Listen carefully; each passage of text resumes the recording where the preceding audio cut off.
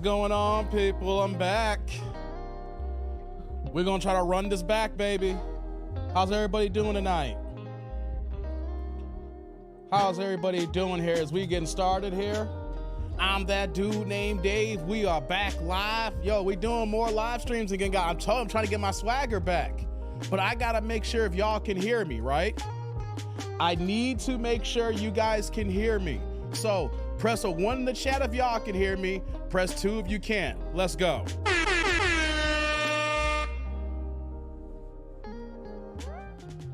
We just getting started here. Gotta see if y'all can hear me. Can y'all hear the kid? A 1 in the chat if y'all can hear me. 2 if you can't. Or am I just talking gibberish? We about to get started here. 1 second here, guys.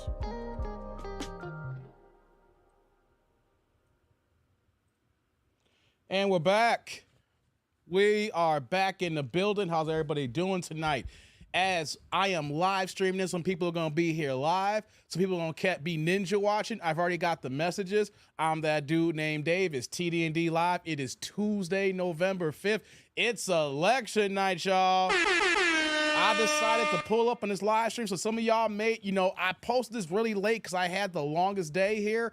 And I know I said yesterday that I was possibly going to live stream for the election coverage. And the thing is, I've never covered an election before, so this is kind of new territory. It's going to be hit or miss, because it's going to be a long night.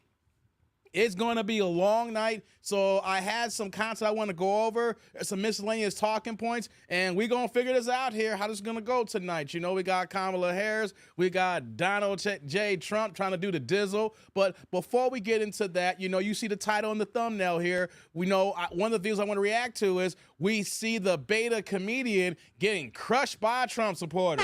Oh, yeah, some of y'all may have seen it. Like I said, I've been out of pocket, so I'm just now getting the back of the swing of things, and I don't know, people may think this is old news or you may have seen it before, but I wanted to react to it because it is the type of thing that we're seeing within our black community amongst, when it comes to the democratic process and voting. But before we get into that, I don't want to jump too far ahead here. Like I said here, I'm an independent content creator. I need all the dough I can get. Got to pay the lights, guys. Oh, man. So super chat, super thanks, super stickers, the support. You see the $ on this channel here. Go ahead and click on that and give what you want there. You see the Cash App ticket there, $ that dude named Dave. Now, I don't know if there's many that dude named Daves out there on Cash App. I have not searched, but I should be the only that dude named Dave. When you go on YouTube, you see a few guys that try to take my name, but it ain't me. You know what I'm saying? It ain't me because they white. You know what I'm saying? But yes, indeed. So support the kids, support the channel. It's all, I need all the help I can get, guys. We're trying to re-trigger the algorithm because, the last several months, I've been very, very inconsistent. And as soon as November hit, I made a dedicated decision to say, let's get back into this YouTube game, make this content and get the original crowd back and get everybody who's normally here and get some new people, you know what I'm saying? So shout out to the AIC, the Anish crew, shout out to the Ninja Watchers, and shout out to the Replay Gang. We in the building, we in the house here. So what I want to do here is I want to see who's in the chat really fast here, and then we'll get this party started, So let me scroll back up here, see who rock with me. Shout out to Pooh Man. I'm Ricky Bobby. That's what's up, Pooh Man. If you're not first, you're last. Yes, indeed. I don't know how it's going to go tonight, but I dropped the link here, So if anybody has their camera on, depending on how the flow of the show is, if you want to click on and give a few thoughts or your points about Kamala Harris, about Donald Trump, the election, you guys can do that. It's pinned to the top, guys. So you got to have your camera. You got to have some good audio. So if you got something to say, you can come through. We'll see how it goes. What's going on, Ron? Saying pre-stream like given. Thank you, brother. Likes up in the building, guys. I still need the algorithm, like I said here. Likes do matter. If it didn't matter, no one would talk about it, That's right. Thank you, Pool Man. Shout out to the Cash App gang there. You can follow me on Twitter. Thank you as well. And become a member. I appreciate Pool Man for hollering your boy and helping me out here. You know what I'm saying? What up, Jax? We got Jax in the building. Good to see you, man, getting started. What's going on, BJ? Good to see you. Good to see you. Arvin can hear me with the one. What's going on, man? BJ says, I sound good. Thank you, man. I want to make sure that my audio quality is good, my visual, the video, because, you know, I'm still building this channel out, but the one thing I'm not trying to have is struggle streaming, guys. You know, though we going to have problems from time to time, but the one thing I don't want to be is one of them YouTubers, podcasters, where the audio sounds janky. You're hearing the popping in the microphone. You know, you're seeing the camera quality and it's like on 480p. You know, so the main thing is, can y'all see me and y'all can hear me, and then we'll go from there. So thank you, man. Sound good. Okay, y'all can hear me good at the ones. I like that. Oh, you ninja watching, Pool Man? Shout out to the ninja watchers. Yeah, okay, that's what's up, Ron. Yeah. What's going on, Lou? How's it doing, man? I would have voted for Kamala Harris, but he Harris, but he passed away. What's that? WWE Harris. I missed that. Is that a typo, man? I don't get it. I don't get that. I would have voted for Kamala. WWE. I'm kind of lost here, brother. Sorry. You got to clarify that. Says, hi. Yeah, what's going on? Said Angela Staten King ate him alive. We're going to talk about it, man. We're going to talk about it. What's going on, Tony? Love your content. Thank you, man. Thank you for supporting. I appreciate you, man. Thank you, man. Hey, we need validation. You know, some people just come to hang out, but if you tell me you like what I'm saying, you like what I'm doing, you appreciate some things, yeah, I dig that. Thank you, man. Thank you for coming through for the live on this Tuesday evening. That's what's going on, MOP. Trying to get to that 1,000. Keep working, brother. Hearing Dave smashing in the background. Smashing? We talking about smashing. I ain't smashing anything right now. I got the fan on if you can hear my fan going on right now. You don't hear anything, bro. T. Orlando, my #1 hater of the crew here. What's going on, brother? How's Georgia looking, T. Orlando? How's the election looking in Georgia here? You know what I mean? So, we got the first early projections here, right? Because here's why I waited till after 6:15 Central, which is 7:15 Eastern, and I believe that'd be 5:50 for the West Coast here. I don't know across the world the other hours, but I just know what we got here, right? Like Shannon. Hey, stop it, man. He said, oh, thank you, MOP. Congratulations, 19K. Yeah, thank you, man. Like Shannon. I ain't like Shannon, man. Oh. But like I was saying here, I started because the election, we just got some early results, but it's going to be a long night. And I know I can talk for hours and hours, but your boy still got to work, though. Your boy still got a day job and a career. So I figure I'll go around this time for the early results, and we'll see what we get here. So right now, the early numbers have coming out. Is not making a dent. We're getting what we're projected here. So it looks like that Trump's going to win Kentucky. Kind of figure that much, right? Oh, my bad. Oh, WWE wrestler Kamala. My bad. Oh, bad. Oh, man. How could I forget that? I was slipping. I'm slipping, guy. How did I miss Kamala WWE? I'm reading it so fast. My bad. My bad. The rest. Yeah, Kamala did. Kamala. He did pass away. Hey, not to get off sidetrack here. Do y'all remember when Kamala and The Undertaker had their vicious battles? Oh my God, the interviews. Kamala, I messed up now because Kamala's the wrestler and it's Kamala Harris. I'm getting it messed up, right? But The Undertaker, every time they do like the little interview, he'd be like, Kamala, you don't know the power of The Undertaker and the Dark Forces. So my bad, man. I'm sorry I missed that. Yes, Kamala the wrestler. Rest in peace, man. But like I was saying, they're saying that Trump is projected to win Kentucky. It is early. I think they said it's only like 15% of the vote, but it said by the gap of the votes that's already been collected, they're like, hey, he got that in the bag, and that's what they was looking at here. Also, too, they said that Trump has projected already to win Indiana. So he's got those 2 states. And then they're saying that Kamala Harris has won, was it Maine? One of the smaller states, like Maine or Vermont right now, you know? So that's where we're at early. But we'll get into that in a little bit here. I figure we'll do the reactions to kind of build into it, because by the time we start reacting and talking, then we should get more results. We'll be able to talk about it, and then some of y'all can be like,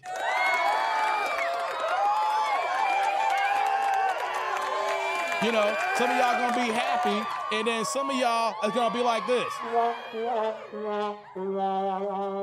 It's gonna be like that. I get it. I get it. Thank you, Vermont. Thank you. I said Maine, Vermont. Sorry, had a brain fart. Thank you for the correction there. Thank you, thank you, thank you. All right, let me get back to the chat. We're gonna get this cooking here.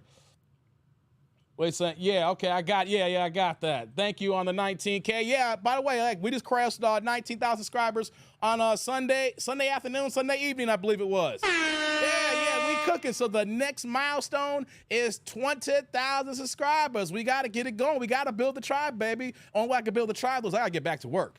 I gotta stop false flagging and faking the funk here. You know, so shout out to the new subscribers that clicked on, and some of them could have been old people who's gotten unsubscribed. And that's the one thing that, let me say this before we move on.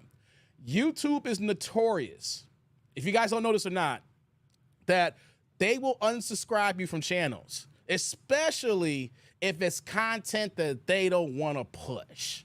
You know, so you gotta constantly check the people you watch and you support, and make sure you're still subscribed, because next thing you know, you're gonna say, hey, I haven't seen no videos from this person, and it could be not the fact that I have been dropping no content, it's because YouTube will unsubscribe you. So shout out to the new people who's come on, and shout out to the old people who got back on. Yeah, thank you, MOP. It's not like Shannon, man.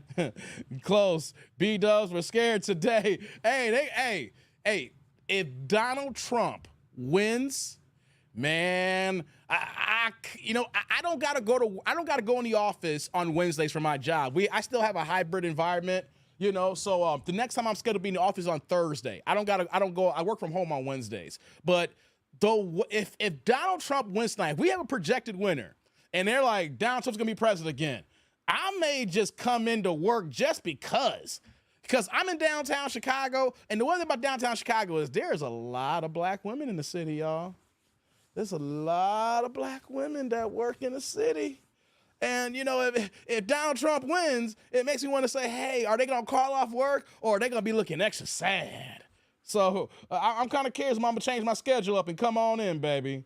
Yeah, let me scroll down here. Long night. I don't know if it's going to be a long night, man. We'll see. I don't know. I don't know if I'm going to do that, man. I don't know. We'll see here. Yeah, let's see here. His real name was James Harris. Gotcha. Thank you, Jax. Appreciate you. What's going on, Sheila? You got your popcorn? We gonna do it here. You says F. Vermont, New York, my ex-wife from there. Damn, T. Orlando. That's 2 live streams in the world. We talking about your ex-wife here. I struck a goddamn nerve, didn't I? Oh, man. He says only B-dubs at my office downtown Atlanta. Oh, you in Atlanta, T. Orlando. So anytime you go in the office, you're gonna see the demographic. So here's what I'm gonna lean on you a little bit more, T. Orlando. I'm gonna reach out to you and text tomorrow. And I'm not gonna text early. I'm gonna come out around midday or something. And I'm like, yo, bro, hey, cuz, how the B-dubs, how they acting? How they acting? You know, are they sad? Are they crying? Did they come in their worst dress? Did they, you know, come on now. I'm gonna have to hit you up, brother. B-dubs front and center. What's going on, Rod? He said if Trump wins, there's gonna be a lot of jerking tonight, unless you got that 40. Hey, yeah, cause the black women like, you gotta sleep on the couch, you ninja. Hey, it's gonna be a lot of broken homes. Hey, shout out to the brothers who are married to the sisters, and y'all about to lose your families tomorrow. That's a real thing. We're going to see a whole bunch of relationships in tonight and tomorrow if Trump wins. We're going to see, know how the divorce rate is already initiated by 70% of it, you know? We're going to see it go up by 80 to 85% if Trump wins tonight. Oh, man, it's going to be messed up, man. It's going to be messed up. But the reason why you guys are here, because you know you want to hear me talk some stuff, and we're going to react to this video here. This Tier Lounge says there are plenty of Beckys for y'all. Yeah, I'm good on the Beckys, man. I'm good on the Beckys. You know, it's all that's more power to you. Hey, Tier Lounge, you 6'3" or something like that, right? I mean, I know all women love the tall bro, especially black women. B does, but hey, the milk of magnesia. Hey, man, they will put the full court press for a 6-foot Negro. She will look at you saying, "We can create some NBA players, Tier Orlando." Have you seen the NBA draft this past summer? All the first round picks had white mamas. To Orlando, go get yourself a Becky, man, and get yourself and then your son will be an NBA baller. You can retire early, brother. We're gonna see you in the green room in about 19 years with a suit on with your white Becky. You know, if your son with the curly ass hair, talking about, yeah, B-dubs. Let me stop, man. Let me stop. What's going on, Showed Off? Showed Off in the building, man. Good to see you, man. Good to see you. All right, let's get it started here. I don't know who's gonna show up. I don't know who's gonna come through the live here because it's not my normal time I do these lives here. Like, I'm starting them later. So let's get to this video here, and then we'll start following the election coverage because it's so early right now because it's just 3 states. I'm seeing on my news coverage, so I'm looking on the side here, you know, they're talking about North Carolina. Trump got 36% of the vote and Harris 64%, but it's still early right now. But right now, as we're counting the electoral college votes, Kamala Harris has 3, and currently now Trump has 23. So we're looking at a possible, it's too early, but they're showcasing that it's red for Florida, Georgia, and maybe South Carolina, but it's too early right now. It's too early. It's just the early numbers, but we can't say so. But right now they're saying 23-3 right now, Trump over Kamala Harris, early projections. So while we're waiting for it, let's have a conversation here. Let's react to this video here. Comedy Hype is a website, a podcast on YouTube where like Pierre, some of you comedians are on there, and he has his own website, Pierre, and he was talking to Angela Staton King a few weeks ago. I wish I would have done this a few weeks ago when I was around, but I missed it. And they had a back and forth regarding the economy, regarding the election, regarding Democrats and Republicans. And if some of y'all seen this, you're gonna see why there's a big divide in the black community when it comes to men. It seems like that we have these black entertainers who are just plumb dumb as hell. Either they are down with the bussy or they just cater and cape and it's just so goddamn beta for women, it makes no goddamn sense. It's like they can't think of anything but major just talking points that is, women gotta have all this. It doesn't matter what guys say, right? I'm not trying to say in a negative way, but it's just like you're catering to what anything a woman says is factually true, and it doesn't matter about anything else. A woman could do this, a woman could do that. But what happens when a woman is talking to you and is telling you, hey, dog, you listen to these women here, and I'm telling you I'm a woman, and that's BS? Well, that's what Angela Staton did here, right? Because what we're gonna see with Pierre, he did not really make any points. He was just yelling. He was just being emotional. I'm setting the stage here. So how about this here, guys? Let's stop wasting any time. Normally I will, like the long stroke, to get into it, but I'm not going to long stroke today. We're going to get right into it right now. Shout out to you, Thomas. T. Orlando says beta simps. Yes. Sheila says, I won't be able to watch the whole election. Got to catch an early flight tomorrow. I hear you, Sheila. I'm the same way, too. I don't know how long I'm going to be up here tonight. I'm going to try to go as long as possible. We'll see how it goes because your boy still got to work. And I didn't even eat dinner. I bought something from the grocery store. And don't you hate bad advertising when you see the cover? And I was like, oh, man, that looked kind of good. Let me go ahead and I'll get this for I'll warm this up like a live stream. And I don't got to worry about cooking something later, right? Man, I try to warm that up, and it looked like nothing but straight up garbage.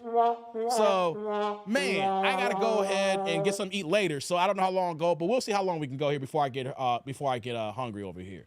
Dave Stroke ain't long, says T. Orlando. Pause, my ninja. Dog, you're gonna learn from your older OG here. Why are you commenting on my stroke ain't long? Ninja. Pause. Ninja. Pause. How about this? Pause to the 5th power, Ninja. Man, only women can do the sign language and make that comment here, Orlando. You can't be no dude talking about Dave Stroke ain't long. Well, you looking over here, Ninja? Well, you trying to pack my peep? Hey, calm down over there. It ain't going down like that. Yo, no hard legs allowed in my neighborhood here. No hard legs. We only want soft bodies, baby. We only want them soft legs. Them shiver me timbers soft legs, okay? Not them hard joints. Right, Thomas. Pause over 9,000. Come on, T. Orlando. I thought I taught you better than that, brother. I thought I taught you better than that. All right? Oh, man. Hold on. What the heck happened over here? Hold on. Whoops. Let me go do that. All right, guys. Let's get into it here. So we're gonna watch this clip. We're gonna react to it, and we're gonna see when we see a guy who does not do his own homework. He just listens to talking points, and there's no real substance behind it. And even when she is not even giving him her best ammo, and it's like, that's got a knock on the head, and it's like, dude, what the hell? Like, even my 7-year-old daughter can see, dude, you slipping. Anyways, let's pull it up here.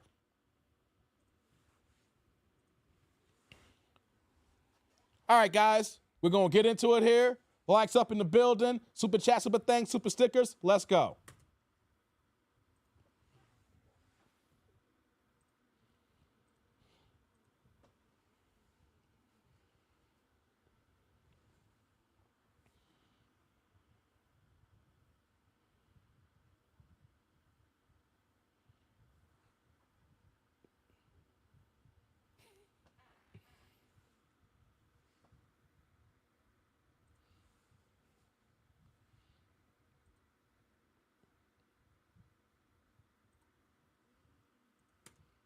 No sound, guys? Hold on. If y'all can't hear it, hold on one second. This happens from time to time on... This happens from time to time on StreamYard. Hold on, let me try this again.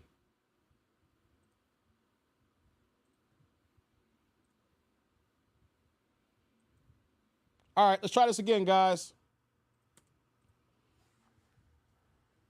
Can y'all hear? Press a 1 if y'all can hear now.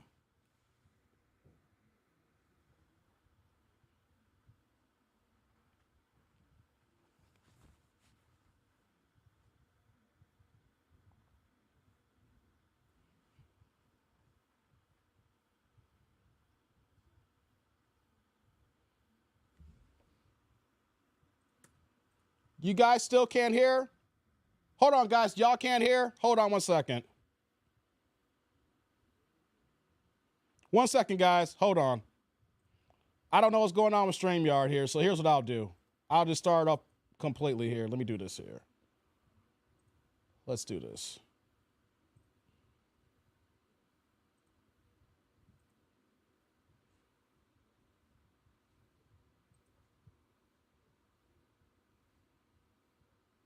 All right, give me 1 second, guys. Let's try this again. Something's going on with StreamYard here.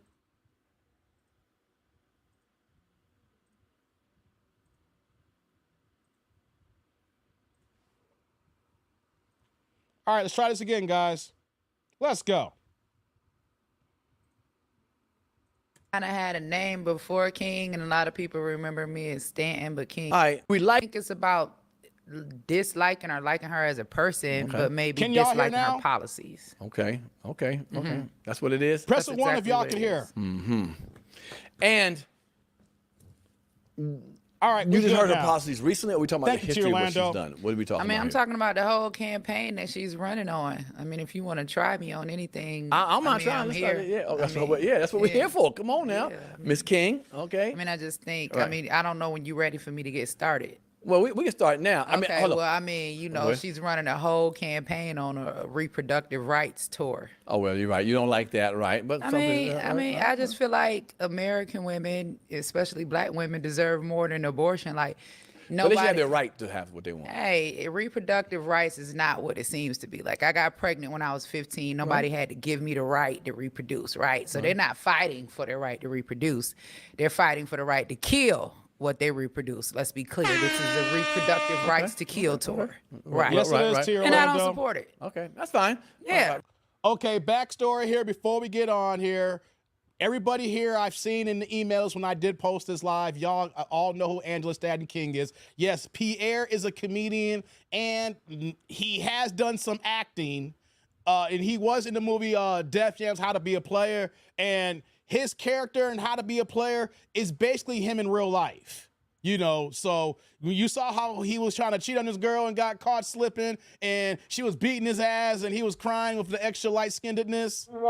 I'm sorry, I don't mean to dog light-skinned brothers, but you know that was a play in the movie here, right? So that's who this guy Pierre is. If you don't know who he is, he's a comedian and he's a janky-ass actor, and I don't think he's been in the movies like in like 15 or 20 years. Now, what she said is actually true. He wants to agree, yeah, reproductive rights, but she's talking about.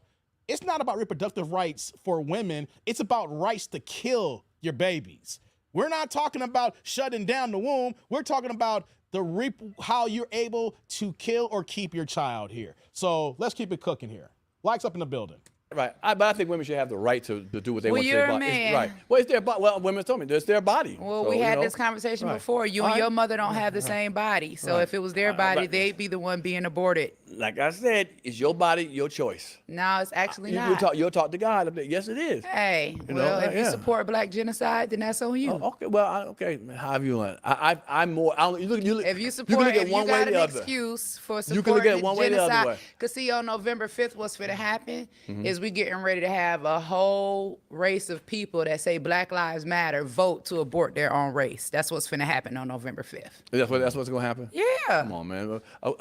What you call it? Roe versus Wade was a long time ago, and we've lived through that. We've had those choices for a long time. Like So this then year's why the are first we year. even running on a reproductive rights tour? Abortion shouldn't even be the issue. We got people that's homeless. We got people Right, that's you're absolutely dying right. from Right, illness. right. We got, issues with illegal immigration. Well, we're Like, running on why because is the the Supreme campaign Court just overturned surrounded? it. So that's why we I run mean, it. It was and, good. and we it were was doing it on for years. Kamala's and Joe Biden's watch. I mean, it happened during their 4 years in office. So I mean, Yes, that but- and affirmative action. Yeah, but she didn't. They didn't pick the Supreme Court justices Hey, like your boy there did. are 9 Supreme Court justices. Right, Y'all can right, blame 3 right, all right. you want. Well, It's okay. Well, just an 3 helped. Well, excuse. 3 helped. Hey, well, Right, well, Joe 3 Biden helped. should have appointed some. Well, 3 helped. Okay. Right. And it's funny because you was.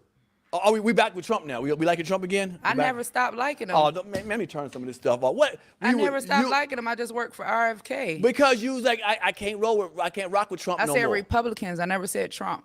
But you said you couldn't rock with Trump no more. I never could've said swore. Trump. I said Republicans. There's a difference between Trump and the Republican Well, why didn't you Party. stay with Trump then? Why'd you go with what's the name? I'm an independent now, and plus RFK, he needed me. Trump didn't need me. RFK needed me. Well, if he didn't need you, you was stomping and kicking boots for Trump for a Yeah, long I mean, time. why He didn't not? need He you. freed black men and women from prison. I was one of them. Why not?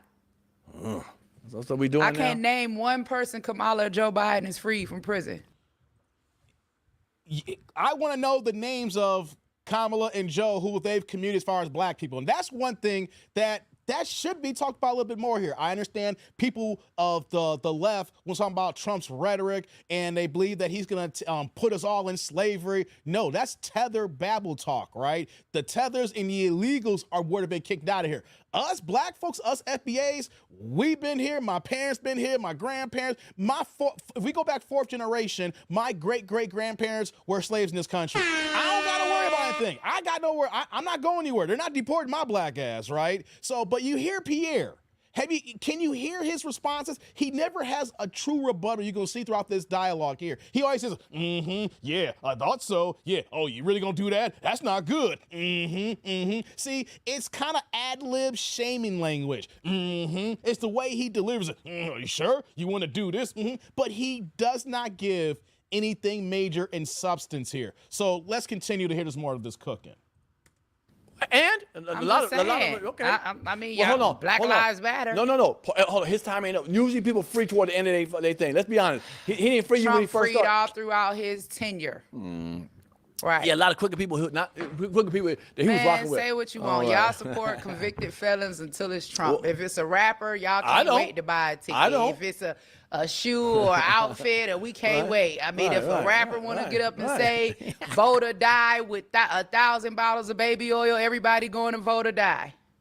Yeah. Well, who's helping these young kids? Okay, how do you feel about these young black males who are doing the most in these streets? What is the solution to stop that? What's the big solution? Well, first of all, we got to get all the way back to the root of the problem. Okay. And the root of the problem that we have is there's no value of life. True that. So don't nothing else matter. I mean, and I just posted a post today about a young girl who was shouting out her abortion, and she was just so happy to have a choice to abort. I mean, there's no value in life. the womb is supposed to be the safest place for a baby, and in America it's the most dangerous place for a baby. And I think that if mothers don't value the lives that they create, right, just us as women, then I just think we're a lost cause. Like, there's just no value for life. So we don't have any morals anymore. We don't have, like, everything has gone out the window. And I mean, and we can see it. Isn't this kind of crazy? Just on the introduction, look at his face here. This is the definition of a weak man. And when we heard Angela speak here, she is spitting facts. She is saying what we need here. And what is he giving back in return? It seems like he's not prepared. And that's what we have in a lot in the black community here. It's just a nice talking points that you hear from the rallies, but nothing tangible to say, this is what we need, this is what we want, or this is what's bad, this is what we good here. And his facial expression right now showcases this whole dialogue that we're going to react to here. I'm curious what he's going to say after what Angela just said here. So let's continue. Yeah, voting for a convicted felon to be the president again. You're right. I was a convicted felon. Yeah. Look how much I did for my community. Well, okay, so like you said, we don't value life. We don't value shit hitting the fan. We know a lot of convicted felons. Shit hit the fan. Right. Jesus was a convicted felon. Okay. Martin Luther King went to jail. You just made a statement. You said we support rappers. We support rappers who convicted felons. Well, what's wrong with that? They're convicted felons. And I can't support Trump. Hold on. Did he really just say, well, why don't we just support rappers? Rappers are convicted felons and they go to jail. Why don't we support rappers? You see, if I was in like in a barber shop and someone brought this up, I would walk out the damn shop right now. Rappers and entertainers, singers are the dumbest people to get to when you talk about politics and real true information. All they know how to do is make their music from their craft. They're siloed with the people around them in the studio and traveling, making music. There is no such thing as a smart-ass rapper, right? What are we talking about here? Like, Pierre, you're older than me. There should be no man in his 50s that is caping and making an argument point about even using rappers in a conversation. That alone, people, we should be like, nah, this ninja ain't got it here. But let's continue. I'm cool with that. So don't get mad at us or people who support convicted I'm not mad. rappers. I'm saying be fair. Don't pick and choose when you want to support a convicted felon. But you know what? Me listening to a convicted felon doing rapping is different than somebody could change some stuff in my life as a president. Well, I went in and changed the law. I was a convicted felon, and it was for the betterment of our people. Right. For the betterment of our people. This dude ain't doing for the betterment of our people. I mean, he did it because I asked. Oh. That's the only reason you think he did it? You hear that? He never gives a rebuttal like, but this is the reason why, or yeah, he did this, but let me educate you, let me school you. All he keeps saying is, he ain't gonna help nobody. He ain't gonna do nothing. See, this is the equivalent of when people get a platform and all they do is press power. They turn on, they don't do no homework. This is what we got.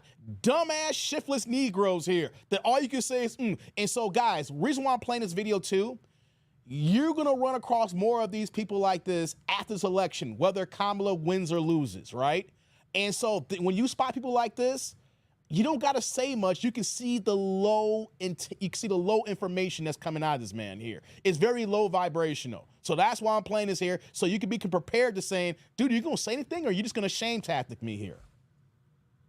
The only reason that mattered to me, as long as it was done. I mean, we got to...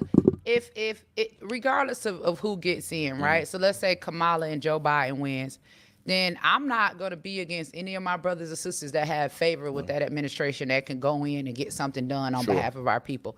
And if Trump and RFK get in, guess what?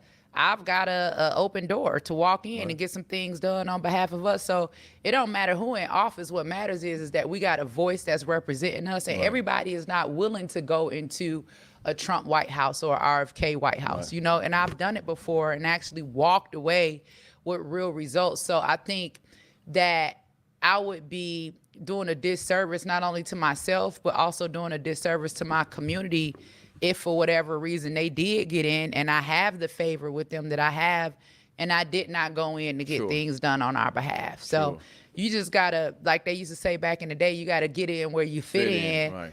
And this is just where my favor happens to be. So it's not that I'm a traitor to my people. I get in trouble all the time because I represent us. It don't matter what table I'm at. right. It could be a Republican, independent. It don't matter. I'm fighting for us and what I believe that we need. And I think that we have to begin to understand as a people that we need a voice at every table, right? Because politics are supposed to be bipartisan, right? Sure, So sure. if even if we don't, like Republicans or whatever, they still hold a majority of the vote. Somebody got to go in there and tell them, well, this is why we need this. Like somebody Sure. has to be able to be a voice to represent us on that side. And that's just where my favor at. And I'm not going to throw it away or give it away because of emotions. I'm going to walk in the favor that God has given me and try to make something happen for us regardless. Why do you think, even to this day, a lot of black people aren't down with the Republican Party? Is it because they don't see themselves there? Because, now no more black people going behind Trump when he's talking. Right. But the first time he ran, it was all white behind him. I think that, and I mean, it depends on where Kamala go. I mean, and Tim Walz, they got a lot of white people behind them too. A lot of white liberals, that support the black genocide of abortion, knowing that 80% of abortion clinics are in black communities. Like I've said it before, we get abortion clinics, they get fertility clinics, and it's something that we got to wake up to because our community, we see white supremacy in everything except abortion. And it's easy for us to research this history about Margaret Sanger, about the strategic placement of their clinics, about the Negro Project, about Title X funding. All of this stuff is readily at our hands. So what we have to do is, I think there's going to come a time where the collective, we're going to have to come together and we're going to have to say, damn, choosing a side. We need to vibe for the policies that are best for us because what we're seeing right now, whether you happy with a red side or a blue side, we seeing that illegal immigrants, right, for whatever reason, are getting far more benefits than American citizens. And that's just the honest to God truth. I mean, we watched them give billions and billions of dollars to Ukraine, and then the people of North Carolina, and I don't care if they're white or black, they're American, they only get $750, and then they don't even have the internet up there in the mountains to even be able to apply for the services that they need. I mean, you'll see Kamala Harris with a Hot Wheels abortion bus taking it to the hood in Chicago and going on a abortion tour at HBCU colleges, but I don't You see call it that an abortion saying. to it. I'm going to call it freedom of choice. I mean, Oh, God, here we go. But Angela was cooking here. I want to pause there, let that marinate for a second. And you're right, Jay. Ice Cube did try the last election. What was it? Agenda for Black America. And what did the Biden and Harris administration do? They said they were not going to talk to Ice Cube until after the election. And Ice Cube said he still ain't got a phone call yet. At least Trump's side did listen to Cube and reach out to him, but then Ice Cube really got destroyed by black women and liberal blacks that just say, why are you going to the Trump side? And the thing is, we don't care who's in office. What we care and what we should talk about is policies. What are tangible benefits that are going to impact us for the positive, remove the negatives for the black community here, for our black brothers, for our black sisters here. It shouldn't matter if it's blue or red. If someone's going to come in and say, hey, look, this is what I'm going to do, then us as blacks need to listen to that and say, okay, we're going to hold you accountable to it. The problem that we have here is the blue side is constantly telling us, hey, blacks, vote for us. Well, what are you going to do for us? Well, we need to look at a study, or we need to look at these here, or like what Kamala Harris saying, we're not going to do anything just for you unless it impacts everybody. And that type of policy does not benefit us. That's just a policy just for Americans. And all Americans are not the same as far as the black community here. So Angela was cooking here. So let's get back into it here and see what his rebuttal is going to be. well, I don't see that message being taken to Yale or Dartmouth. Like, why is it just the HBCUs? And we don't even see abortion clinics at the border. Mm-hmm. So I have a real issue with, American women, and particularly young. Hold on. I don't want to miss that there because it gets going on. I'm gonna forget this here. I wish I would have wrote this down when I skimmed it here. As much as the Democrats want to be pro-body, and as all the illegals that's coming into this country here, all the migrants coming to this country here, I'm seeing the homelessness being picked up at a greater scale here in downtown Chicago.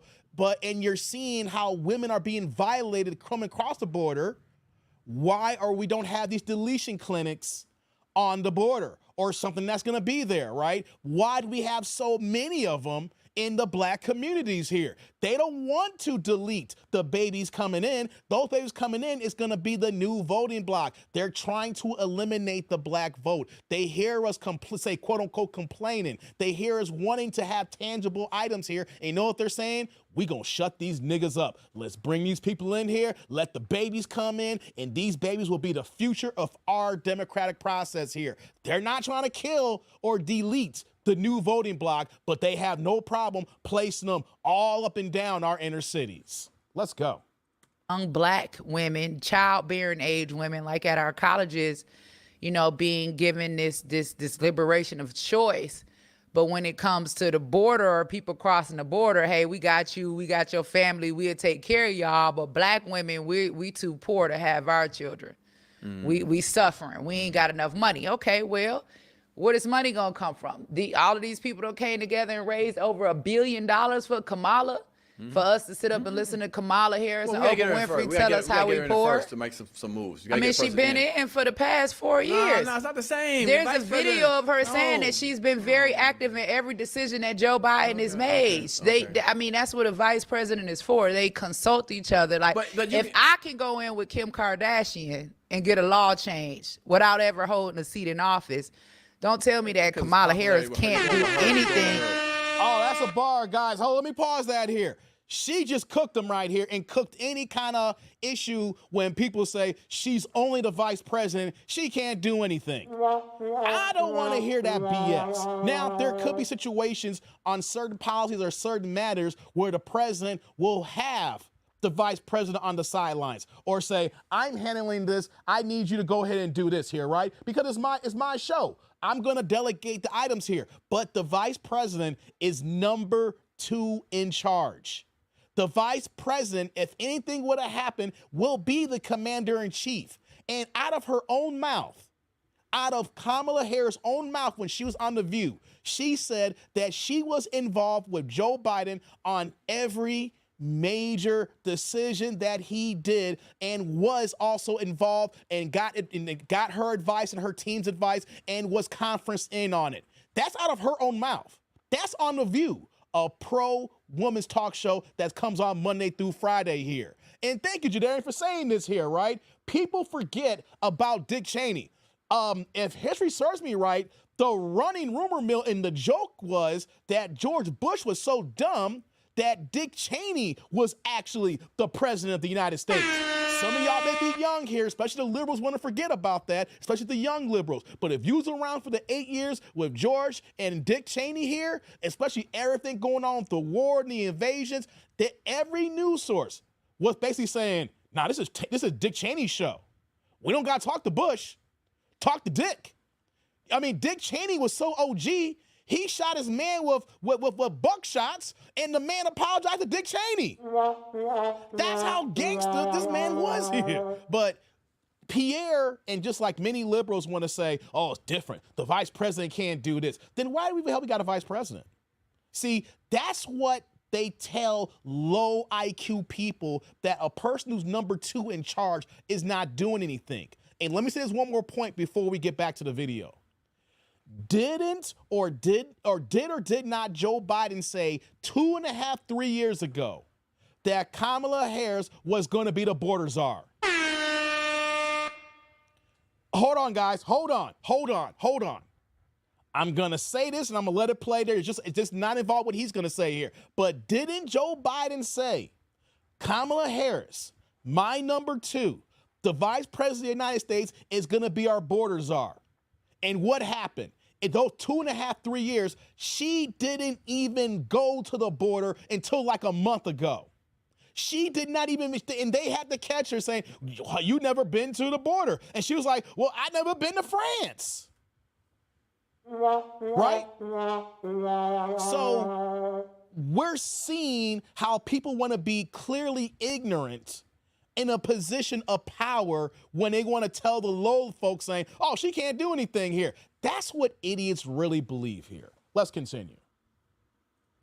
I went by myself but a because vice Kim president didn't have a cannot run baby stuff. chain to her bed. Okay. It don't matter. She has influence. Kamala Harris could have used her platform to call for a stay when Marcellus Williams was just executed. Kim Kardashian's done it all the time. I've done it.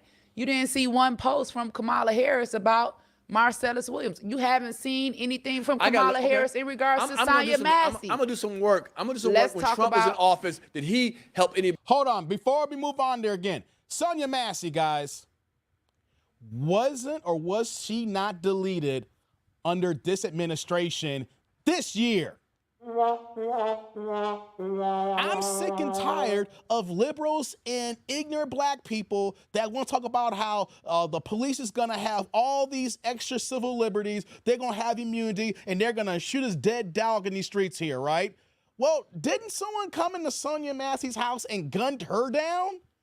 It doesn't matter if it's blue or red in the White House here. The cops are still going to shoot brothers and sisters. It's just the ignorance here. We have a Democratic president and ninjas is still getting shot by the police. When Barack Obama was in office from 09 to 17 here, how many black people were being gunned down in the streets? Matter of fact, let's talk about Ferguson. Wasn't Ferguson under Obama's watch? And what Obama do about it? Not a goddamn thing here, right? Tamir Rice was deleted. What did Obama do about it? Not a goddamn thing, right? Come on now, we can keep going down and down and down here, and they want to make it seem like, oh, it's about democracy. Man, black people ain't seen the true democracy yet. We're just being the strength of being who we are to get through society here. We've been strong individuals to get through all the white supremacy. But these liberals want to act like these things didn't happen. It doesn't matter if you're a Democrat or Republican. There are races on both sides. He actually made the murder of George Floyd. He made it a hate crime. Okay. Called for the FBI to investigate it. Okay, that's one thing. He did the same thing with Ahmaud Arbery. Okay. I actually was at the FBI conference and called for the arrest of Derek Chauvin, the only nigga at the FBI conference in Minneapolis. So it's like, don't get it twisted because we may be on different sides politically. I can no longer be a Democrat because the Democrat Party of today is not the same Democrat Party that it was when my grandmother and my mother was supporting it, right? These issues that they have now, you know, with full-term abortion, that's something I cannot support, especially knowing the factual basis that 20 million black lives have been aborted since Roe v. Wade was passed, and it was passed on a lie. Because the white lady, Jane Doe, said that she was raped by 4 black men. She was never raped by 4 black men, and she never even had an abortion. So we have seen, like, even when I look at my family, I put up a picture the other day of my grandmother and her 10 children, and people were like, wow, we never see family pictures like that anymore. Well, that's because of abortion. We were at 13%. We were at 13%. The father ain't in the home a lot of time. They get incarcerated. We're aborting. Pierre's on that talking point here. The father's not in the home, right? There is a trickle-down effect why the father's not in the home, right? We had white supremacy go ahead and put policies and laws in place that started locking up our brothers unfavorably. When you see the distribution of the sentencing, when a white person would get the same charge as the black person, but then that brother go to federal lockup where a white man would literally just get community service or time served, right? And so what would happen then? We would see the B-dubs go ahead and they have to go through their survival to let Uncle Daddy administration of Uncle Sam go give them these benefits. And so Uncle Daddy, Uncle Sam will be their daddy. Then the next generation gets hypnotized by Uncle Daddy here, Uncle Sam saying, you my daddy now, and now we got a cataclysm of black men who are part of the feminized of the single black woman and also going sent into the prison complex here and trying to say, oh, they're in jail. Well, it's a complex matter here. It's a very complex matter. And Pierre just going to say, oh. Let's continue. Let's hear some more babble. Then we were at 13% of the population in 1973 when Roe v. Wade was passed. It is 2024. We are still at 13% of the population. Every other demographic that has come here has excelled and passed us, and it is because of the strategic placement of abortion clinics. Like these. Hold on, before I want to stop there, and that is a fact. How is it that the numbers of Black Americans FBA has been around 13 to 14.8% for several decades? Every other group that's come here and then have several generations that's been established themselves as American in this country, whether they're Mexican Americans, of course, Puerto Ricans are already Americans, but they come to the continent of the United States, or if they're Indian or immigrants, things of that nature, right? Because they have strategically placed these deletion clinics in the Black and brown communities. And then if you fast forward to today, where we got the rappers like PRC want to support, like the Sexy Reds talking about FNF, nigga free, right? So women automatically going to these clinics, deleting their kids and keeping the population down. If we didn't have these strategically placed in our communities, we should have a higher percentage of the population. We should be at least over 20-25% by now if this wasn't targeted so that they can erase Black and brown people and make us still where we're at here. Let's continue. It's not that these Black people weren't created. Right. They were created. They were just aborted. Right. So we are aborting our future. We're constantly crying about being an oppressed minority, right? But we can never be the majority if we're having over 45% of all the abortions happening in the U.S. and we're only 13% of the population. But out of that 13% of the population, only 7% are childbearing age women, Black women. So we got all of these abortions taking place and the Black maternal health crisis. Like, we're in trouble. And you can't say, like that situation with Amanda Thurman that happened here in Georgia, the young lady who get to the information in a took second, the abortion Orlando. pill to abort twins and then it left some of the residue of the baby inside of her. She developed sepsis and she passed away, right? They're actually using that as an excuse to say or to call for more abortions. Like, abortion is not safe. Right. Well, yeah, I know, but not doing it at home with a pill ain't either. You know, they was doing it at home with a hanger. That's why they passed it. I get it's how never you feel. safe. I get how you feel about abortion, but let's talk about. You just mentioned Ukraine. Before he gets into Ukraine and deletions here, let me just state this here. One of my best friends and their whole family are doctors or nurses. Medical is this family. And one of the things that he brought up to me is that what women don't understand is that when you go through the deletion process, there is so much involved internally where you're damaging your womb. He has seen so many countless cases where a woman would get one deletion and can never get pregnant again.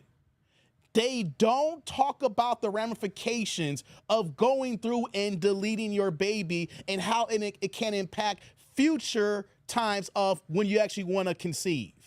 That is something that's not talked about. And the one thing that he's seen in his profession, his mother, his father, rest in peace, because I know them pretty well, his sister, they don't talk about how many women have destroyed their bodies. Their insides look like a garbage truck because even if, like say, he's seen extreme examples where one, they haven't happened, women getting 3, 4, and 5, and then when they say they settle down, no longer have the hot girl summer, they actually find a simp to marry, and then when they want to have kids and want to wonder why they can't conceive. You see, isn't it kind of ironic that we hear so many more women today are talking about why they cannot conceive? Because behind the scenes of what they're not telling everybody is they went to that little clinic there several times and had a couple of purge sessions going on, not knowing that their inside is toxic and is not able to hold, the womb's not able to hold a baby anymore. So we're literally seeing the genocide of Black babies. And then don't let it be with the feminism that a woman has a Black boy as, you know, a boy that they're pregnant with. You see feminists saying that you should delete these boys. We got a whole ass backward mentality here. And it starts with dumbass men like this here. Let's go. Do you understand how this works with allies? I don't give a damn about no allies. I don't give a damn. Let me tell you something. If we don't have allies in Russia and North Korea, did you see the video of the Ukraine president with the? I'm sorry to pause here. I want to add this and I'll let them cook. Who gives a fuck about Ukraine being our ally? We had to give them hundreds of millions of dollars worth of military ammo and billions of dollars of aid so they could defend themselves. And they're not even officially part of NATO. This is all a process so they can officially join NATO here. So when you hear a dumbass comes like, what about allies? This is an ally who can't even help us in our time of need. If we went to war and we needed help from allied countries, Ukraine ain't gonna be able to help us. We're giving them our guns. We're giving them our tanks. We're giving them extra artillery here. How is this a beneficial ally? Come on now. Allies, it's gotta be a mutual beneficial situation here. If you can't help me and I'm helping you, that's a sentiment to I'm a pimping you to whore. Let's go.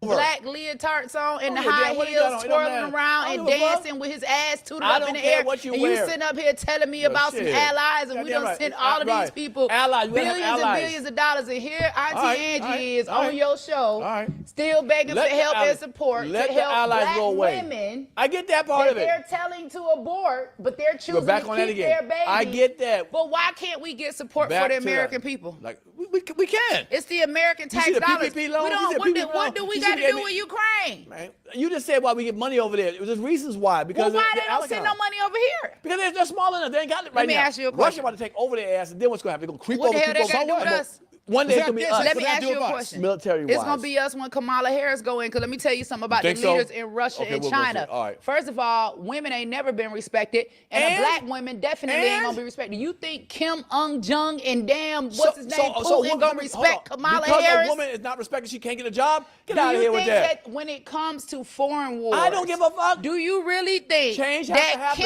Kim Jong Do you hear this here? I don't give a fuck, right?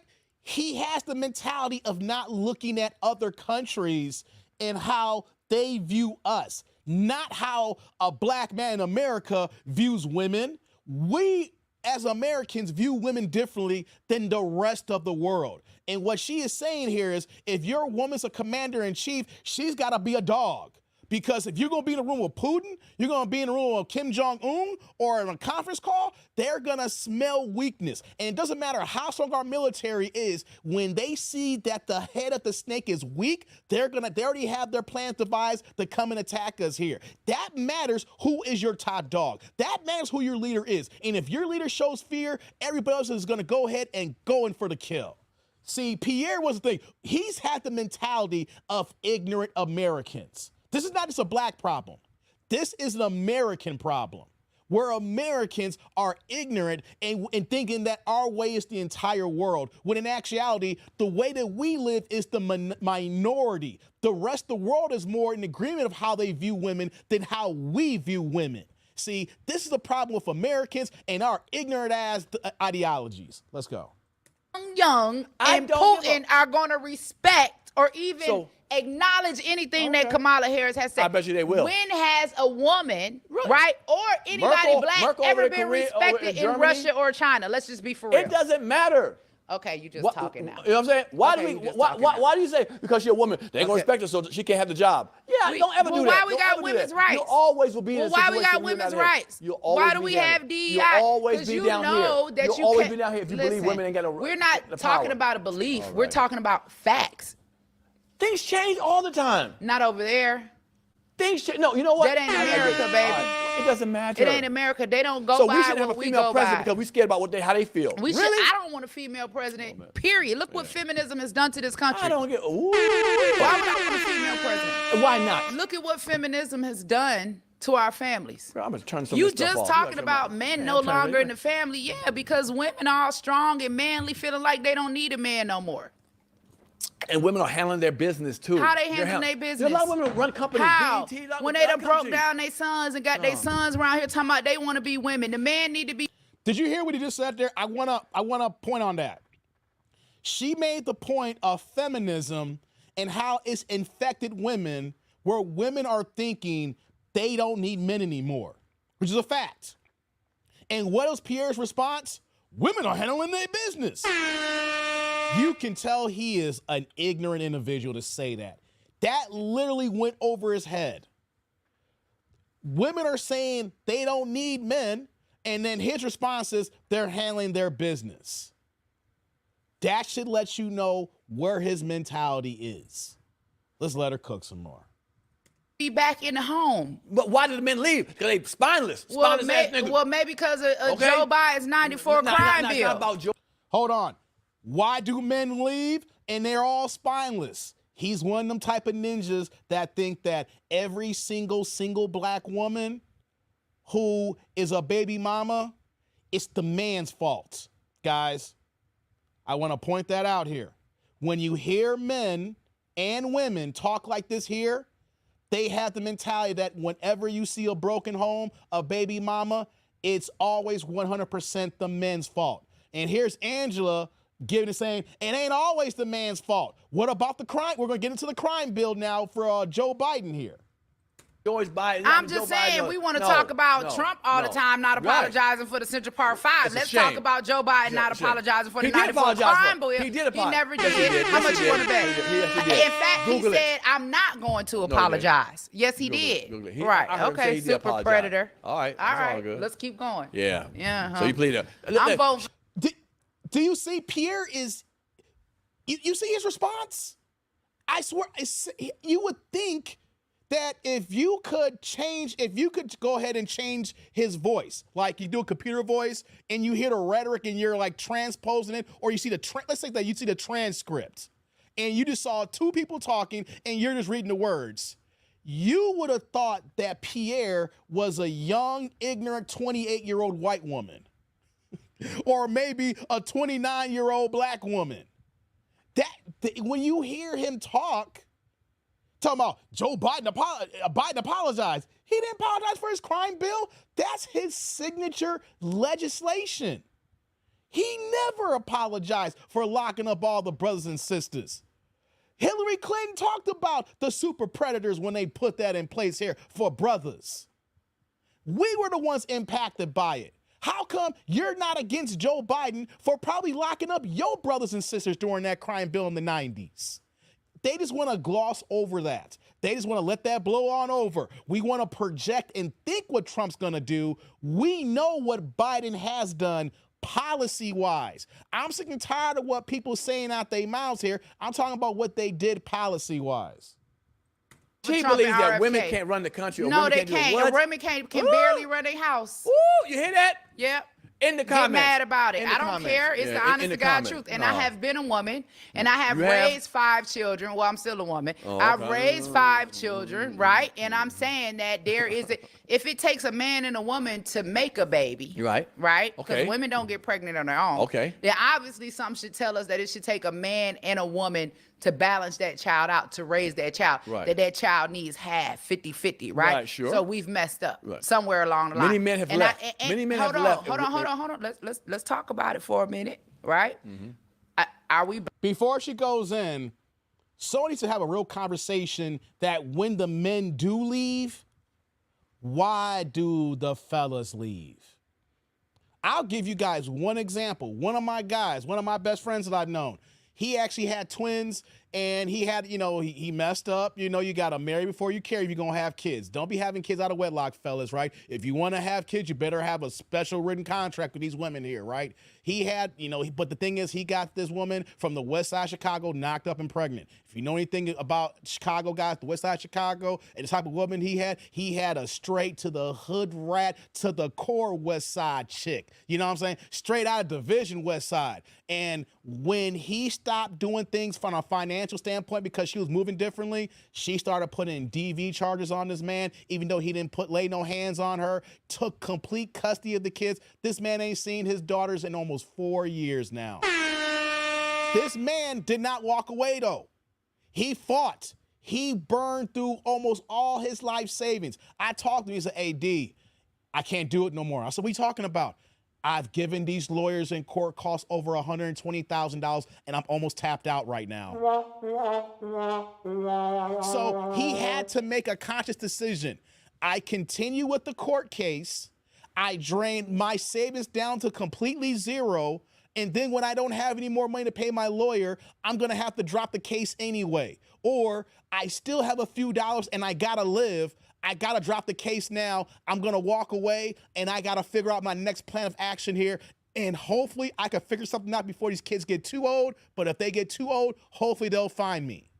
That's just one example I'm talking about here. My guy was fighting for years until he drained his savings in court. Talk about had to fight these allegations that he hit her. Got to fight these allegations that he's not a good father. Got to fight the allegations that he was actually a flight risk.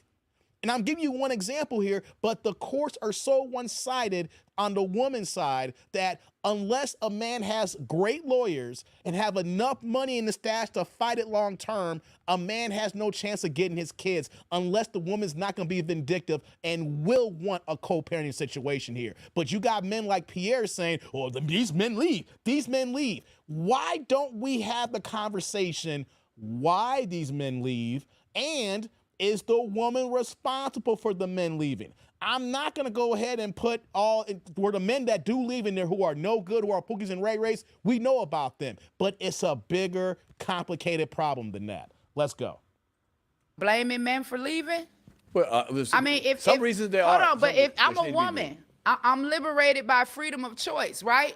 If I don't want the baby, I get to kill the baby, right? And I get praised for it. But if a man don't want a baby and he walk away, then all of a sudden he a deadbeat. Ain't nobody praising nobody all getting of a sudden, abortion. wait a minute, hold on. No, they are. No, they are. Where? They're advocating for. They shouting out their abortion. No, Look they- up Oprah Winfrey. No, they give Shout you a out right your to do it. abortion. They give you a choice. They Shout don't out praise- your they abortion. like, A Tommy, choice to girl, do you got what? abortion, girl, you A got choice- abortion. They Go ahead, are. girl, you got They abortion. are. Oh, And they paying for it. But if a man doesn't want the baby, right? Then he a deadbeater. You get to go lock him up, put him in jail, drag him every month with a child abandonment warrant. The government makes a man be responsible for the life that he creates. They shouldn't. A man should be responsible If anyway. this all about the government shouldn't force you to be but a responsible. woman You shouldn't. made the child. A woman shouldn't. What do you mean? What a woman about shouldn't? her? She shouldn't be responsible if course, she makes yeah, a no, child. you're right. And she are. No, Most she gets are. to go kill the baby if No, she don't no, want the no, baby. no. Oh, you don't want to talk hold on. about that. What We're about the almost done, ones Tim. You don't want to Hold talk on, about that. What about the ones that go to full term don't and wanna keep the talk kid? about that. And have the kid. And she Right. has to raise the kid because the father Right. left. Right. For anybody that's turned up by Pierre, we got a few minutes left in this clip here, guys. So don't leave. We're not going to be here for like another hour. We probably got like 5 or 10 minutes at max left here, guys. What He don't about want the people- father that wants the baby? Right, I but thought- she decides right, she gonna right, kill the baby right, just right. to You're be right, spiteful you're right. and hurt the You father. damn right. She should But go we to jail. talking about She should go to equality. jail. She We should should go go to to listen. Killing the baby is killing the baby. You can't pick and choose You when it's can't, yes, you okay to can. kill a baby. Hold on. It's no different than picking and choosing murder to kill somebody. If you're trying to kill me, I'm going to kill you. But if you're not What? trying to kill me, I just kill you. Who you the can pick baby and trying to choose. kill? You can pick Yeah, who and the baby choose a lot trying of to kill? stuff. Who the baby trying to The kill? woman has a right. It's her The body. woman shouldn't have a right. And if a guy Wait a minute. Do you hear it talking to point? If you going to kill me, I'm going to kill you. He is completely unhinged and making no goddamn sense. The baby or the fetus is innocent. It can't take nobody out. What's he talking about? Oh, let me see. He gonna kill me and kill you and everything. And then it's a woman's choice, but men have no choices. If it takes a man and a woman to create a baby, there needs to be policies and laws in place where that men have equal say as a woman. But no, we keep saying it's a woman's body and women's rights here. So a woman can't delete the child and keep it moving. What happens when she deletes the child and the man wants to keep the baby? We have no say so. We're just gonna have to live with the fact that she deleted our baby. Or, okay, vice versa now. What happens if I don't want the kid and you want the kid? I'm stuck on the hook here. I have no choice. It took 2 of us to create this baby, but only one has complete say-so. Only one has a complete say-so. A black woman shouldn't even want a right to execute her own black baby. First of all, let's go there. 'Cause how you gonna blame white You people get raped. for How white do you get raped? supremacy? How do you get Yeah, raped? my grandmother was raped. Okay. And she had my father. And if she hadn't had him, I wouldn't be here. And neither would any of my I get children. that. I get And a that. lot of our people were raped during the days of slavery. That's where me and you came from, them high yellows, right? That they used to talk about. Remember, we was the house niggas while they was out in the love the field, house. right? We was in the house because why? Our daddies was white. They raped our mama, so we got my special mama was. privileges. A lot of lineages have been created from rape, and we use That's rape not a as good hold thing. on. That's not a good It thing. may not be a good thing, you but talking let's about? be honest about What it, else you going right? through? What But the fuck? 99% of abortions are not rape. I know, but the ones that are. Okay, so you're using 1% to justify killing I'm not- 99% who says that are 1%? just. Yes, you are, Pierre. When we're talking about extreme heinous situations here, majority of these deletions are voluntary. Do we have situations where great situations happen? Oh, yes, it's crime. We know that, right? But I hate when people make the state claim argument on the minority and not the majority. 1% should not have the edge over the 99%. We need to have the conversation to talk about that 1%, but the overall policy, the majority, should not be the case. Here's an example here. The election tonight here. If we have 50 states, and let's say Kamala only wins 1 and Trump wins 49, do we give her special favor because she won the minority one state? No, the majority wins. We need to look at the majority and look at those issues. The minority can be a conversation, but we can't justify a whole total situation over 1%. Only 1% of abortions are from rape. Still. Only one still. And you can listen. We hear about abortion all the time. We don't never hear about the rapist. If you can kill the baby, why you can't kill the rapist? I ain't got a problem with that. Eliminate the rapist. I ain't got. Why so are we you okay seeing with killing all certain these people, high, but not certain people? Hey, you okay with killing innocent babies that ain't did nothing? So why we can't kill the person responsible for it?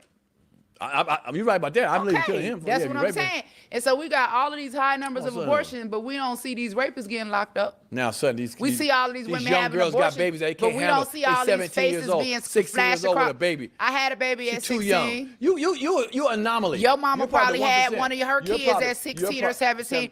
A lot. We got some sisters and some aunties and some cousins had babies at 16 to 17. Yes. Come on now. Yeah, hold on. You're naming the good situation. What about the ones that mess their schooling up? They don't know how to raise a child. She's only 15 years old. And you gonna say that? what you're all of those are important factors. But what you're saying is that child is not deserving of life because of the parents' circumstances. And what I'm saying is everybody that I know was born into a bad circumstance, and over 80% of us are successful.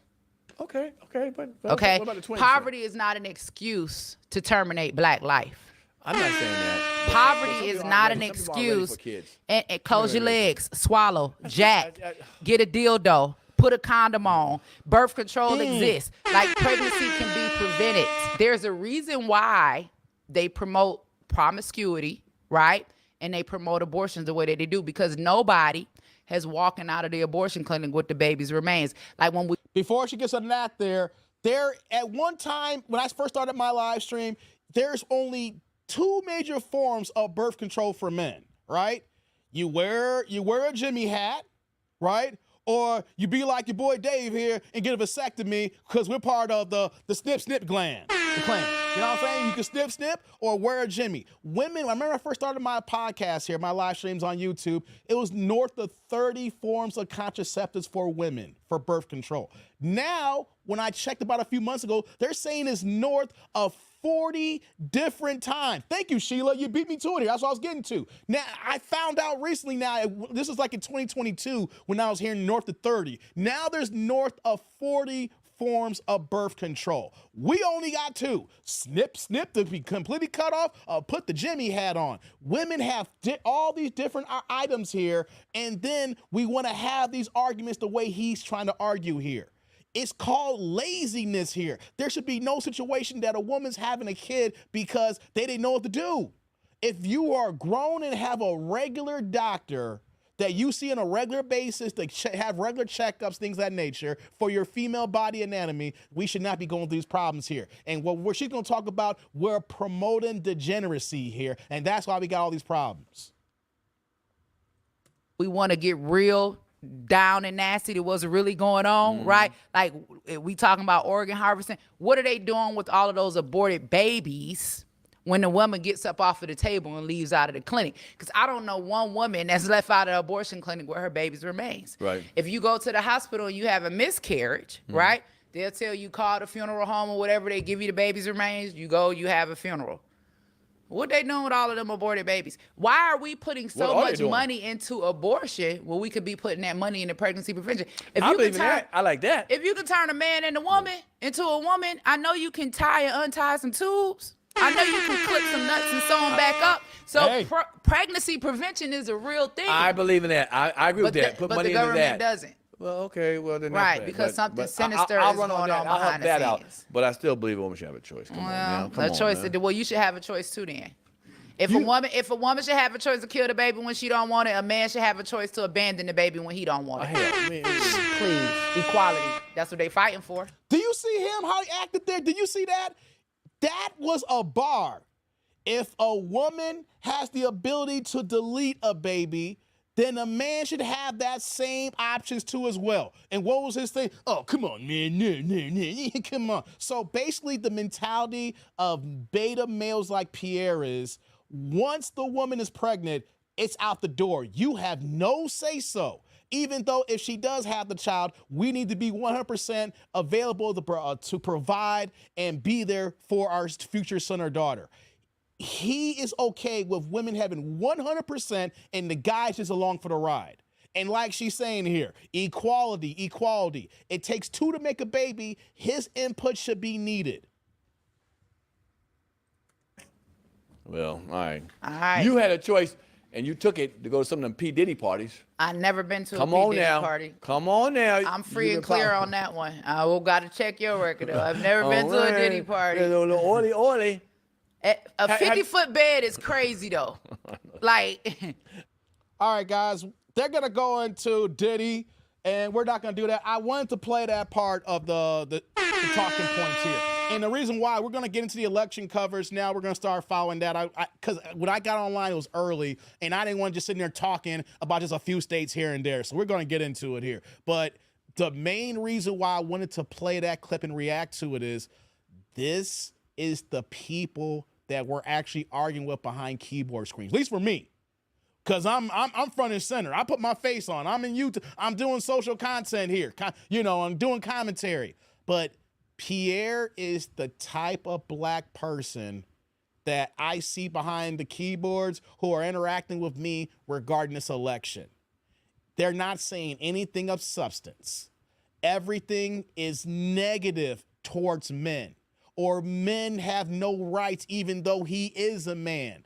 Everything is, of course, the women say so and nothing at all here. Where is the equality, right? And then when it comes to the voting aspects, he dismissed everything she said, even though he didn't even do no homework or research. He is just, when he hears something and he doesn't like what's being said, he scoffs, uses sign language, his body language, and says, I don't care.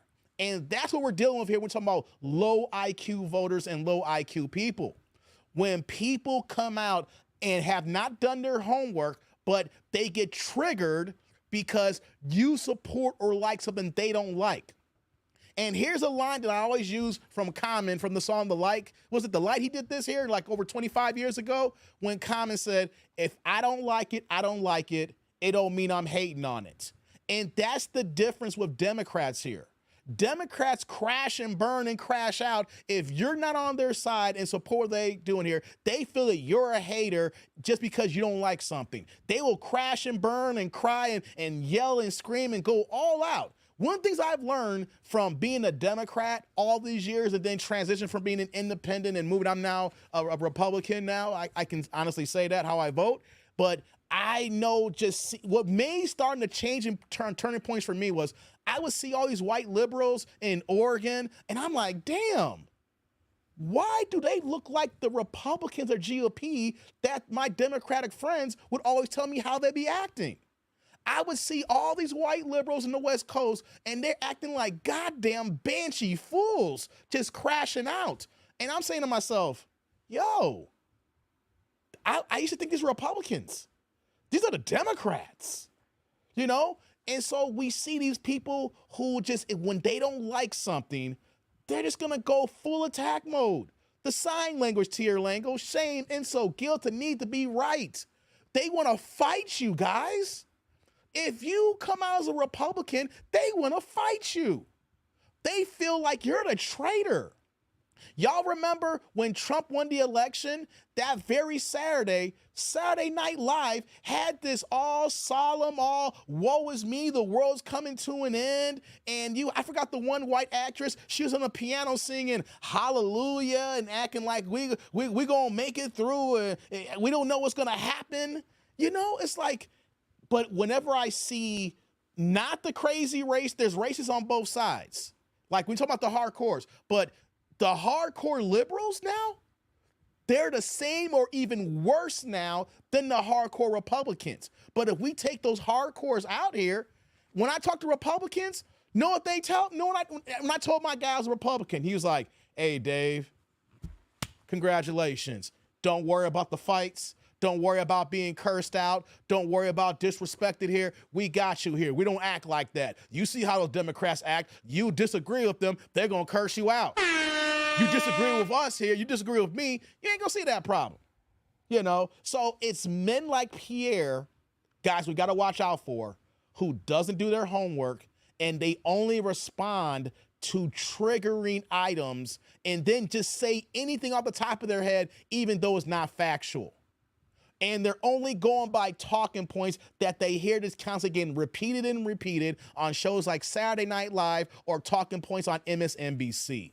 So that's why I wanted to pull that up, because she wasn't even going to her bag, right? I've seen her talk. I've seen her speak, and she didn't really go deep into her bag. She was just giving him the small clip. If she went full clip and she brought the big guns out, Pierre be looking worse and worse here. So shout out to Angela Stanton King, you know. I mean, I disagree with her on certain matters, but on core information, me and her agree on so many things here. And the things that she spoke on, I agree 100% on. And the things that Pierre was talking on, it was just straight up babble, right? And then when you hear people that it doesn't even do their own homework, don't do their own research, it's only responding because you said something, don't even continue the conversation. Because you may know information, you may have done their homework, but if they didn't do their homework, you're just talking to a brick wall, guys. You're just talking to a brick wall. All right, guys, we're done with that here now. Let's get to the election. Let's get the coverage out here, right? Okay, I'm going to go pull up some coverage here. Hold on here. Give me 1 second. We got the next polls closing in 21 minutes. What's going on, A.O. Richardson? Good to see you. Yeah, mandatory DNA test. We got to have that, man. We got to have that. Ron says, I don't know a single woman outside the space that supports mandatory DNA testing. When I bring it up, they get crazy angry. Yeah, I've heard that too, Ron. That's why we need to have the initiative not behind the Democrats, right? Because they're not going to give us anything as far as tangible benefits. If, let's say that black men led the charge on this, Democrats won't do anything on this here. We need to lead this charge going forward once they're out of the White House here, to the Biden-Harris administration, and put several things on the table, because this helps all men, not just black men. Mandatory DNA testing so we know who is actually the real daddy. It don't even matter if you're married or not. This should be all they could go in, swab, get a hold and get that baby's DNA, go ahead and swab your mouth, because you got to stay there for a day or two anyway once you give birth. Like when I had my daughter, she came on a Friday, we came home on a Monday. It was a difficult birth, right? But from Friday to Monday, they could just swab your mouth, and then by the time they let you go, they'll tell you if that's your baby or not. Exactly, man. Big facts. Yeah, thank you, man. Thank you. Mandatory DNA testing should be a thing. I mean, if you're sure that's the father, then you don't have anything to worry about. Exactly, Sheila. If you know for a fact that you got nothing to worry about, be like, okay, then it's just confirmation. The way women should look at it is, this is only confirmation for our records. Yes, I know this is my baby because this baby just came out of me. But we just need confirmation, so my baby knows, and then my man knows this is your baby too as well. Why you want to get upset because they want to swab my mouth for confirmation, right? When you go to your job and your boss asks you to do something, but then part of the process says, I need you to do a double check for confirmation. Are you going to be mad saying, I shouldn't have to double check it? We should be one and done. No, you're not going to complain to your boss about double checking. He's going to get rid of your ass and find someone who's going to do the confirmation. I had this same combo with my wife last night, man. He says, we fight and pew pew over here, and so that's not a problem. All right, let's do this here. I'm going to jump from different news coverages here. So let's see who we got here. Let me see where I'm going to go to here. Let's see here. Let's see what we got here. We got that coverage. We got that. Boy, he changed that too. We're now gonna they're go to NBC, actively guys. encouraging Republican voters to go in and early vote, and Republican voters seem to have answered that call. That's right. It was a huge strategic blunder in 2020 to have done that, particularly in a close race. Had he not done that, perhaps he would have won. So I think he learned that lesson. And also, if you just look at the trends in early voting and the trends in absentee by states, it's a prudent thing to do. To be clear, the Republican apparatus absolutely made a big push this cycle to get voters out to vote early. Donald Trump himself was all over the map on that. You see it at his rallies. He talks about at one rally he would say go out and do it. At another rally he would cast doubt on the validity of ballots that were put in through the mail, et cetera. Some of that likely seeped down to some of his voters in some of these key battleground states, as we heard from talking to voters in some of these battlegrounds. Remember that this is a former president who, over the summer, you look at, let's say, 20 rallies. At 5 of them, he cast doubt on the results of the election even before votes were counted. That ramped up in just the last month. At 14 of 20 rallies, he did the same thing. So he has not been super consistent on this. Let's go to Tom Llamas right now. Tom, as we speak, North Carolina, Georgia, and Pennsylvania are counting votes right now. Yeah, and we're getting ready for poll closings in places like Nebraska, and Nebraska could be the key to it all. And I know what you're saying, Nebraska, yes. Nebraska, so when you look really? at our beautiful map here, you see the maps, the states that are red, the states that are blue, and our battlegrounds here that aren't colored in. And then Nebraska and Maine, they have this kind of Where's Waldo effect. When we hit it, here's why. Nebraska and Maine, they both give out their electors a little differently, their electoral votes. If you win the popular vote, you get 2 in Nebraska, and then they give them by congressional district as well. Trump is going to win 2 of the congressional districts, most likely, in the popular vote. But Congressional District 2, CD2 in Nebraska, is a battleground district. And the entire election, I say, could come down to this. Let me explain why. So let's take you to Nebraska and show you where CD2 is. It's essentially the city of Omaha, right? I'm going to draw it for you and then show you the congressional district. It's the city of Omaha, a little bit of Saunders, and a little bit of Sarkey as well. I should say all of Saunders as well. That's essentially the way it looks, right? I'm going to give you the congressional map so we can cut it out a little more. So this right here, that's Congressional District 2. It's a swing district, as I said. 2016, Trump wins by 6,000 votes. In 2020, Biden wins by 20,000 votes. So why is it important? Because if we come down to that scenario where it's 269, Savannah, I gamed that out. It's going to come down to Nebraska, too. So every vote does matter. It matters so much that we spoke to people in Omaha, asking them about what this campaign was like. They say they've never seen anything like it. They've been inundated with ads saying on the television, on the radio, people calling them, unlike anything they've ever seen before. Again, it likely won't come down to Nebraska, too, but it might, and that's why every vote matters. Again, Omaha, the biggest area of Nebraska, fastest growing area, and tonight we'll be watching it. Tom, you promised me you would not raise the specter of the 269 to 269. It could happen. We're ready for it. It could happen. The Hold Constitution on, I'm gonna come back to that provisions coverage in a for it, but second. can we just all agree? Let's hope. Hold on, I'm gonna come back to that coverage in a second. I'm gonna talk about a few things. I want to put something on the screen right now. So let me do this here, guys. Give me 1 second. So this is just showing the current updates right now. You know we need 538. There's 538 electoral votes that goes in here. So I want to showcase where the latest updates are before the next polls close down right now. We see Florida. Trump is up right now with 56% of the vote. And Harris at 43% there. I think that Trump is going to win Florida, guys. The Georgia, 56-44, I'm sorry. T. Orlando, I'm kind of curious here.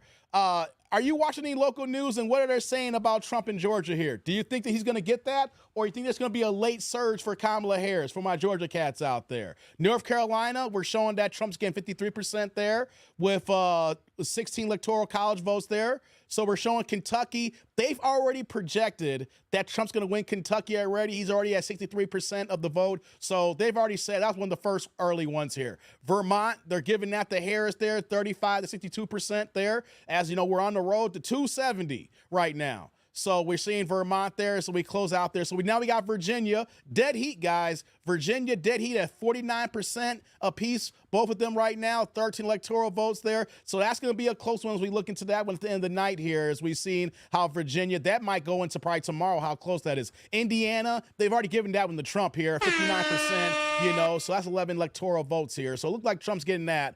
So we're, you know, right now, what they're saying, 105 to 27 right now. 105 to 27 right now, red and blue. So that's where we're at here. It's early. Let's see, what time is it right now, guys? It's only 7:46 Central Time, which means it's 8:46 Eastern. One thing that I am hoping for is that we do not have a repeat of the 2000 election with George Bush and Al Gore. You know, Florida got their act cleaned up there with the hanging chads and, and all the ballots that was in the water and stuff like that. But does anybody remember the 2000 election? Yeah, we didn't have a projected winner for like about a month or so. We was like, yo, the election's over. Who gonna win? We don't know. We just waiting. It was just like this malaise going on, like who's gonna be the winner, who's gonna be the loser. I'm just hoping that we don't have a situation like 2000 where that we go to sleep tonight, we wake up tomorrow, we're like, we still don't have a winner. And you know what? And the reason why I'm saying that is if we get to that point where things are so nip and tuck, Jax, as I do, no, brother, you don't want that. You don't want that. And the reason why I'm saying this, Jax, is because, and just like Angela Stanton said in the video earlier, the Democrats that my parents were younger who were around are not the same Democrats today, right? Even though they've been lying to black folks for the last 60 years, but at least the core of the Democrats is not the same that we see today here. And what I would see, I could be wrong. I'm just a YouTuber, guys, right? My thing is, I do not want to see these unhinged voters from the left who clearly are, when they get going, they gonna start some stuff, all right? It ain't the black liberals I'm talking about. I'm talking about the white liberals. I'm talking about the ones in Oregon. I'm talking about the ones in California, all right? I'm talking about the extreme liberal. If we have a situation in 2000 that we have now in 2024, I'm saying you're gonna have extra on there. Oh, okay. You said, no, okay, gotcha, brother. Okay, gotcha. I thought you was trolling me for a second. Like, oh, snap. You remember. All right, gotcha, brother. Appreciate the clarification. What I'm saying here is I don't want to see that, because when you got another side now that's so completely unhinged that will do the exact same things that the other side or might do even more, So I'm like, nah, I don't want to see that. Matter of fact, as I think about it now, depending how these results are coming in as the night goes on, the one thing that I probably should do is keep my black ass in the house. I just thought about it now, right? Maybe I don't want to be in downtown Chicago tomorrow. If it's going to be a nip and tuck race, I might want to stay home because it may not be safe out here in these streets. All right, let me go back to another telecast here. We're gonna bounce around from telecast to telecast here. So let's see here. Let me do this here. Give me 1 second. Okay, hold on. Won this seat after Senator Joe Manchin, who was a Democrat, who then switched to an independent, announced he was not running for re-election. This is expected. It is the first Republican pickup, so that makes this significant. We can call that Rick Scott has held on to his Senate seat in Florida handily. He first won this seat back in 2018. This was one of these races where reproductive rights was a big issue. In the Senate and the House kind of staying the same right now for the incumbents. That the big focus of the race, but it was not enough to get her over the finish line. We're watching this very closely. The Senate race in Ohio, too early to call. Senator Sherrod Brown looking for a fourth term against former car dealer, Trump-backed businessman Bernie Moreno, so we'll watch that closely. Pennsylvania, another big battleground. Senator Bob Casey with 67% of the vote. Dave McCormick with 30.4% of the vote. Too early to call with just 13% in. Let's take a look at the big picture here. Again, Republicans have now picked up one seat for the Senate at this hour.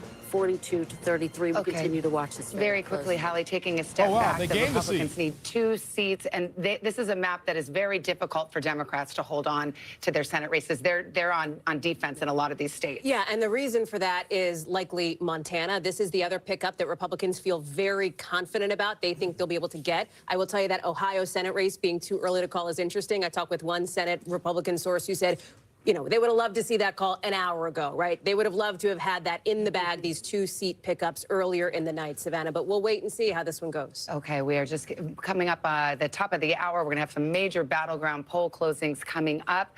And we Michigan continue to and Wisconsin, Arizona, all coming up. So this is the drama beginning to clearly build right now. The votes are being counted. And again, we'll get those closings here very shortly. Let's check back into the presidential race and the road to 270. What we got here now? Another update, or they're going to a break? We'll let it go to a break. All right, it is 8:51 no. in the East, and here is where we stand right now on the road to 270. And it has been a night of big surprises so far, with more to come. We're now just minutes away. 8 minutes away from the additional next closings. update, guys. Yeah, we Next are, and we polls see that map closing. starting to 8 fill out. minutes. So we will It's our next watch for update. those next poll closings. It's in all corners of the country now, almost at 9 o'clock in the East Coast, and they're some of the biggest states to close yet. At the top of the hour, a major round of poll closings with the most battleground states of the entire night. 15 states and 163 electoral college votes up for grabs, including 3. All right, we're going to wait for a few minutes here. Thomas says go to Fox News. Oh, you want to go to Fox News? Okay, I'll give him a check here. I got a couple of streams that I'm looking at here right now. Let me see what Fox News talking about here. Okay, I'll do that for the clan here. You know, you don't want to see NBC. I got you. Okay, hold up, man, stop. Okay, wait, what are we gonna do?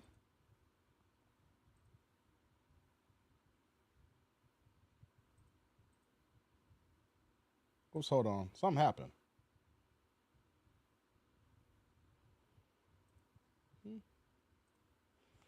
Hey, mic check, guys. Can y'all hear me? Press a 1 in the chat if y'all can hear me. Just want to do a quick mic check here.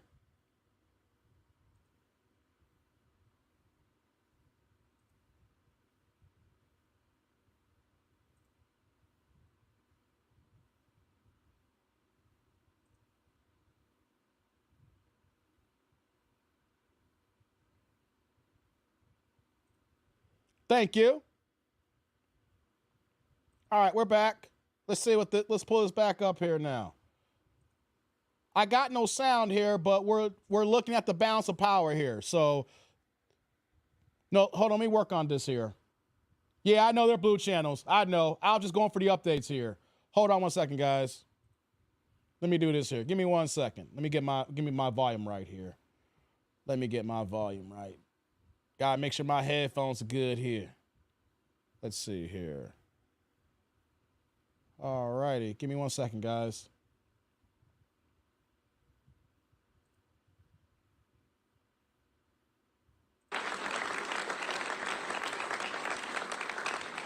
And then in issues that really count, like healthcare, education, agriculture, you get more done than the senators out there you got to wheel out of there after 3 decades. Here's some updates, guys.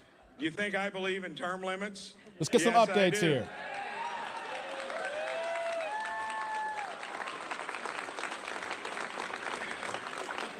Everybody campaigns on it, and then they have amnesia once they get there. And let's throw in a balanced budget amendment to boot.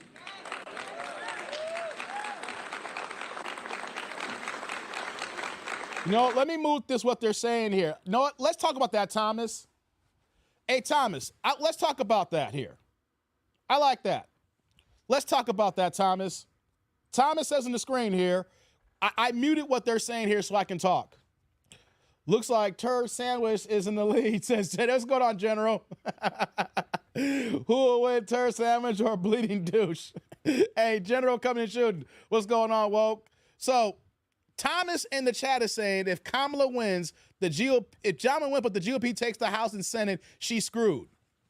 Right? Here's the thing here, Thomas. I don't know if you know the current numbers, but the GOP already has us before the election.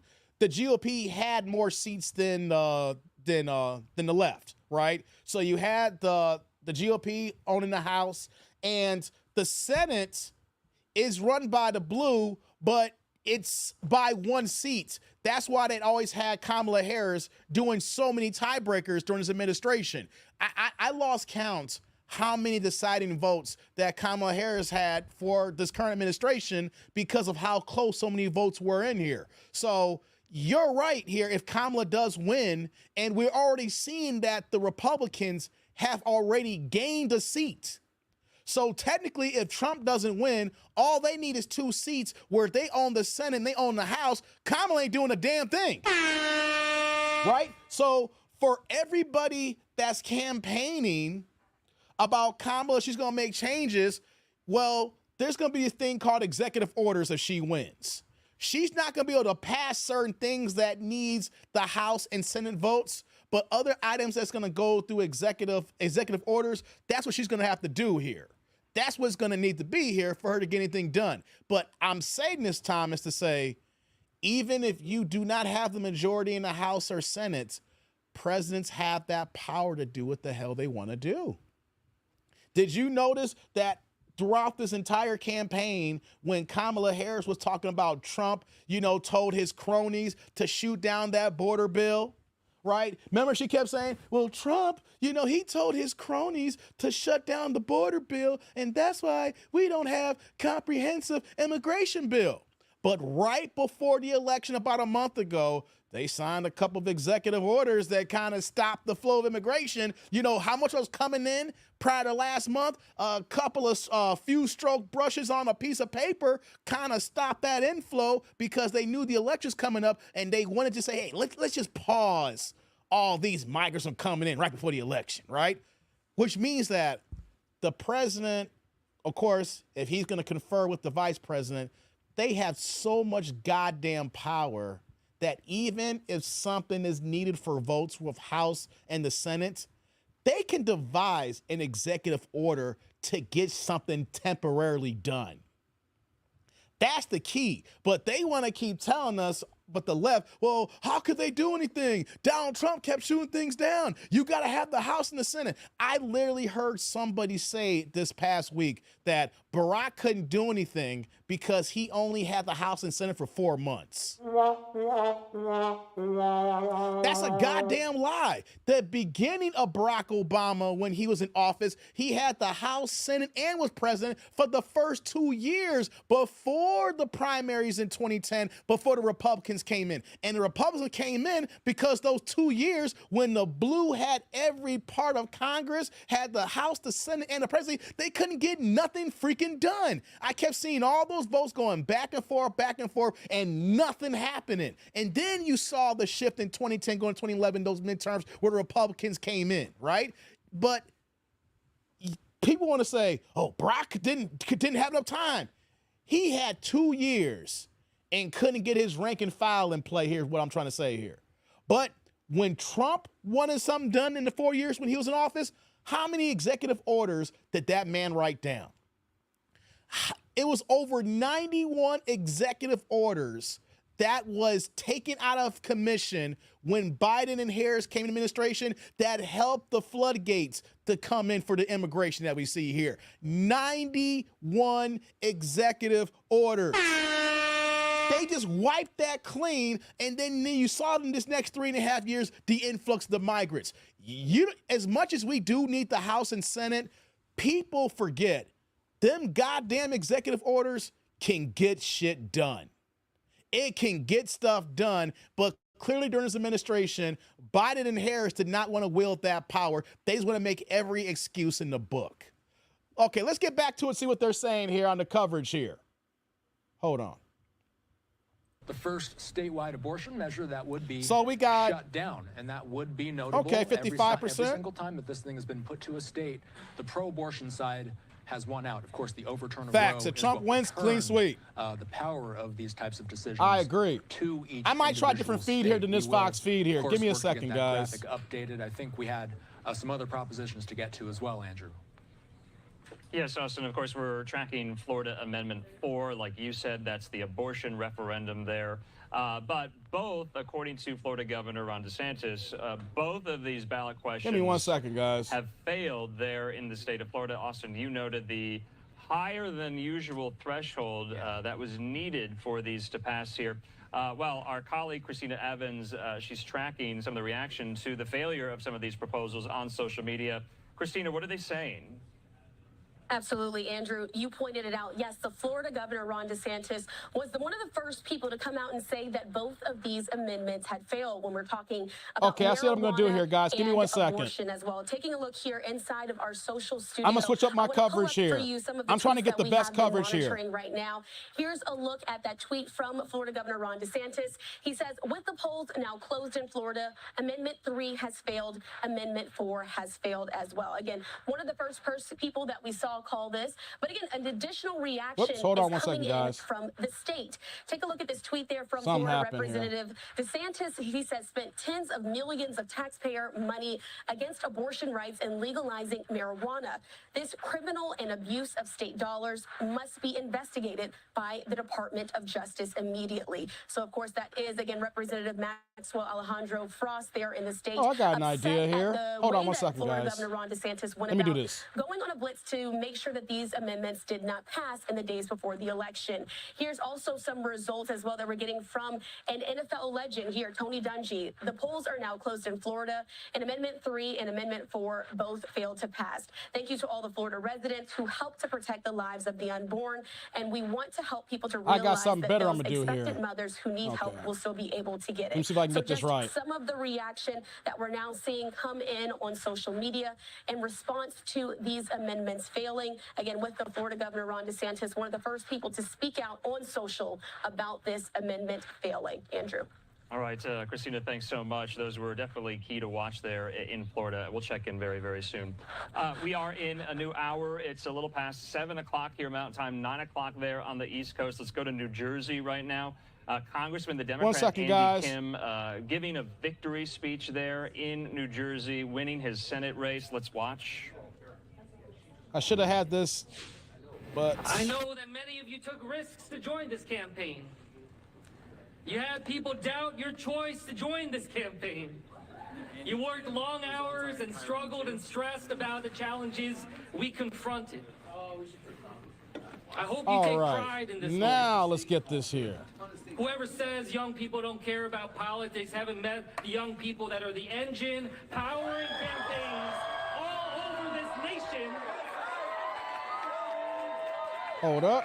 Now, let's do And to our this. supporters, look what we've accomplished. Look what we've been able to do. By most standards of what is possible, this moment right now All right, should not now be we got occurring.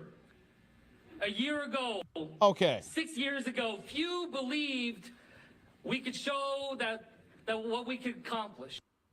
All right. Hold on, guys. Had to switch it up here. Let's do this. If it allowed me to share it here. There we go. This should be better. Will also win re-election as he serves as the chair of the Senate Republican Conference. So let's take a look at how the Senate is stacking up at this hour, 9:04 on the East Coast. And we have 46 Republicans. The one flip, which we have mentioned, is West Virginia, waiting for other states that are on the bubble and close and early at this point in the night. 37 Democrats are hanging on to their seats in the United States Senate. I think this is like where everything starts to Yes, gel. And we start to exactly. get I got the link more of posted, the hard guys. numbers. If you guys want to come up and let's talk, go to if Bill not, it's cool. at the billboard. But if you guys want to come up, let me know. I'm sorry, Texas went to the Republicans. No, I just think the numbers. I'm only looking at some of the popular vote numbers and how the candidates performing with minority voters I in know what urban you're and looking at. suburban I'm areas. just joking with you. I'm just joking with you. Bill, what do Go you got? blue. Go blue. Okay, so a couple things here. Yeah, go blue. What are you talking about? Michigan. We'll be at Ohio in a moment here. Hang on one second there, Bo. Okay, just want to show you this. I mean, this has got to be your target right now.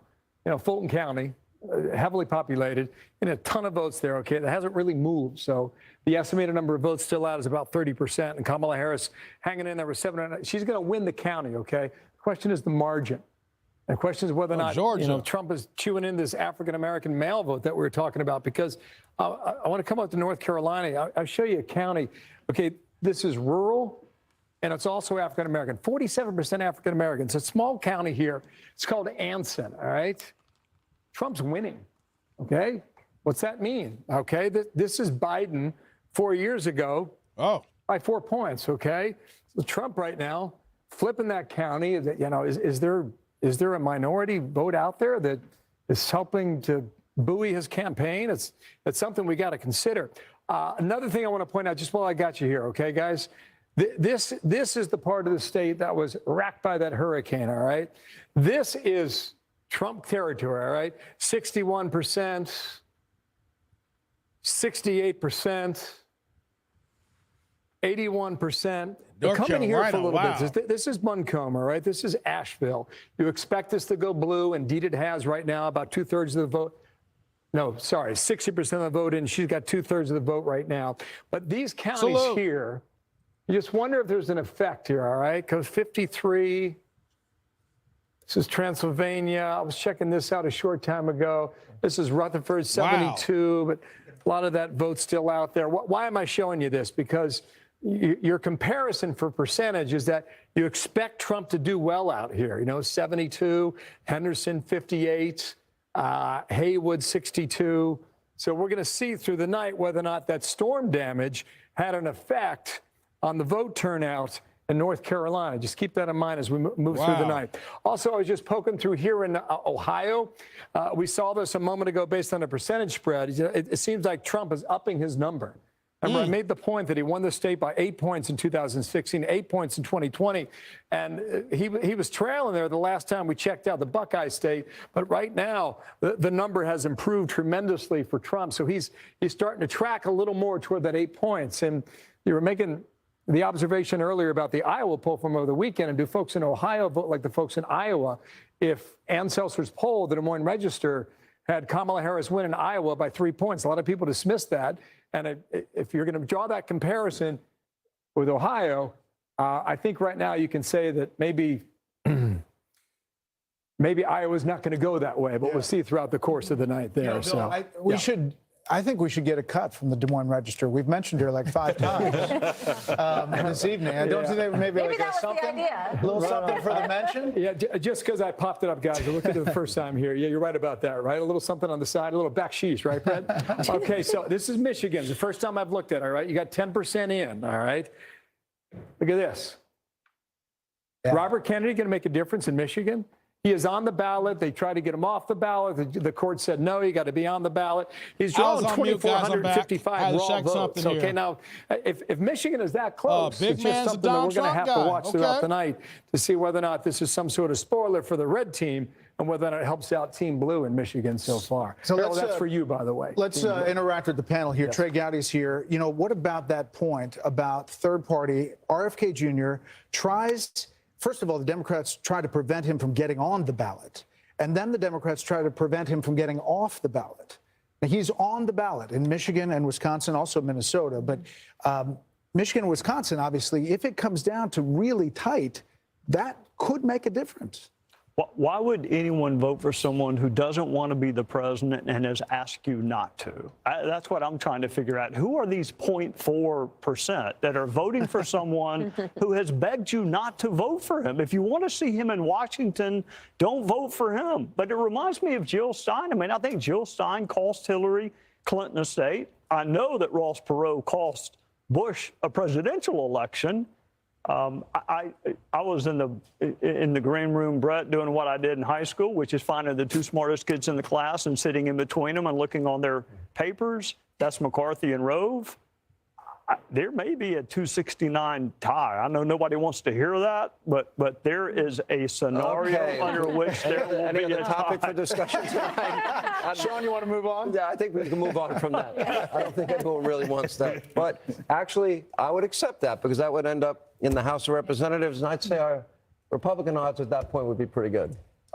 It is a very dysfunctional House, but I think they could coalesce around that, yes. I think they would. What are you looking at, Brett? Well, 8 years ago, you may remember, it was a while before we sensed that the Trump upset was happening. And one of the earliest indicators we got was from the betting odds, which I was at a farther point on the panel that night. By the time you got to me, about everything smart had been said. So I started talking about the betting odds. Well, I've followed them ever since. Tonight, as we started this broadcast, Trump stood a 58% chance, according to the betting odds, of winning the election. Interesting. As I read this off the screen now, 69.2%.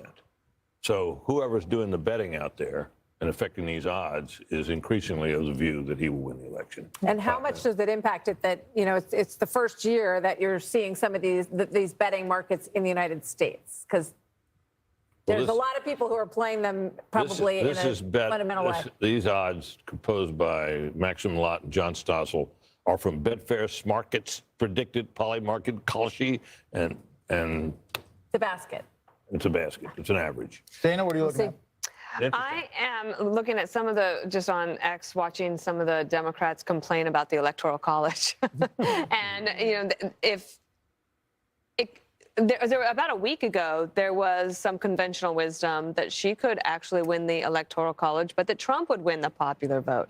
And then there would be no complaints about the Electoral College from them if that were to happen. So obviously it's too soon to call, but I'm certainly watching that to see what they're going to say. Plus, I have been wondering about Kamala Harris and this whole decision of Biden to run again when she knew that he was incapable, but they were still asking their donors, give us all your money. He's okay for 4 more years. And obviously he wasn't. But then that did not leave her enough time. Apparently, that's another complaint that they have, for her to introduce herself, even though they had over $1 billion to do it. And they had 100 days, Harold, and she passed up a lot of opportunities early on. I think we went for, I don't know, 40 days or something with no press conference, and it took a really long time for her to finally sit down with Brett and have a substantive interview. I mean, there was time. Sure. Again, we're acting like this thing is over. No, we're not. No, we're not. I was just playing off of Dana's point. But I do think after the debate, she performed so well against Trump. She asked for another debate. I thought that the interview that Brett did with her was as substantive an interview as we've seen with her throughout the last several years. You would have thought, because she did well there, that she would want to go and do more of them. But more interviews? More interviews to sit down and talk. After the one with Brett? After the one with Brett. She booted the question about when she first knew that he was not himself. Well, I have a slightly different opinion on it. I thought she did. She gave in that interview, and I thought if I were her, I'd have gotten out and done more. But she did some, and she was so cautious. She gave a pre-debate answer. She said Biden's great. He's fine. I've seen him do all this work. I would have done it very differently than her. However, I'm sure you would have. But the way she did it, she put herself in a position to be 50-50 here this evening. Here's what I'm going to do, guys. Give me 1 second here. I was setting some things up here. I'm going to bounce from every major network so I can hear the rhetoric. I don't want to hear the blue, but I want to hear what the blue is saying, if that makes sense. Because you got to hear all sides so you know the talking points, so we're prepared to talk about it when everything hits the fan. You know what I'm saying? Well, what's going on, JD? Looks like she's wearing Colonel Sanders' tie. What the hell? Hey, so here's what I'm going to do here. I'm going to bounce around from network to network because I want to hear the rhetoric, right? I don't want to be like the people who say, I don't want to hear that side at all. No, we got to hear what all sides are saying so we know how to formulate great arguments and points and things of that nature. So let's see. That was Fox. I'm going to bounce over to CNN right now. And just show people out here. You just to see what they're South talking Dakota about. Starting to fill in slowly, very early on, 1% of the vote. This is a surprise at the moment. Nebraska, the vice president so far carried. Oh, lost my connection here. What happened here, CNN? You see that? CNN acting all janky here. There, let's pop over to Michigan. As Jake just told you, we're only at 10% there, so not a lot to look at. You just move it up so you can see it a little bit better at home. The vice president has pulled ahead in Kent County. That's Grand Rapids, but it's early. Hold on. And again, you're looking down here. I told you earlier. I'll mute it. They're talking right now. Yes, I did. That's why I'm late today, guys. This is not normally my time slot here that I normally do live streams, even though the election's going to be on late. You guys know I normally come on around 4 p.m. Central, 5 p.m. Eastern. So, yeah, as soon as I got done with work, you know, I did a watch viewing for the video I dropped earlier today. By the way, guys, I dropped another reaction video today. So if you go to my channel, when you get a chance, you can go ahead and check that out. So after I got done, where I vote is literally right across from my house. Like, literally, it's across the street from my daughter's school. Like, where my daughter goes to school at the elementary school, it's, like, connected to the middle school. And, like, on the opposite side of the street is where there's a church at where I'm able to vote. So, it's literally, man, if it wasn't raining and pouring here in Chicago, I could have, if I had a bike, I can pedal my ass to the polling area. You know what I'm saying? So, but it is nasty-ass weather today in Chicago, guys. You know, Sheila's in Illinois can take the blue L as usual. Yeah, the thing is, though, with Illinois, I know we need to flip Chicago red because the Democratic mayors who are coming in ain't doing a damn thing for us, right? But it's going to take a while to flip Illinois blue, right? There could be a possibility in a couple of years to get Brandon Adams out of here when the races when he's up for a re-election to get actually a GOP mayor for Chicago. But as far as the whole state is concerned, it's hard to flip Illinois red. This is a blue state, right? So when I vote, it's about my local elections. It's about my particular town in general here where I live at. That's where I'm focused on. Because when you live in a state where that on the national stage, your vote's really not going to matter because there's a whole machine involved, things of that nature. But the one thing about Illinois, and Sheila will tell you this too, the major surrounding suburbs is Republican, y'all. And I know when you're growing up and you always seen Illinois as a blue state during the national election. I remember being a kid, and seeing like Illinois has always been blue. But if you look at like the southwest suburbs, this is a red state in that aspect. If you look at down in southern Illinois, that's all like Republican. But the idea that Chicago carries the entire state, that's the issue. Who knows that this might change in the next few elections? Yeah, thank you, Sheila. You've been here long enough, so I figure I'll throw that out there. You recognize game here, right? I didn't realize the suburbs of Chicagoland was Republican until 2000. That's when George Bush, when he was running against Al Gore, I was talking about that earlier with the hanging Chad, how bad that election was. I'm having flashbacks right now regarding that, right? What Derek says, polls just closed in New York and Kamala's killing Trump, but it's early. I'm not worried about New York right now, Derek. But here's the thing, though. That's a blue state. New York, Illinois, and California is almost guaranteed to go to the Democrats. The only time in recent history where you saw all these states go red was goddamn Ronald Reagan. When Ronald Reagan ran, man, I wish that I had the memory to remember that. I was a kid when Ronald Reagan ran, for his 2 joints. As a matter of fact, I was just born when he won the first time, and then I was 4 years old when he got reelected. But Ronald Reagan, when you look at the Electoral College and the map when he ran, every single goddamn state was red. Correct me if I'm wrong, guys, if you look it up, Illinois went red to Ronald Reagan. that was wild, Sheila says, suburbs are not considered Chicagoans. Exactly, Sheila, yes. So as I get back to that story like I was talking about here, when I figured out that the suburbs were Republican, I was in my second year in college, and I went to COD, Sheila, College DuPage. So I started off my college career going to College DuPage. And in 2000, George Bush came to COD, Sheila. And so I did not realize how big a deal it was until all the Secret Service came out. And just let you know how big COD is, guys. COD is the largest junior college in the nation. They've been talking about trying to convert this junior college to a full-fledged university.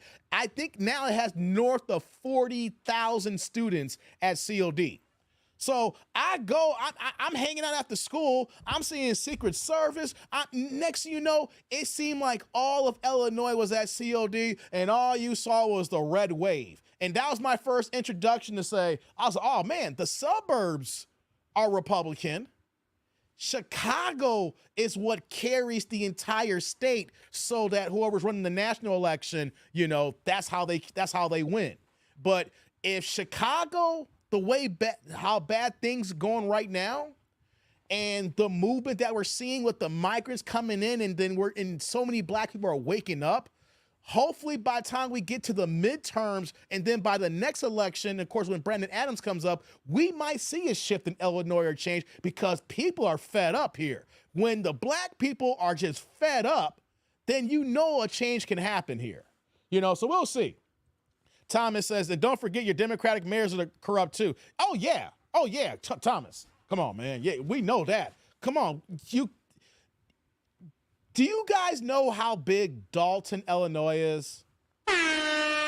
Dalton is a small-ass town, guys. For all the news that Tiffany Hannah is getting with all the jankiness and bootlegness and dicknanigans that she's doing. Dalton is small as hell, people, but it's on the national scale because we're seeing how bad she's running the town as the town supervisor. What's going on, Night Train? Peace out from Freeport, Illinois, originally from Republicans in that area too. I didn't know you was from Freeport on Night Train. Yeah, of course. Yeah. That's what's up, Night Train. Good to see you, man. Illinois used to be a red state before. Yeah, but the mayor's always been, Sheila, it's been a red state, but the mayor's always been Democrat, Sheila, because you got to remember, the Daleys ran Chicago as the mayors for decades. Because you got to remember, Richard Daley, who was alive when was doing things when we were young, Sheila, but you got to remember, his daddy was in office. Remember, Sheila? So we had two Daleys in office, right? And don't forget, Harold Washington, he was a Democrat too before he passed away. Let me see what the CNN is saying here. Let me turn the mute off. Oh, they're saying she won Illinois. Let me pull it up here. 18 electoral votes. CNN can also project that Rhode Island will go to Kamala Harris, as expected. Like I said here. Kamala Harris will get the 4 electoral votes from Rhode Island. So where are we on the electoral map as of right now? Donald Trump has 154 electoral votes. Kamala Harris has 53 electoral votes. 270 are needed to win. Neither of them is within spitting distance of that. Let's take a look at the actual votes coming in from the battlegrounds that we have not projected. In battleground Pennsylvania, Kamala Harris in the lead, 57.5% of the vote. Donald Trump, 41.5% of the vote. Kamala Harris with a 258,000 plus vote lead. That's with about a quarter, 23% of the estimated vote in Pennsylvania counted as of now. In battleground Michigan, Kamala Harris with 53.7% of the vote. Donald Trump with 44.3% of the vote. Harris with a 64,000 plus vote lead. That's with an estimated 12% of the vote counted in Michigan. Still very early in Michigan. In battleground North Carolina, Donald Trump in the lead. 50.7% of the vote. Harris with 48.1% of the vote. Donald Trump with a 75,000 plus vote lead. That's with more than half, 51% of the estimated vote counted in battleground North Carolina. In battleground Georgia, Donald Trump still holding on to his lead, 52.9% of the vote. Harris has 46.4% of the vote. Donald Trump right now with a 249,000 plus vote lead. Now it's a 255,000 vote lead. That's with an estimated 71% of the vote counted in battleground Georgia. In Virginia, Donald Trump in the lead as of now, 49.3% of the vote. Kamala Harris has 48.7% of the vote. Donald Trump is ahead by more than 15,000 votes. That's with more than half, 56% of the estimated vote, but still a lot of vote to come in the Commonwealth of Virginia. In New Hampshire, Harris with 53.4% of the vote. Donald Trump with 45.9% of the vote. Harris with an 18,000.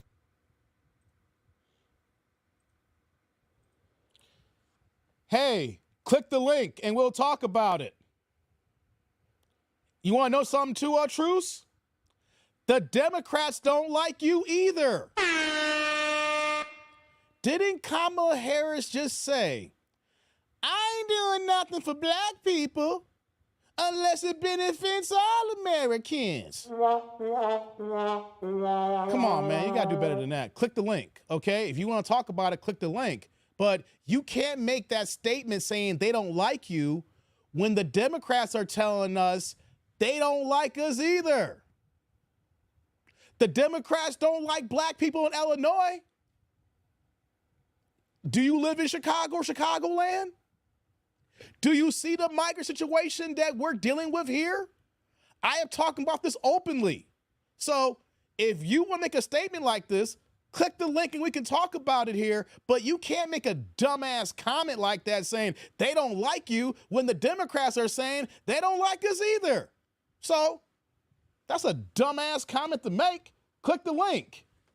Click the link, but don't be a keyboard warrior. That's why the link is posted at the top there. If anybody want to talk about it, we can talk about it. We can be adults and have this conversation here. But don't make an asinine statement saying that they don't like you and you thought that you was going to win with that. Oh, and put it in all caps. They don't like you. And then you hit enter and thought you was winning. Well, do me a favor then. What is the Democrats doing for you if you black then? What have the Democrats done for us? They've given our tax dollar money to people who are not even Americans. So click the link or shut the fuck up. But don't time them out, guys. If anybody come in here trolling or saying some jankiness, don't time them out. We want them here. Don't block them or kick them out. I want them to click the link. I want them to keep talking. I want them to sound stupid as hell because that person didn't even realize what he said and he just sounded stupid as hell. Let me pull it back up here. You sound dumb as hell because I can apply that and go down the line just like how Democrats say that here. You must be 12 years old or you from Ghana. Look at these niggas. Look at these black ass FBA niggas, okay? Nah. Look at these niggas. They do not want to vote for the sister. They do not want to vote for the Indian woman. We want curry. We don't want fried chicken. Like, real talk, man. Real talk. It's a troll, but you know what though, Sheila? Last time I had a conversation like this, here's the thing, I don't want no one, depending on how long I'm gonna be on tonight, if we get any trolls that come in, I don't want anybody blocking them. Let them come on in, let them talk. The link is at the top there, but we can tell, what do we notice here? We have a stream here. Someone come in sounding unhinged, you know? They don't like you either. See, that tells you that's a low information, low IQ person, right? They don't like you. Democrats don't like us either. If you live in Chicago, you know they don't like us. Have you been to a town hall meeting with Brandon Adams? Brandon Adams is black and telling us that he don't like black people because he wants everybody from over the border to come in. Yeah. Let's get back to it here, see what they're talking about. There's a lot of little tiny red dots, right? They're not going to match the vote count here and here, but there's a lot more of them, right? So when you come out and you just take a look, again, I'm a broken record sometimes, but this is the wonder of Donald Trump. This is how he runs up the math. 72% there, only 25% reporting. We're going to go back to Fox. Hold on. People are looking at Erie County, Pennsylvania. Yeah, I was looking at it too. One thing to keep in mind here as we look at this data here is you got to remember how they count the votes, right? You know, they start processing at 7 a.m. this morning. All that's mail-in stuff too. And that's the vote that's put out first. And so I'm going to What's going on, do Derek? something How you living funky and tonight? fancy here, guys. So just bear with me. Huh, look I'm at going this to try here. and find Hold on, guys. Pennsylvania in 2020, okay? This is important. It's important for us to understand. It's important for our analysts. I can't see your face, man. Your camera's cut off. I got to see your face. Move your camera down. I got to see who it is. No. Don't turn your camera off. All I see is the top of your bald head, brother. I got to see your entire face. Otherwise, it's not going to work. Because we got people here who come on my lives in the past and they pull their dick out. We ain't having no dick nanigans here. No gay stuff. We got to see your face. Hey, how's it going? Hold on, I'm trying to set this up.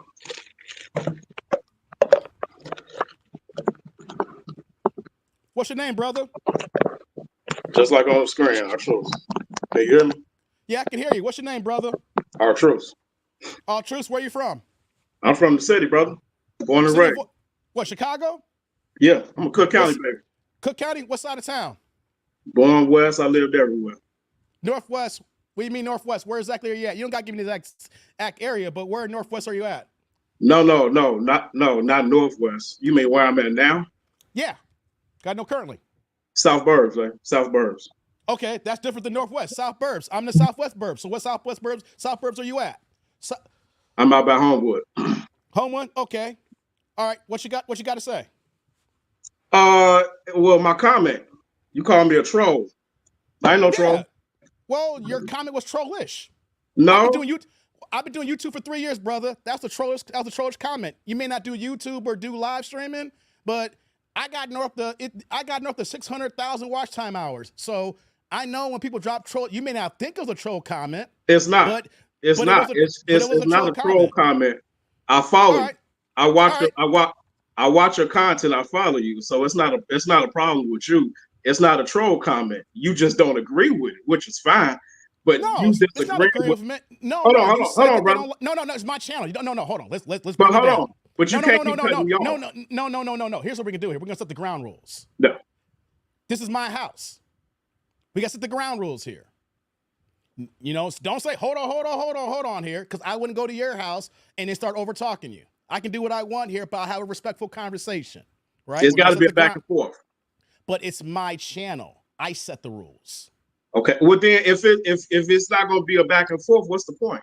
No, see, you need to calm down. I'm calm. No, you're not, because you're going back and forth. I'm trying to set the ground rules, but you're trying to have a rebuttal here.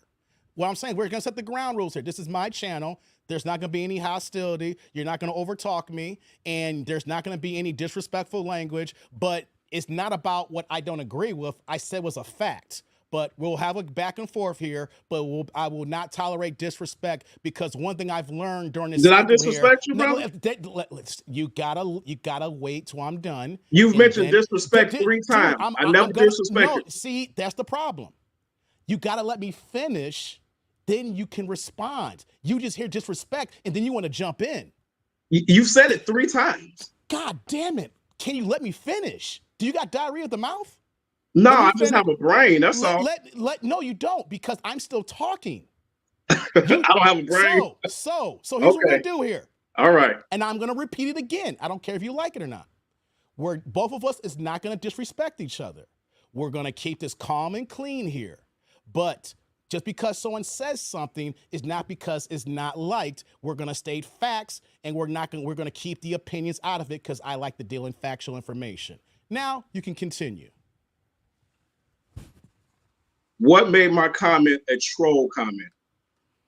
I'll pull it back up here. I know. I don't need you to pull it up. I know what I said. Dude. What made it a troll comment?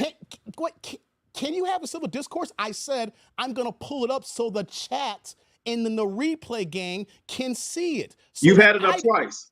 I don't give a damn. I do what I do on my channel. Okay. So I'm going to pull it up because there's other people watching who probably came in late. There's gonna be people in the replay gang who probably who fast forward, because I do live long streams, and not know what's happening. I'm not gonna paraphrase. I'm gonna put the exact wording what you said. If you understand that, then we're gonna do this here. Lord have mercy. You don't want people to see your comment. I typed it. I'm proud of my comment. I don't have a problem with somebody saying my comment. Okay, it says it's hilarious seeing black people talk about going red. They don't like you. They don't. Okay. Do you think they do? I know a gang of Republicans who like me. Do you think the Republican Party likes, values, or respects you and people that look like you and me? Yes. Because are you gonna let me answer the question, or are you just gonna hear yes and then keep talking? Can I answer? That sounded like an answer. No, it's not. It's called I'm still talking. All right. I said yes. And then before I continue, you're going to jump in. Here's what's going on here. When I was a lifelong Democrat, up until Joe Biden got elected in the 2020 here, and before that, I had nothing but Republican friends and people who are associates. And I work in government, and I've been especially in the public sector that was in close with the private sector, vice versa, for the last 15 years. Even though people knew that I was a lifelong Democrat and I was acting unhinged so many times in the past year, my peoples never cursed me out. They just kept it cool and calm and collected with me. They liked me, never said anything negative to me. Black, white, Puerto Rican, you name it, across the globe here. Across the spectrum, I should say the globe, because, the spectrum is the proper wording. So you want to ask me a question, I am answering that question. Up until Democrat, and then I became an independent, and then I became a Republican. Everybody who I knew has been Republican, never said a bad thing about me and respected me. There's my answer. Okay, so let me provide a little clarity and context. When I ask you, do you think that they like you? I'm not asking you, do you think that the people who you personally know like you on a personal level? I'm speaking on a political level, on a level where issues are being addressed, a policy level. The Republican Party is the party that wants to whitewash slavery.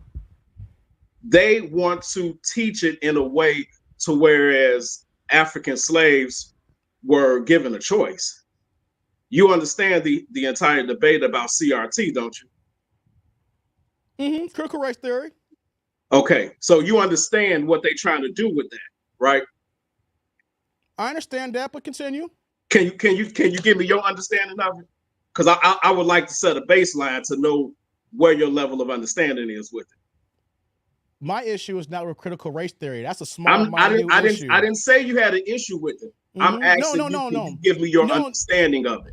We're talking about the teaching in schools, about particular school curriculums, whether we're talking about high school and colleges, where that you have certain legislations that doesn't want to be involved in the education program. Did I get it for you? You left a lot out of that. No, I don't. We don't have time to go through every nook and cranny. I'm not talking about every nook and cranny. The overreaching. That's the basis of it, though. The basis of it is that they want to change history. Are you in agreement with that? In certain sectors, yes. Okay. You don't have a problem with that. That's not my main policy issue. I didn't ask you that. No, dude, I got an answer. I start talking and you jumped in. Everybody, you gave me an answer. No. My answers are never one-word answers. Unless someone comes saying, Dave, it's a yes or no, and then expound. But if you don't say yes and no expound, and you ask a question, I don't give one-word answers. So you gotta let me finish my answer again, which you kind of like to cut off, unless you want to directly say it's only a yes or no answer. So when it comes to policy, critical race theory is low on my totem pole here. Low on my totem pole here. You want to know why? Because my major issue here, you should notice in Chicago, is immigration. I've been working in downtown Chicago for 17 of my 24 going on 25 years.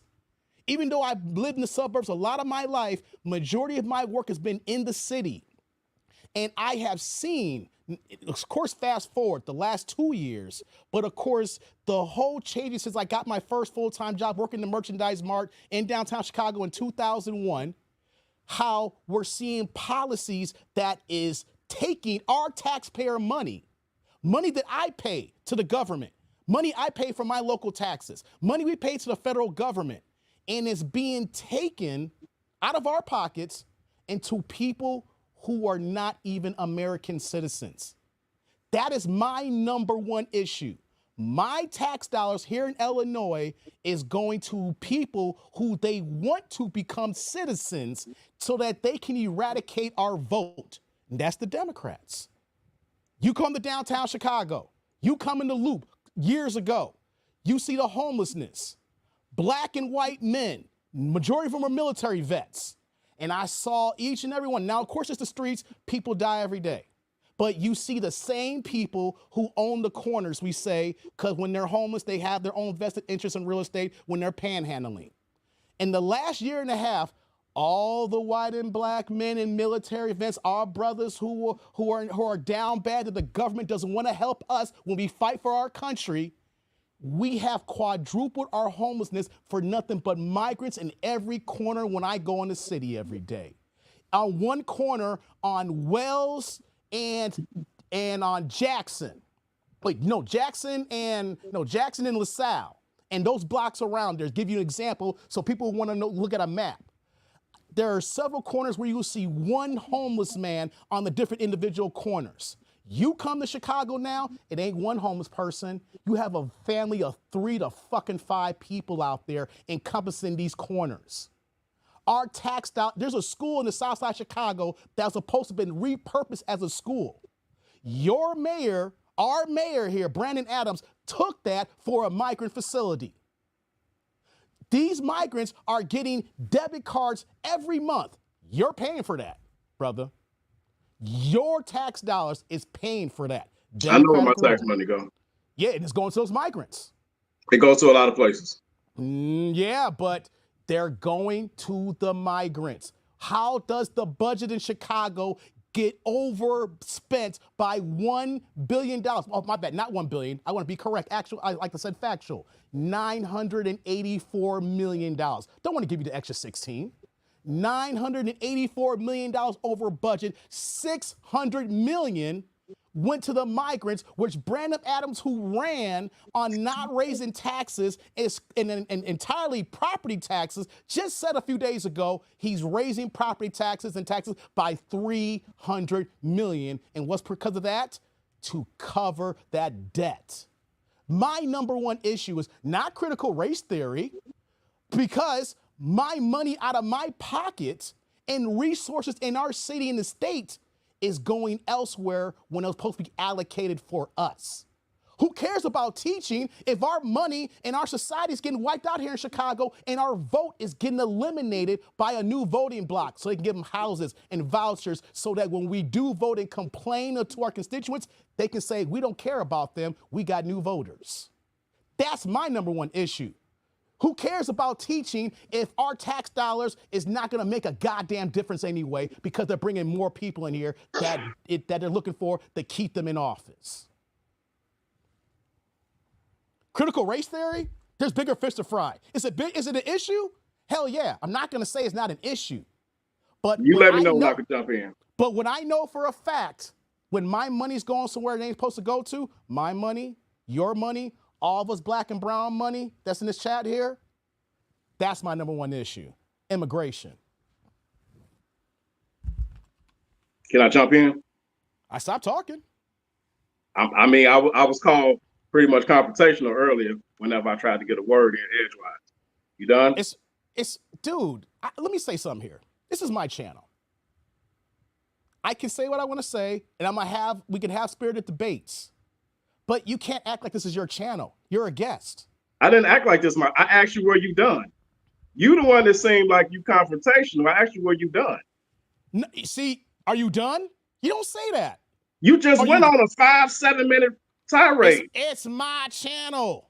Oh, okay, I understand that. I know where I'm at. You acting like you have equity here. You don't. Okay, man. But you can continue. You know what? So I was going to jump off, but no, I think it's worth it. Critical race theory is one of the many issues that I believe an intelligent and informed Black person should take issue with the Republican Party. Excuse me. That was just one example that I give. But I could touch on the migrant thing since I believe you said that's your number one concern, right? Is that your number one concern? That and taxes, but I brought it up though, so we can continue on that. Okay, so I'll speak on the migrant issue.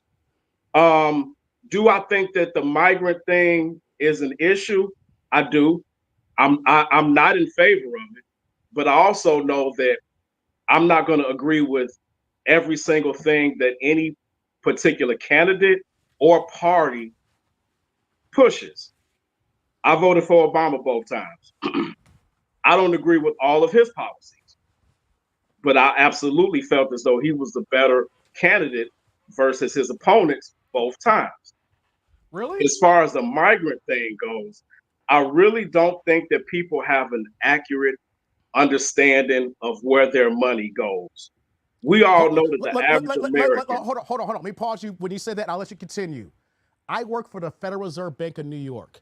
I work in markets with the U.S. Treasury. I know numbers that no ninja knows until it gets released. I know interest. No, let me finish this here. So when we talk about numbers, because I want to talk about it as an authority figure. Because when you say people don't know, I've been working for the Fed for 9 years, and prior to that, I worked for J.P. Morgan and Marcus Investment Bank. But currently, I'm in the public sector right now, so I just want to put it on the table here. I know the numbers, and my security clearance shows me the numbers. So I just want to make sure that nothing's being directed towards me. But when it comes to numbers, that's what I do every day. So you can continue now. I said the average American. My point is, I don't believe that the average person has an accurate estimation and understanding of where their so-called tax money goes. We talk about this migrant thing, and I think people really think that the migrants are taking all of their money. That's not the case. Some years ago, I don't know if you're aware of this. Wait a minute. 600 million is not 600 million in taxpayer dollars this year alone? Right. Chicago. Look, you minimize. I had to cut it. Wait a minute. Wait. 600 million. Now, come on. This is absolutely your channel. But when I get 6 words in, you jump in and you cut me off every time. Because we got to speak truth here. You can't say minimize. You didn't even let me finish my point. No. We got to correct something, brother. Because come on, man. Come on. No. 600. You gonna deny 600 million? That's listen. little? I got another phone here. Go ahead. 600 million for you. 600 million is nothing. Okay, go ahead. Continue. I never said 600 million was nothing. I never gave the number of 600 million. I did that. But you just said that. You just said that it's not a major number. Not major numbers with immigration. I didn't give that number. You gave that number. Continue. Jesus Christ! Can I get some time in? You allow me to come on. Did you just allow me to come on so you could shoot at me? 600 million. Continue. The average person does not have an accurate estimation of where their tax money goes. There was a big conversation some years ago about government assistance.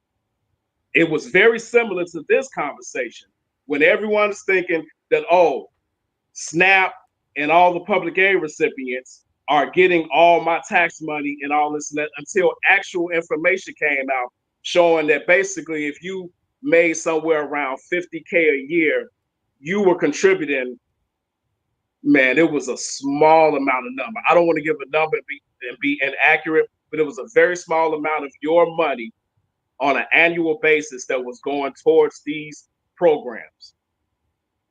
Now, I don't have the numbers in front of me, so I'm not going to say whether it's 660 or whatever and what that breaks down to for the average person. But my point of that is that the migrants are not breaking our backs as it's being pushed by certain people. What I will say, like I said, I'm not in favor of it. I think it's a mistake. I think it's being handled poorly. I don't put it on the backs of the Democrats like that. But what I'm hearing from you is that one issue has swayed you this way or another, and that's fine. Oh, no, pause. It's not one issue. If you watch my channel, I've gone on multiple issues, so I gotta correct that. It's not one issue. I've had people saying, Dave, you've been on your B1 lately.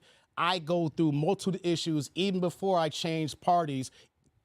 This year, last year, I've constantly talked about many things. That was the one that I brought up. I'm not a one issue person. Okay. Well, you did say that was your number one issue.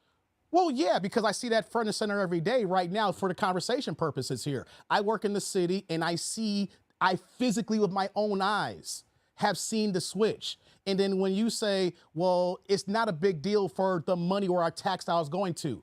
Let me ask this question to you. Are you a renter, a homeowner of an apartment, a condo, townhouse, on a building? Or, what is your home status? I'm a homeowner and I'm a government employee as well. Good stuff. Good stuff. You're a homeowner. Brandon Adams just said he's raising $300 million in property taxes. For what, Chicago? Yes. Did you hear that? I know that certain areas have property tax rates. No. He came out, I believe it was Friday, and he ran his agenda, just like all these mayors say, especially Democratic mayors. I am not raising taxes or property taxes. And reason why I brought up the number of 600 million, which has cost us in the migrant situation, because of that number of money that they put on our debt. He just came out and said, I am raising by 300 million. So when you say that people don't know where their tax dollars are going to, or if it has maybe little impact with the migrants here, there is a lot of people who I know that 300 million in property taxes is going to make these folks lose their homes the next couple of years.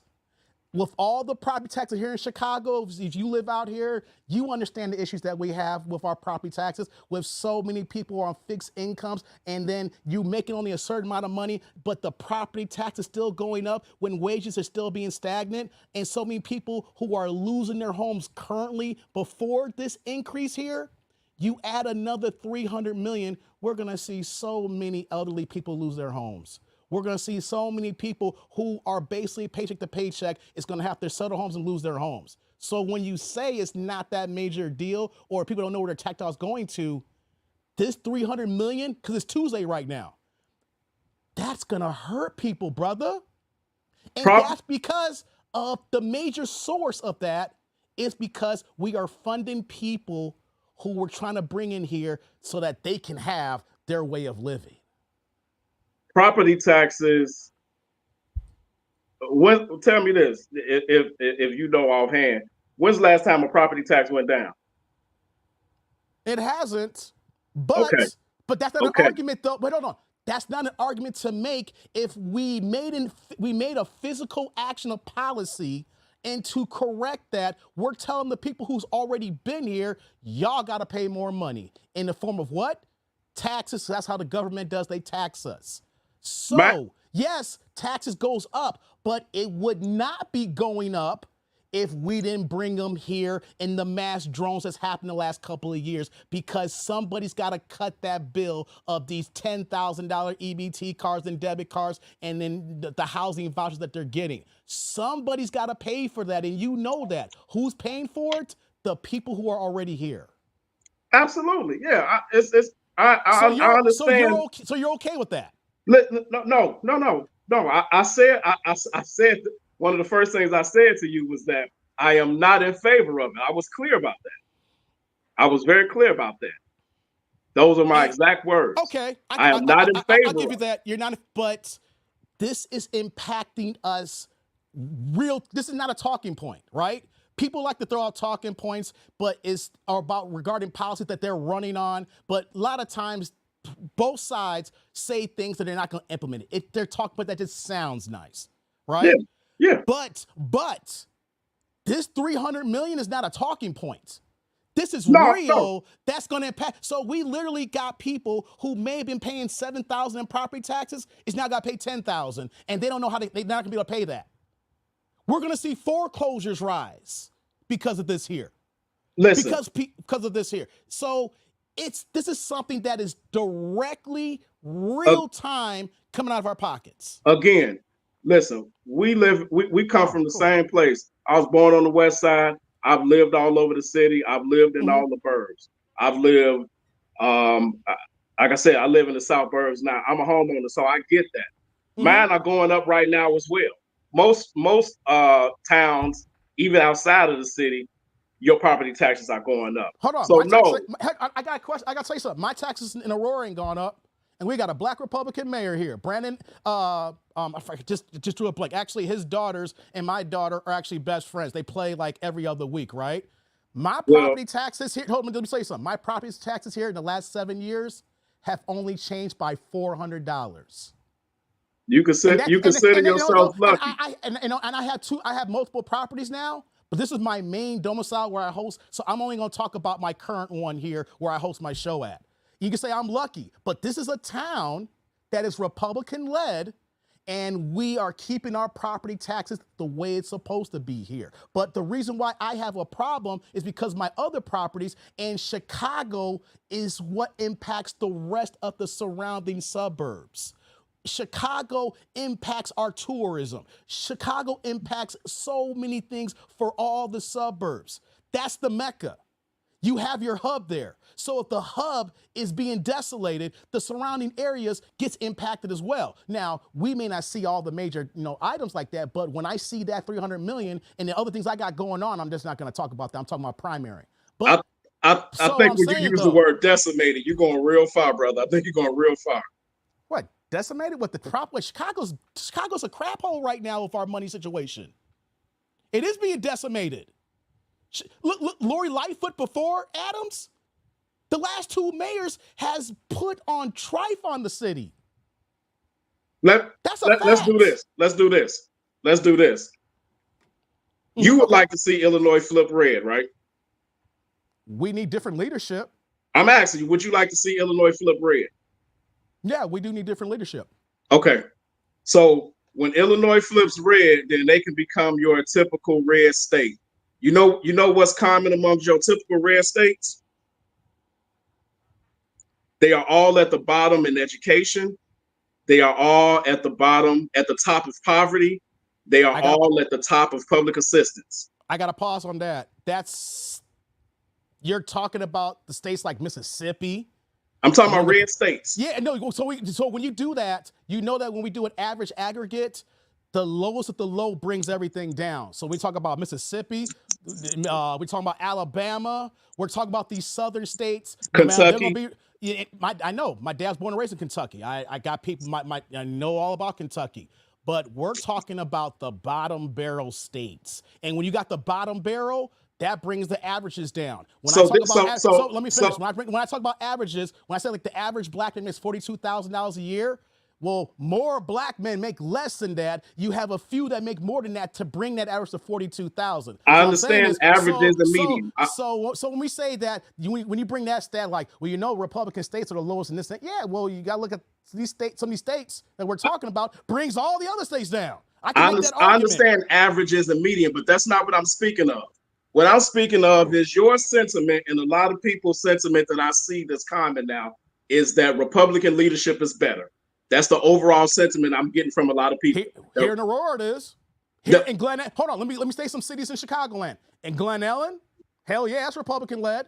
Aurora, Republican-led. Okay. Naperville, Republican-led. Schaumburg, Republican-led. I'll keep going down the line. The surrounding towns are Republican-led. You also talking about, you also are naming off communities that are higher income communities. Remember, I'm from the same place you're from. Aurora's not high income. I made sure I said that. You can say, okay, I don't know, but Aurora's not high income. It's higher than a lot of cities in Illinois. No. Have you been to East Aurora? We talk about averages. East Aurora, you got nice homes in every town. But have you seen East Aurora? Have you seen I still call it Little Mexico over there. But every town got their bad sectors. You and I both know that almost every community that you just named is a much higher than average per capita. And why is that? The people who are running not because of the leadership. Yes. I got something better for you here. I'll give you one. I was born and raised in Bolingbrook, right? That was Republican-led. I'll give you some history. You can't say Bolingbrook's affluent because my parents were two of the first 11 black people to move in that town in 1971. It was nothing in Bolingbrook. And then I forgot who the mayor was when my parents moved in. We actually shared the same backyard. But then Mayor Claire came into office here. Bolingbrook was cornfields, had nothing. And he worked out deals in place, brought industries in here where that it was not just some regular run in the town suburb. It became a decent suburb where you see $500,000 homes and $700 million homes. But that wasn't the case when I grew up in the 80s. It was just a bare bones, regular town, just average folks there. And Republican leadership bringing industries in place, cutting. I remember we used to have taxes for cities, for actually city stickers. He took that out because IKEA wanted to come in town and made IKEA paid the taxes for the people. So anybody who knows about Bolingbrook, Illinois and surrounding suburbs, you should have to get, like Chicago, you used to get like a car sticker outside of your license plate sticker. He brought in many, many corporations that cut taxes in Bolingbrook because he's saying, hey, you guys gonna pay the taxes, not the people. So when you say Republican leaders not doing that, I'll give you an example. We don't got time all night, but I'll just give you one major example where a Republican mayor came in and said, if you guys wanna come here, my people's not paying the taxes, you are because you want our business. Republican-led leadership did that. And I wasn't a Republican then. So you can't say Republicans not going to do this when we can go down and bring up policies that when they want to bring companies in, then they make the necessary change to help the people. That's one example, but you can't just say blanket, Republicans ain't gonna do nothing to help the town, because I can give you a timeline historically when Bolingbrook went to nothing to what you see now. No, it's not a thing of being blanket. It's not blanket, but what I was making earlier was that it seems to me as though people are saying that Democratic leadership runs the state into the ground. I'm speaking on the state level. And Republican leadership would do better. And I find that very hard to understand and agree with when, if I look at the 10 lowest states for education, 9 out of those 10 are Republican. If I look at the same thing with public assistance, it's the same thing. I mean, we can go across the board with all different types of metrics. And Republican states, because I asked you, would you like to see Illinois flip red? Republican states typically don't do as well as people think they do. They really don't. And you know that as well as I do. You can name out specific communities in Illinois. Yeah, the problem is you're making a blanket statement that you haven't seen happen in Illinois. Illinois has been blue forever. Forever for Chicago. Illinois is, let me finish. Here's the thing. Not the suburbs. When Chicago wins, it flips the whole state. Right? Illinois really ain't red. But have you been to Southern Illinois and the surrounding suburbs? Illinois really ain't red. Chicago is and the tight Chicago land area is red. I mean, it's blue. The rest of Illinois is red. When you hit Kankakee, it's red. Exactly. But Chicago is the third biggest city in the United States. You win Chicago, you win the state. Yeah, because Chicago carries the state. The rest of the state don't make money. You're trying to make the argument or debate that if it turns red, nothing's going to happen. But if we see the towns who are red making gains and strides and being affluent, then what happens if you took the major metropolis and put the same policies in place? You can't answer that because it hasn't happened. What about all the other red communities in downstate Illinois? It's country. There's no money there. But they're doing better than Chicago? No, they're not. No, they're not. In what way? What is the deficit in Chicago? In what Chicago makes money. That's why Illinois is considered a donor state. No. Illinois is considered a donor state. Chicago is losing money. We don't even own our own streets. We sold our streets to other countries. No, we didn't sell the streets. They sold the meters. We don't even own the meters. They sold the meters in a bad deal. So you can't I know all say about that. Yeah, so you can't say that when we're selling the city away to other interests. We don't even own our city completely. Illinois is a donor state. You understand the difference, right? Dude, we're giving away the city, and you're like, yeah, but. I'm laughing because you're dismissing the things that are there, but you're like, yeah, but, and then you're trying to make your point, and it's like, these are huge things, brother. You cite one bad business deal and say we giving away the city. No. I said two other things. Not only but the migrant 600 million, we are 1 billion in the hole this year alone. Not total, brother. 984 million. Let's be accurate. And we're not even at the end of the year yet. You're talking about Chicago, right? Yes, Chicago alone. What about the state? The state? I can't give you the state averages right now. The state is in the surplus. I know this. But we're talking about Chicago. Stay on the conversation here. Remember the whole conversation is Chicago. I'm talking about 1 billion this year alone. Okay. And it's going to increase. And if it increases, like what we're seeing right now, that means more property taxes going to have to increase because you're going to have to pay that debt somehow. And who pays property taxes? We, the homeowners, we, the taxpayers. That's a fact. That's going to happen. And here's the thing. Just because you can't afford your taxes, so many others is not.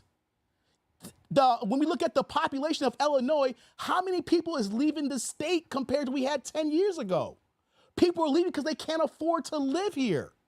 People are going to Texas for the taxes and a better way of life. If Florida wasn't a janky hole when we're talking about the weather, we have so many people migrating to Florida, but the hurricane, that's Mother Nature. You can't really put Mother Nature in policy here, but you know, that's part, but the thing is, you know that I don't want to disrespect you in this here. So between our conversation, you seem like a very educated man who's done his homework on many items. But we having a mass exodus because people can't afford to live here. And that's a fact. And because of that's happening, and then you add the migrant situation, property taxes have to go up because you got to make up that surplus. People are leaving. Why? Because our leadership has failed us. All right, and since our leadership has failed us, We need better leadership. And if you follow sports, look what's going on in the NBA or baseball, football. When a coach is not getting the job done, you got to get somebody out to do a better job. So in football, you will hire a defensive coordinator, and then when that defensive coordinator is fired, what they normally do? They go get an offensive mind. That's the same thing here. We got to change the whole thing here because the same way we've been running things as far as Democratic policies is not working. Let me jump in. You've mentioned the property taxes for homes a few times. I'm with you. I'm a homeowner. I got to pay them. Mm-hmm. You were sticking to Chicago. What I was saying to you earlier was they going up all over for different reasons, not just because of the migrants. Mine ain't going up because of the migrants. No, we got to pause that there. $600 million, dog. Come on. I gotta state that there. You're minimizing it, and I'm not gonna allow you to do that. $600 million, and the reason why I keep going to that because I am pro reparations, and we've had many reparations bills on the table, and California was the battleground state to put that in place, and then all the other states will follow in place here. And Democrats keep telling us, especially Kamala Harris, well, we're gonna do a study and look into it. We're fucking tired of studies. We've studied it to studying the studying degree. They say studying because they don't want to give us any tangible benefits. But they have the opportunity to get this money out to other groups. I keep going to that because the Democrats are telling black folks, we don't give a damn about you. We give a damn about everybody else. I need to be clear. I got a question. So when you said they don't like you, I'm coming back to that point saying the Democrats don't like us either. I got to go back. I got a question for you. You said $660 million is the Chicago deficit for 24? No. The migrant is $600 million alone. The migrant what? What is 600? What's the 660 coming from? I didn't say 660, I said 600. Okay, what is that representing? That is representing all the resources, monetary, flying them in, buses, vouchers, EBTs, housing credits, transportation. This year alone, $600 million has been towards the migrant situation, whether housing them, feeding them, or bringing them in. Okay, because I thought you mentioned the deficit. No, I mean, we may have just touched on it for a second, but we started this conversation about Chicago. And Chicago's impacted most by the migrants. And then your rebuttal was, I don't think taxpayers or the average person thinks that's know about the money and all the tax that's going to it. So that's why I came back to that. I didn't say 660, so I could have been, the miking on YouTube. You probably heard it bad or whatever the case may be. We'll chalk that up. So I'm saying 600 million is what the migrants, our tax dollars is going to this year. 984 is what we spent in total over budget for this year alone. And that 984 total for this year alone, not just Chicago's debt, 984 this year alone. So you have the trickle-down effect that increases services because you have to pay extra. The policing that goes on with that, the healthcare services that go with that as well. Everything climbs up when you have to pay extra for that particular situation here. I'm on my other phone. I'm Googling the projected 25 fiscal year budget gap is 982. That's projected for 25. No. I need you to do yourself a favor.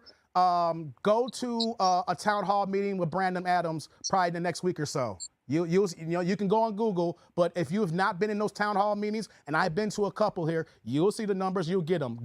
On top of that too, if you don't got time to go to a town hall meeting, that Google number talking about 2025, Brandon Adams out of his own mouth has talked about this year alone. That's why I keep bringing up Brandon Adams. You can go on YouTube and you can watch. I know you've probably seen him with all the fluff and all the people just yelling at him. But you can Google all the town halls the last 3 months alone. Not Google, YouTube, I'm sorry, because they actually got the video. So we don't have audio, not only audio, but the video and the constituents and Brandon talking and the numbers being placed there. This year alone, out of his own mouth and the constituents and the people on his board, they talked about that $600 million and almost $1 billion this year alone. So what you're Googling, that could be a projection for next year, but we know for a fact NBC News has reported on that. Okay, CBS News has reported on that. Yeah, but what I'm looking at right here is 222 for 24. What you're reading, that's one thing what you're reading. I'm going by what Brandon Adams in those town hall meetings is going on. So, I thought politicians lie. The people who are there. What about the constituents? I'm just going off of what I'm reading here. See, you're going by a quick Google search. You just can't go by, and you need more time to dissect because you only see 2025. And I'm telling you, I've watched the videos, and I'm telling you the source where you can go to CBS News on YouTube, and you can see those town halls where it comes out of Brandon Adams' own mouth. Okay. Well, all right. And because of that, since that's the information that you have to do the homework on, I don't want to beat that dead horse, but that's something you have to go back on and say, okay, Dave said this. Let me see if he's lying or not. I'll look into that. I'll look into that, and until that comes, we can agree to disagree on that. It's not agree to disagree because you don't know the information, so you can't disagree if you don't know. Well, to be fair, you're going off of what you heard somebody say. I'm going off. No. I'm going to the horse's mouth. I go to these town halls and I watch them on the news when I don't go. Okay. There's a difference by saying the horse to listen to someone else by hearing a third or fourth party. I'm telling you, I go. It ain't none of it official until it happens. See, there you go. See, you're trying to make your point and you don't even know all the information. See, if someone told me some information and I was completely ignorant on it, you know what I'll say? You got it. I got to do my homework and come back to you.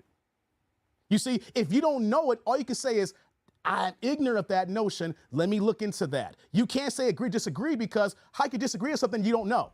You want me to discount a Google search?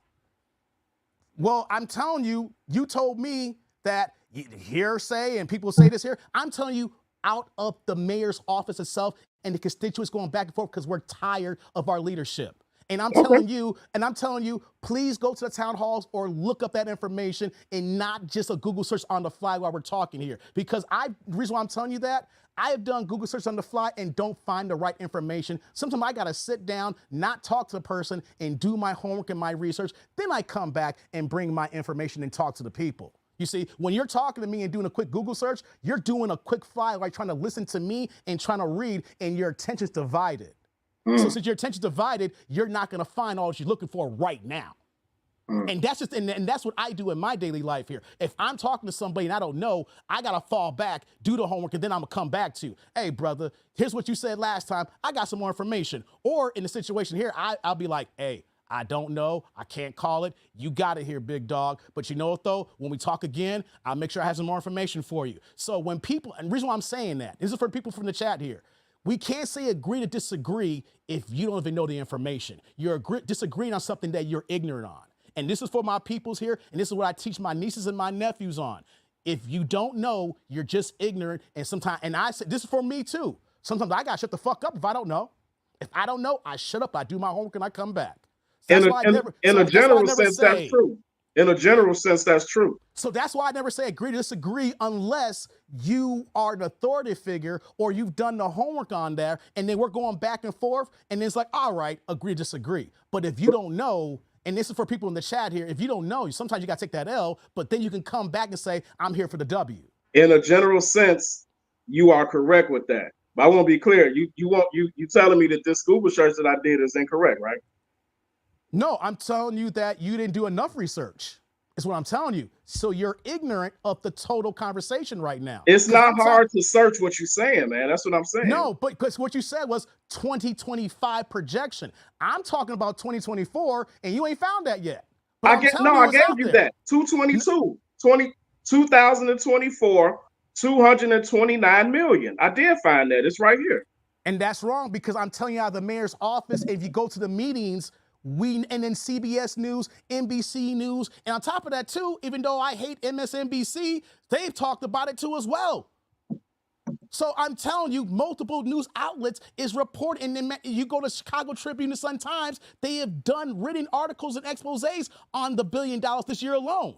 So you did a quick search that shows 200. I'm giving you 5 different outlets. If you do your homework, saying it's $1 billion and we ain't finished the year out. NBC5 Chicago. So I'm just encouraging you that in what a lot of Chicagoans are doing, because NBC5 Chicago. Because each of these town halls are getting bigger and bigger and bigger, because the people are waking up saying, we got to talk to this mayor. We got to talk to our aldermen because they're blowing our tax dollars.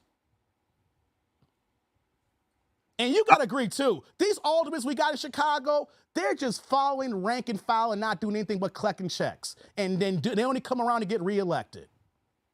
Well, that's why people need to vote locally. Well, I do vote locally, but here's the thing though. No, not you.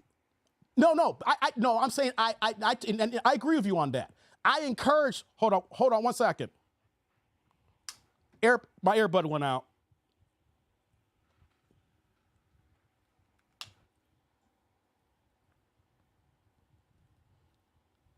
All right, we're back now. Testing, we're back. No, yes, you're right. I completely agree with you on this, brother. Locally, because this is where we're impacted the most. When you pull your car out of your yard and you're driving on these local streets, you go to your McDonald's, you go to your KFC, you go to your local doctor, the fire department down the street, the police department down the street. Our local tax dollars, the potholes in your street, things of that nature, your courts, your judges, that is mandatory, I say, for voting, because where you lay your head down at night, that's where we're impacted the most, right? So locally with these judges who, if you get a speeding ticket or some janky accident happens, you got to go in front of that judge. What we vote for and you got to go in front of that judge, that's impacted locally here, especially like for today, if you voted today or if you voted early, depending on your circumstances. You mentioned Dalton earlier with Tiffany Henyard. Oh, God. Yes. I used to live in Dalton. I used to be next door. I didn't live in Dalton, but I was next door like every day. I used to live in Dalton. I graduated from Thorn. I graduated from Thornridge. I've met Tiffany. Oh, okay, you're Thornridge guy. Okay. Yeah. Well, I did my last year there. I did my first 3 years in the city. Okay. I've met her. I know exactly how she got elected. I know too, but I want to hear what you say though. I know, but I'm curious from your standpoint. They had a ridiculously low voter turnout. True. She had her people come, and Tiffany gave out food during one of the holidays before, and that's how she got votes. Yeah, and it wasn't that many votes. Yeah, low turnout, and prior to her getting elected, she actually acted like she cared. Yeah, but she was a trustee before. Yeah, that's what I'm saying. And she cut up as a trustee. Yeah, she actually acted like she knew what she was doing. So, that's why I say the voter turnout. I don't blame that on a Democratic leadership. I blame that on the people. The situation in Dalton is not Tiffany's fault. It's the people's fault. And why is the people's fault? They voted for her. Exactly. And then what do the people believe? Vote blue, down ballot, no matter what. And no, because I don't even know if she. I don't even think she had a Republican. The point I'm saying here is that it's not a Republican Democrat thing. I know. I mean, the thing is, areas like this where we're predominantly black, we've been hypnotized to think always blue no matter what. So you're not going to get a GOP person that's going to run because you're not going to get the vote regardless, no matter what you say, no matter how you appeal, because we have been blind and ignorant toward the Democratic Party. What policy have they given us since the Civil Rights Act in 1964? Major policy. And even the Civil Rights Act, we don't got time to talk about that. We really did ourselves a disservice during that time period. That's another thing. Let me jump back. I think you're selling us short. I think you're selling us short by saying that basically we are shackled to the blue, and no matter what they put in front of us, we'll go for it. I think you're selling us short. We do. No, that's a fact. 90%. We vote blue 90% of almost every major election. 90%. Whatever is low turnout or high turnouts, the majority still votes blue. No matter what the candidate says on the other side, no matter what the policy they say, I literally was going back and forth with someone on my comment section, and I literally have hundreds and hundreds of people alone. People email me saying they just vote blue all the way down, no matter what. So nobody remember Bruce Rauner. What? Nobody remembers Bruce Rauner. I remember Bruce Rauner. That's one example. Yes. But what I'm telling you is we didn't vote blue then. What? We didn't vote blue down the board then. We voted in a Republican governor. Yes, we've had numbers of Republican governors, but the rest of the city and the mayors are all Democrat. The state. We've had Blagojevich was Democrat, Ryan was Republican. It goes back and forth. Blago was Democrat. And no, Blago did. What happened when we put in? Hold on. We can't. The last three major governors was Ryan, your boy, and then before Pritzker. Pritzker's Democrat. Blagojevich. Yeah, Blagojevich. What did he do as a Democrat? he just got out of jail. He was selling them CDL licenses. Come on, and that's just one major issue. You gotta laugh at that one. When we had Blago, he got locked up. So it doesn't matter if it's Democrat or Republican governors. Listen, Ryan went to jail, right? We got Jake. So we can't just say Republican, because I can make the same example for Democrat. Almost all of them went to jail up until a point. But the point I'm saying, though, is that when it comes to governor, I can make the same statement, a debate with you regarding Democrats who's been in lead here, and then they've been janky as hell as well. Well, look, this is my point. You basically resign black people to being shackled to the Democratic Party. And in particular in Illinois, we voted in a Republican governor, and he was absolutely trash. He was my boss. I'm a state employee. He was my boss. Mm-hmm. That man was trash. Mm-hmm. That man had us on a hiring freeze for 4 years. But he wasn't the only governor, though. You're acting like it's the only governor. I'm not saying I'm talking about his term. I'm not talking about. But do you should see how you frame that, though. You're framing it as if Illinois only has Republican governors, or he was basically. I'm not trying to put words in your mouth. I'm not trying to put words in your mouth. But the way your positioning comes off is Illinois is voting Republican governors, and see what that's got it. And I could say no, that's not what I'm saying. No. That's what you're implying, though. You misunderstood me. Your position is that black people are just going to give their vote to the blue regardless. My response to that is that's not all the way true. And I think you're not giving us enough credit for that, because in Illinois, before Pritzker, we just had a Republican governor. It goes back and forth, though. I'm not saying it's a 100%. You don't get a Republican governor in Illinois without the black vote. I understand that, but you're acting like it's an autonomy here. When it comes to the governor race, it goes back and forth. But if you look at all the other races, it's majority Democrat. You're pulling one race. It depends on where you at in the state. But you're pulling one race. If we want to pull the majority of races, it's going to be blue. In your area, it's Republican. It's majority Republican, right? And you know what? It's going to stay that way because the towns are flourishing. But you're proving what I'm saying, though. No, you're proving what I'm saying. You're trying to say that if Republican rule happens, you know what's that going to do? You literally made the argument that if states become Republican rule, that we're automatically. You're basically assuming that we're going to have lower school scores. You know, we're going to have these monetary issues. But if we already have Republican rule in the towns, and the towns are kind of growing, and then we're seeing a shift in these other suburbs, how come we can't have that in place at the top and everything funnels down? You're trying to make a blanket that if a Republican comes into place, schools go down, monies go down, and we're not going to win. I'm not saying this. I'm not saying. My point was not that it's going to happen automatically. My point was that the notion that this is automatically better than this is ridiculous when you look at certain very key metrics. When we can see what happens under Republican rule across the country. If it was a fifth, we'd all be drunk.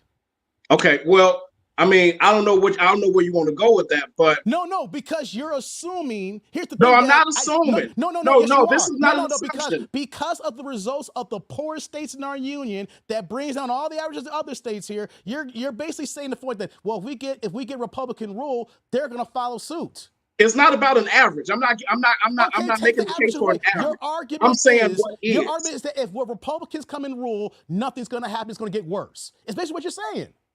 Okay. I've clarified that 3 times. That's not what I was saying. What I was saying is that look at the candidate, not the party for the most part. You're saying that because black people are been taught their entire lives to vote Democrat, that's what they're going to do. And yeah, we have. 90, you can't refute 90%. So what happened to the black people that vote Republican then? They're the minority. You're not going to get 100% vote. We're going to have people who vote independent. You're going to have people who vote write-in, and you're going to have a few that vote Republican over the years since we've been alive. You're not going to get 100% of vote of anything. But no, you're not. You're not. But a number that is clear as day on the national polls, no matter what city or state that we're in, yes, you're going to have a few Republicans here and there, even in a majority blue state. And the same thing when you have red states, you might have a blue person come in and win a election, maybe 2. But what we're seeing here is the fact that when we're looking at Republican rule, you keep assuming it's like, if this happens, how do we know it's going to be better? Basically, I should say basically what you're saying is, if a Republican person comes in play, how can we be assured that they're going to do better? In so many words, what you're saying. And the thing is, you have to give them a chance. For the last 60 years, we've been voting on the blue 90% across the board. Are there some elections where that people get tired of the person who's already in office and vote somebody out, whether it's low turnout or that person ran a good campaign? Yes. But it doesn't mean that the people are still Democrats. Like with Ronald Reagan. I brought that up earlier in my live stream here. When Ronald Reagan ran, he got every state red. It was an anomaly. You will not see that from any presidential candidate, I don't think, ever again. I don't know if you remember or looked at any stats when Ronald Reagan ran. He won Illinois. You don't see no. I mean, they just gave Kamala Illinois about an hour ago before you hopped on. You know, you will have elections where that people say, look, we're going to give this guy a try. Doesn't mean that they're going to give all red a try. They'll give this one guy a try, or they might give that woman a try. And you know why? On the ballot. You know why? Because I believe that people make informed decisions largely based off the candidate. Bullshit. I got to call that. People are doing identity politics when it comes to, especially in this vote here, it's identity politics. The average voter don't even look up what the candidates are standing on. I don't think you're in a position to say that, man. I'm not in a position to say that. Oh my God. I'm laughing at that because I'm literally talking to people and in my government facility capacity and dealing with people, I'm seeing this here. The average person don't even do their homework. They just walk into the polls and just vote blue all the way down and call the day. So people don't know. Maybe you do. Let's say maybe you do, you and yours. The majority is not doing homework. Let's stay on president. Let's stay on presidential. You think people don't know the platforms of both of these people? Not with Kamala, especially when I talk to him. Only thing I hear from Kamala, I know the policies. You know what I keep hearing? She's a black woman. Your mama black. Your grandmother black.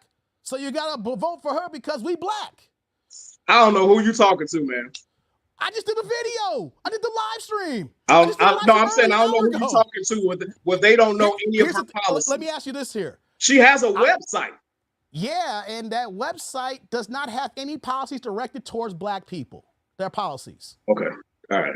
Her policies are only Americans. It's only Americans. Name me a policy that is only for black people.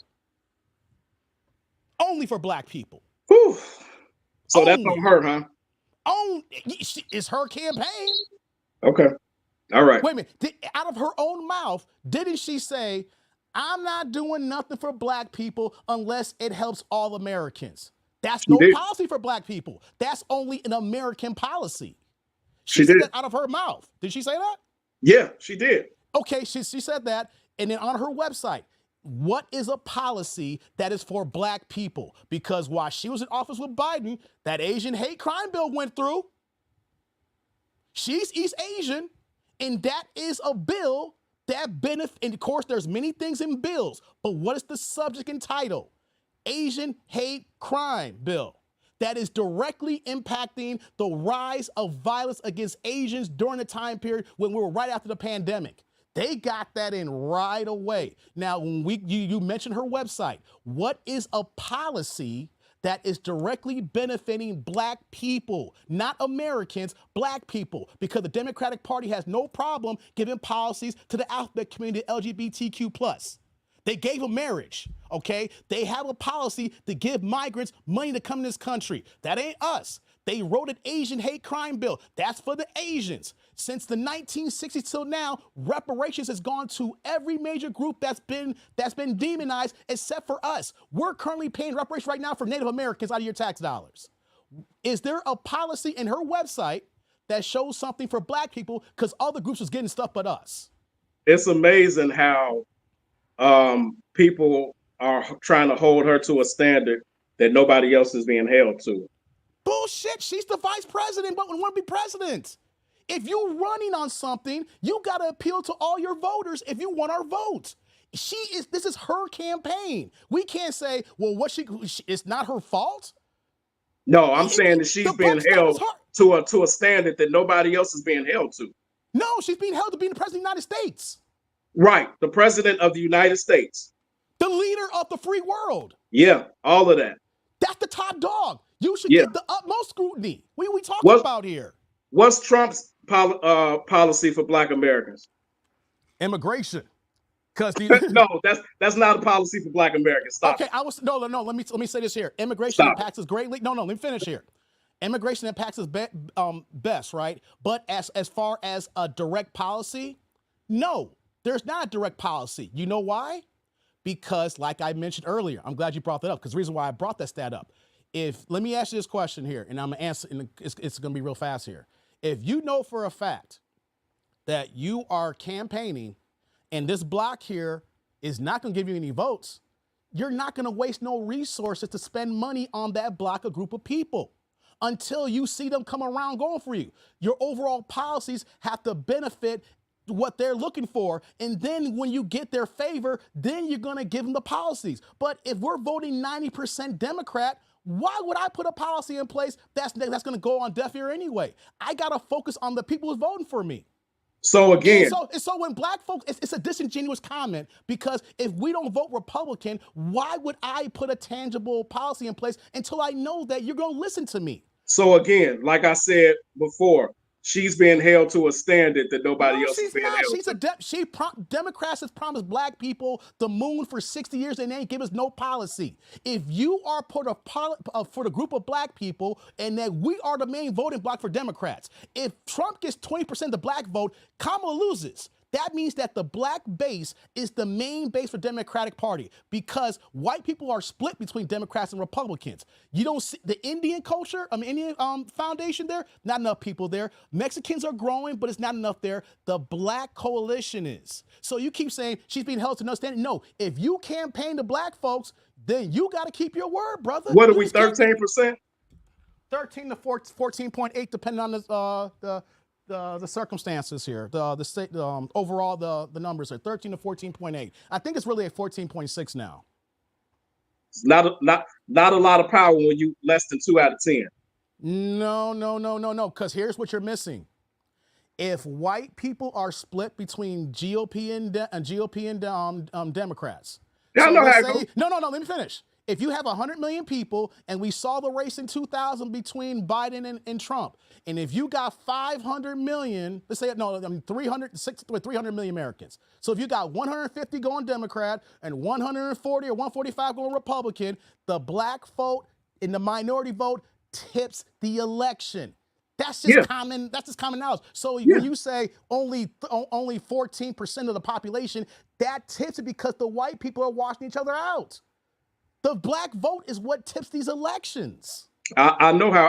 I understand how it goes. So you can't make a disingenuous argument saying that we're only this. So how does it really impact? Because when the whites are cancel each other out, the minorities tip the balance, and we hold that power. If we only gave Trump 20%, he wins. If it's below 20%, if we vote 90%, Kamala wins.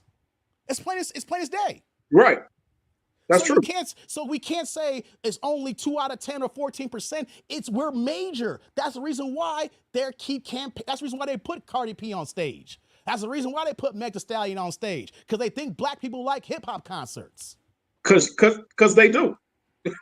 Not when it comes to politics.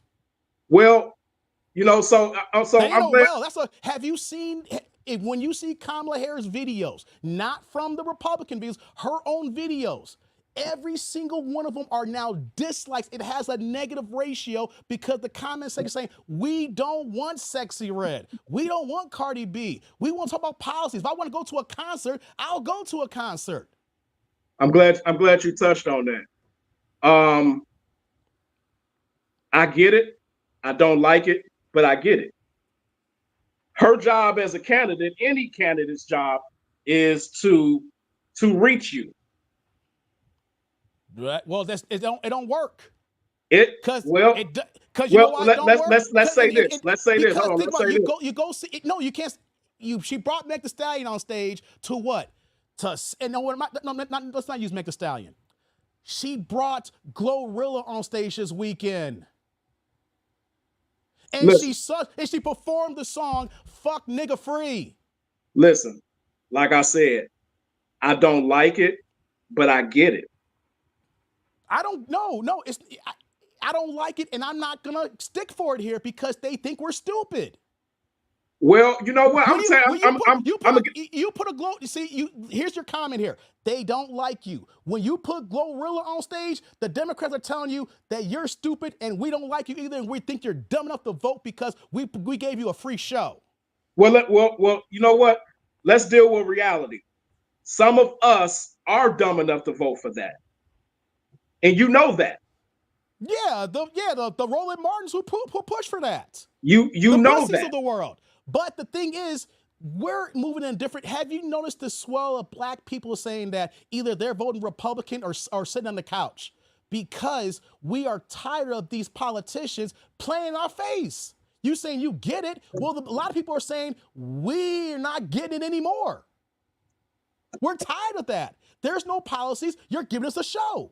You know you get the exact same thing from the other side, right? You know that, right?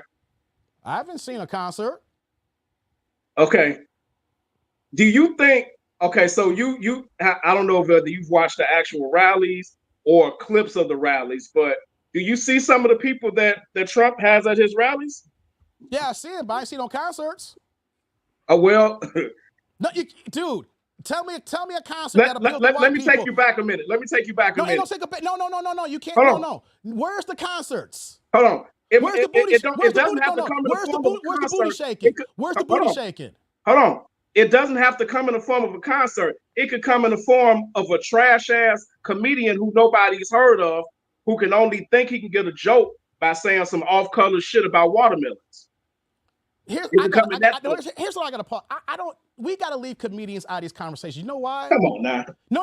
Let me finish. Let me say this. Not just politics. People want to take what comedians say and then go to the 14th power. Comedians are gonna move how comedians, whether it's politics or not. I don't want to hear about conversations about what comedians are saying, because when it's not election time, I'm hearing people who just get triggered about certain jokes these days. You couldn't hear Eddie Murphy raw today. You couldn't hear Eddie Murphy delirious say, because people are goddamn sensitive. I don't want to use comedians in a political debate, because no matter what the comedian is doing, whether we're talking about politics or entertainment or not of an election year, people are too goddamn sensitive. Comedians have been comedians since the dawn of comedy. Red Fox couldn't be Red Fox today. Richard Pryor couldn't be Richard Pryor today. Eddie Murphy couldn't be Eddie Murphy today. People are too goddamn sensitive. I disagree with that. Okay, I know you can't. Know why? 1984, Eddie Murphy delirious. You want to know how many times he said the F word? F-A-G? Calling the honeymooners having gay sex? You couldn't do that skit today. I can recite Eddie Murphy delirious word for word. You could not do the Ralph Cramden humana. Way to go, Ralphie boy. Listen, I don't know how we got. I don't want to go too No, far you brought down the the comedian. comedian rabbit hole. No, because you but, said that. And I said, let's not bring comedians into it because people are too goddamn sensitive on comedians, but whether it's politics or not. It's And I don't keep that in play here. I don't want that in debates here. Because if someone cracks a joke, it's meant to crack a joke. And a lot of jokes are a lot of dark comedy anyway. Okay, I'm gonna come back to that. Shows. But it's comedians now that are given the same raunchy sets. So the fact you saying that the comedians now can't do what they did back, that's not true. It's comedians now that are given sets just like that now. A minority. So many guys, if you ever watch these comedians now, they're always talking about how, like, in certain venues, they're like, I don't want to do these places because X, Y, and Z, or people are too extra sensitive, X, Y, and Z. It's harder for comedians, things of that nature. So what I'm saying is, I don't want to bring comedians to the conversation. People are too goddamn sensitive. Well, you asked me what the concerts were. Okay, you said, yeah, where's the Republican concerts at? And my response, it doesn't have to be a concert. Where's it's the people that he puts on stage. My They're point not concerts. is, they're rallies. She has rallies too. Right. What she does but Meg Thee Stallion, Cardi B, Glorilla, you don't like that. All degenerate music. Cool. You don't like that. Degenerate music, degenerate people. You don't like that. Cool. I could because I got a daughter and I got to keep my daughter away from that bullshit music. Fuck nigga free. Preaching about abortions? Come on, man. If you got a daughter, and I'm raising 2 nieces and a daughter. And I got 2 daughters. And so that is not music that we should be promoting on the public scale like that. You heard what I said. Yeah, you got 2 daughters. And that's what I'm saying. We should not have that music on a public scale being promoted for the leader of the office. There's a time and place for everything. But cool. I'm cool with that. My point is, you talking about how they pretty much dumb down to us at their rallies. And I'm saying to you, what do you think the Trump rallies are doing? You think Clint Eastwood knew where the fuck he was when he sat there and pointed at the open chair? Apples and oranges. We're talking about a rally and we're talking about rally with concerts. Why does it have to be a concert? It's about because that's what they give us.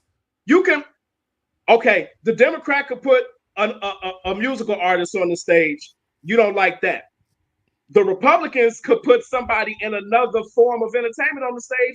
It could be just as trash. It doesn't have to be a concert. You're moving the goalposts because that's what rallies are for. You bring people who support you, and they talk and they give their speech. Right. But no. The Democrats do the same thing too as well. They bring, like, Cardi B. You can't bring up Clint Eastwood without talking about Cardi B. I did a video on that the other day. You cannot talk about Clint Eastwood, and you saw what Cardi B did. Right? I think you must have forgot the first thing I said. I said I don't like it. But here's the problem though with your debate. You cannot say one thing here, but then the other side is like, I don't like that. Then that cancel it out and it's not a debate. That's what I'm telling you. 2 things can be true. No, but we're talking about the fact that you're bringing up, well, Clint Eastwood was talking to a chair. But I'm talking about Cardi B is talking like that, and then after Cardi B, you're going to see Flo Milli rapping. You're not seeing no performances at these rallies. They're just strictly rallies. You're getting goddamn performances with these women gyrating their booties. They're both doing the same thing when they're doing the rallies. I also saw Trump bring up some trash-ass rapper from Detroit on stage. He didn't perform, but the shit You're making my point. That's what rallies are for on both sides. They have people who campaign for them give their speech. But this was your point. You're not making you're trying to move the goalpost. No, I'm not. This was your point. That the Democrats are shitting on our intelligence by pushing this bullshit down our throat. That was your point. Yes, and it's one thing for a person to give a speech, and it's another person to rap fuck nigga free. Okay. All right. It's one thing where Clint Eastwood's talking to a chair and Meg Thee Stallion's performing WAP. Okay. In your opinion. In your opinion. In my opinion, yeah. Meg Thee Stallion is shaking her ass with her dancers performing WAP. You're going to tell me that's the same as having a speaker talking about his points why you should vote for this person.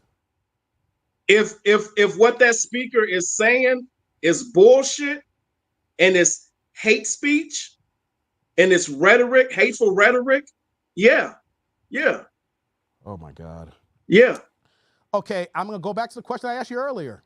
Name me a policy that the Democrats are providing for black people that is tangible for us right now, not for Americans, but for black people. My response is, my first response is, unless you have an answer on the red side, then I don't have an answer. No, it doesn't work. It doesn't work that way. Yeah, you know that's why? exactly how it works. No, actually. It doesn't, because hold on. Oh my God. Hold on. Don't tell me I'm a shit candidate because I don't have something for you when that person don't have nothing for you. No, I asked you a direct question. That's your here's how this works here. I asked you a question. It has to be, you can't ask a question with a question on this one here. We can get back to the other point later, but name me a policy where we're being told to vote blue that is tangible for black people with the current administration who's running right now that is for us. I have an answer for you. Okay. The question is disingenuous, and I'll explain why. It is not disingenuous. Asians have gotten benefits. I'll explain why it's disingenuous. No, you need to answer the question. I will explain why it's disingenuous. Every group is getting something but us. We're getting our ass kicked when we ask for shit, and then they keep telling we need studies. First of all, let's stop the BS rhetoric. The Asians didn't get anything. Let's stop that. Okay, the Asians didn't get anything. So this here, hold on. Let me pull it up. No, I know what you're talking about. You don't have to pull it. I know what you're talking about. No, you can't say that and say you know what I'm talking about. They didn't get anything. No, Hold on. Let me pull this up here. I'm quick on the draw here. This is not about to be the gotcha moment that you think. No, it's not even a gotcha. It's just we're speaking facts here. Let me take this off the screen here. I don't think you're listening to me. This is not a gotcha. I know it's not. You saying they didn't get anything? I don't think you're listening to me. You can't say something. Say I'm not listening to you. You literally just said they didn't get anything. You can't say they didn't get anything and then they're getting something. Go ahead and pull up the Asian crime bill. Here's what the new hate crime law aims to do as attack on Asian Americans rise. Do we want to read this here? Because that's the title here. They got something, right? They got a bill. Woo! They got a bill. Hold on, though. Woo! Where's our bill? No. You don't do woo. That's disingenuous there. They got a bill. Where's our bill? They got a bill. Yep. And let me see here. You know what, though? They campaign You know what your bill is? Nothing. You know what your bill is? Nothing. Your rights as an American citizen. Oh, God. That wouldn't. Oh, my God. That is come on, dog. Now you insulting my intelligence. No. Your bill is your rights as an American citizen. No. That's some. I'm sorry. That's some straight up bullshit. You put that up on the screen like everybody on this screen don't know about that. No, because you literally just said. I know what I said. No, you literally just said you're not being honest, brother. I know what I said. I said they didn't get anything. They didn't get anything. They got a crime bill protecting them from discrimination. Where is our crime bill? Your rights as a citizen. No, that's not a crime bill. Where's our crime bill? If somebody commits a hate crime against you. No, dog. Asians were getting hurt in the streets. They were getting attacked. And then when Kamala Harris got in office, she went with her constituents and they brought a bill in to help their community. They asked for help. They received help in a form of bill and legislative process. Congratulations to them. So you're telling me that our rights as an American is just as good as a bill? Because if that's the case, why are we signing bills? Politics. Now you just don't. Now you're not being honest, dog. Politics. Now you're not being honest. You're not being honest, man. What does that bill protect them from? Okay. What does that bill protect them from? They made it a hate crime. Do you want to? What does that bill protect them from? Do we want to read it? I'm asking you. No. How about we read it? You've mentioned this about 4 times. Let's read it. I'm asking you. Let's read what it. does this bill protect them from? Asian Americans have faced a dramatic spike in violence throughout the pandemic. The organization Stop AAPI Hate documented 6,603 hate incidents from March 2020 to March 2021. 1 year of crime, even though we've been here for 500 years, right? And leaders said the true number is much higher as many hate crimes go unreported. Democrats have pointed to a former President Donald Trump's recent use of racist phrases such as kung fu to describe the coronavirus. Stop AAPI Hate praised the legislation for investing in community. Let me highlight it here. Investing in community-centered solutions and provisions to mitigate anti-Asian rhetoric, and also for legislation needed to address the root causes of systematic racism and oppression, even though white folks tell us oppression and racism doesn't exist here. Because the Act centers criminal law enforcement agencies in the solution, it will not address the overwhelming majority of incidents reported to our site, which are not hate crimes, but serious hate incidents, the coalition said in the statement. Serious. Attorney General Merrick Garland called the Hill signing an important step toward protecting everyone in our country from acts and hates and violence here. The Asians got a bill because they were for a year, 1 year, brother. And then you're trying to make the debate that our rights as a human citizen, even though for 500 years we ain't got no bills in place to help us, no hate bills, no anti-crime bills that is dedicated to us. But for 1 year, and it's ironic that 1 year that Kamala Harris is in office, who is of East Indian descent, got a hate bill in place so that if something happens, it will be a federal crime if you attack these people. And you're going to tell me they got nothing?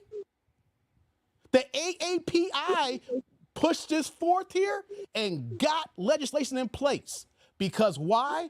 Because Kamala Harris is East Indian descent and is helping her people out. Asians got assistance. Native Americans currently is getting reparations. That's coming of our tax dollars. They're getting assistance. The LGBTQ community, the alphabet community.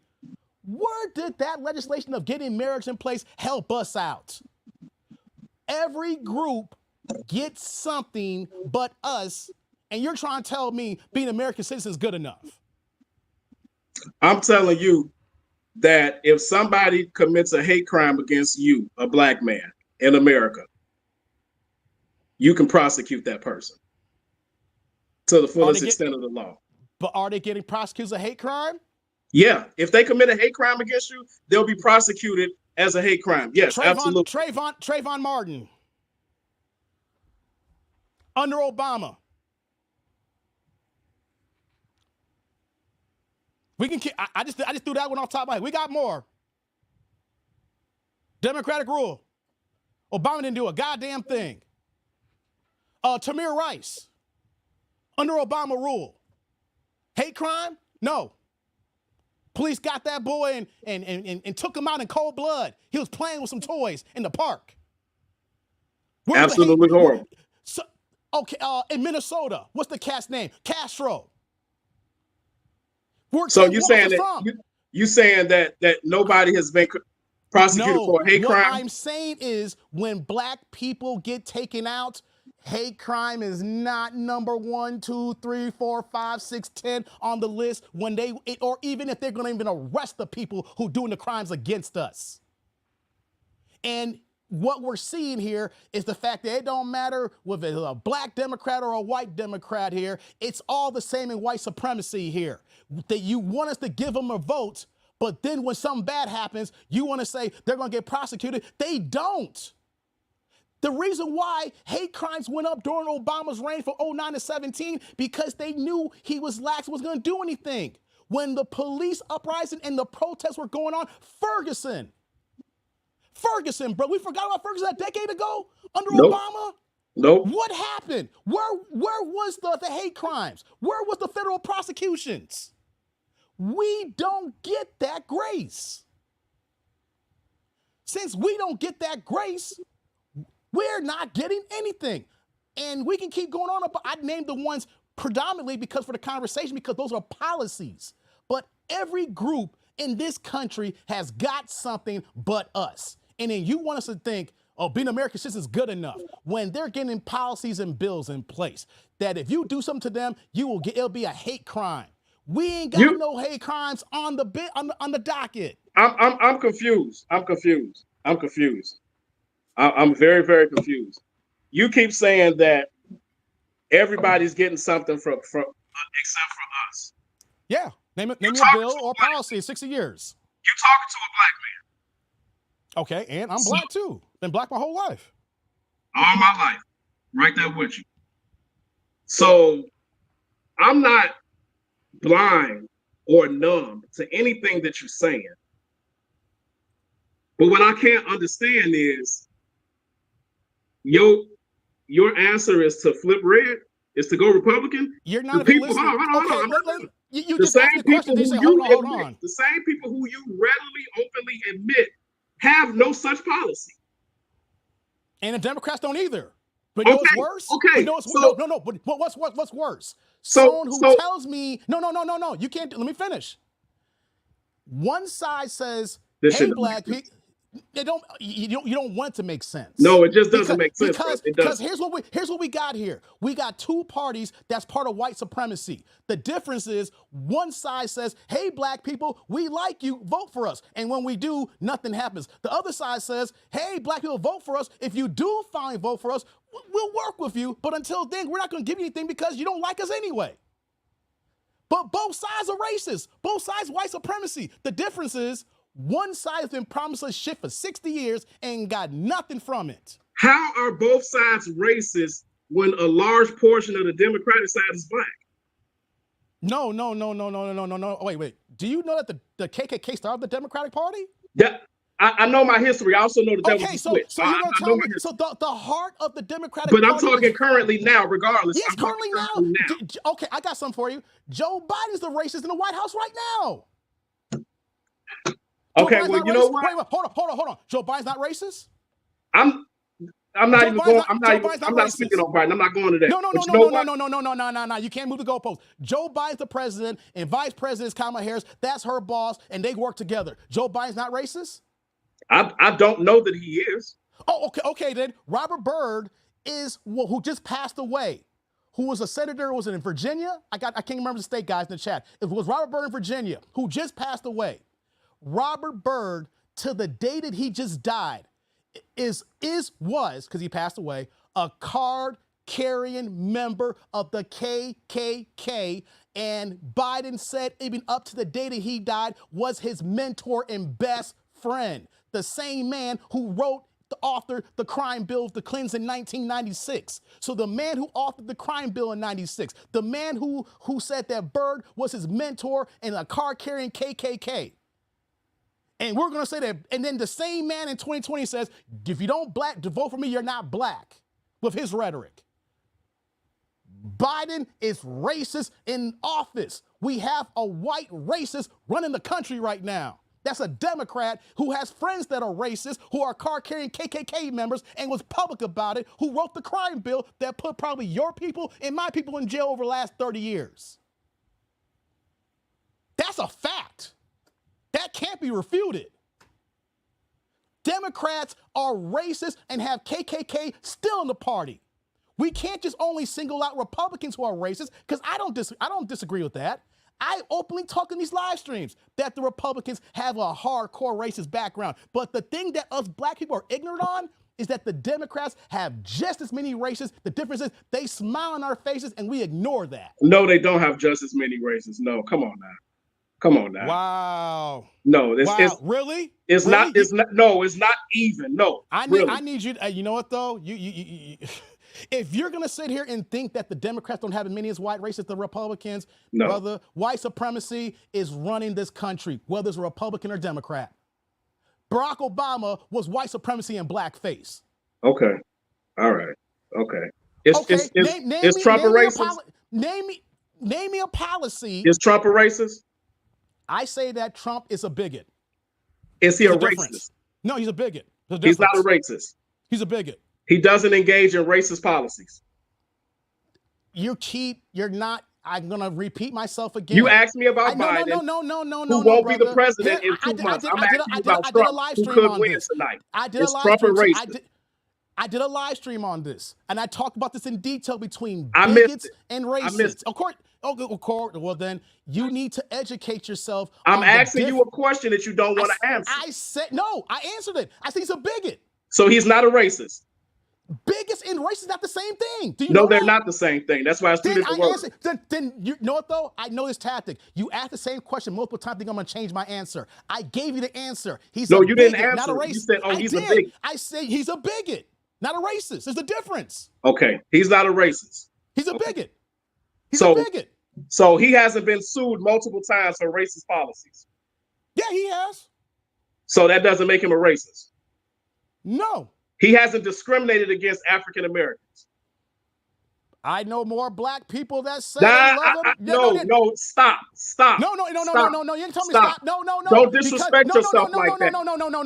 No, stop. Don't disrespect yourself like that. I'm muting you. Yeah, let me finish. I just muted you there. You can't ask me you keep asking me questions, and then when I start talking, you're like, no.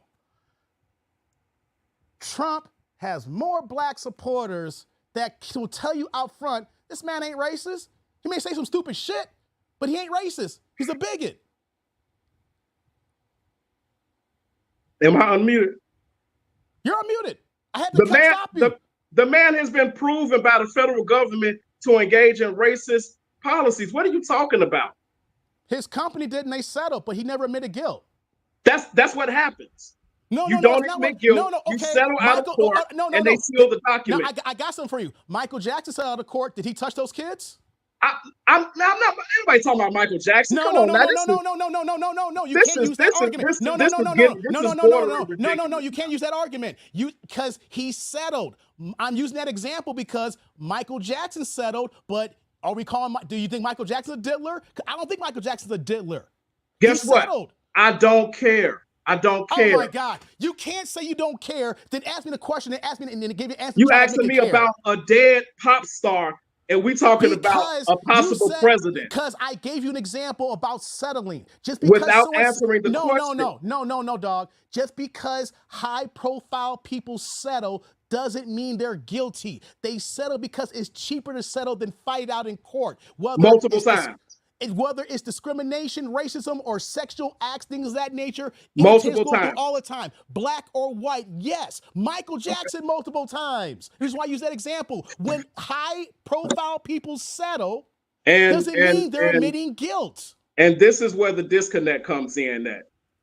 This is where the disconnect comes in. You have a man who has been sued by the federal government multiple times for housing discrimination. There are countless other instances where he's been guilty of discrimination that are on the record. And you telling me that, yeah, he might be a bigot, but he's not a racist. But there are so many unnamed anonymous racists that run rapid. Get my words right.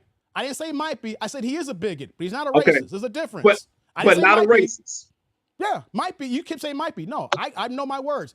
Bigot, because I don't think you're understand the gravitas. Racist and bigot are two different terminologies. That's what I said. I didn't ask about being a bigot though. I asked you, was he a racist? No, see, you're not understanding. Because you asked me a question. Is he a racist? No. And I clarified, but he's a bigot. And I think that's insane. I think that's insane. What's the definition of a bigot? I think that's insane that you would sit here and say that this man is not a racist. No, he's not. Because as us black people, we use racist too much here. But there's bigotry and then there's racism. We black folks throw the racist card all the time, and we didn't know the difference between bigotry and racism. While that may be true, Donald Trump is a racist. That's your belief. Because here's the thing. You asked me a question, and I said no. Here's the thing that you're not comprehending. You asked me a question. Is he a racist? I said no, but he's a bigot. But if you look at the terminology, which you're not looking at, to get to that point there. But then you said, that's crazy. He's a racist. And I'm like, okay, but I'm saying he's not a racist. I'm saying he's a bigot. And you keep saying that's crazy. But you're not looking at the definition of bigotry. I I know what my definitions mean, and I know that man is a racist. He is a racist to the T of the word. He is the perfect example of a racist.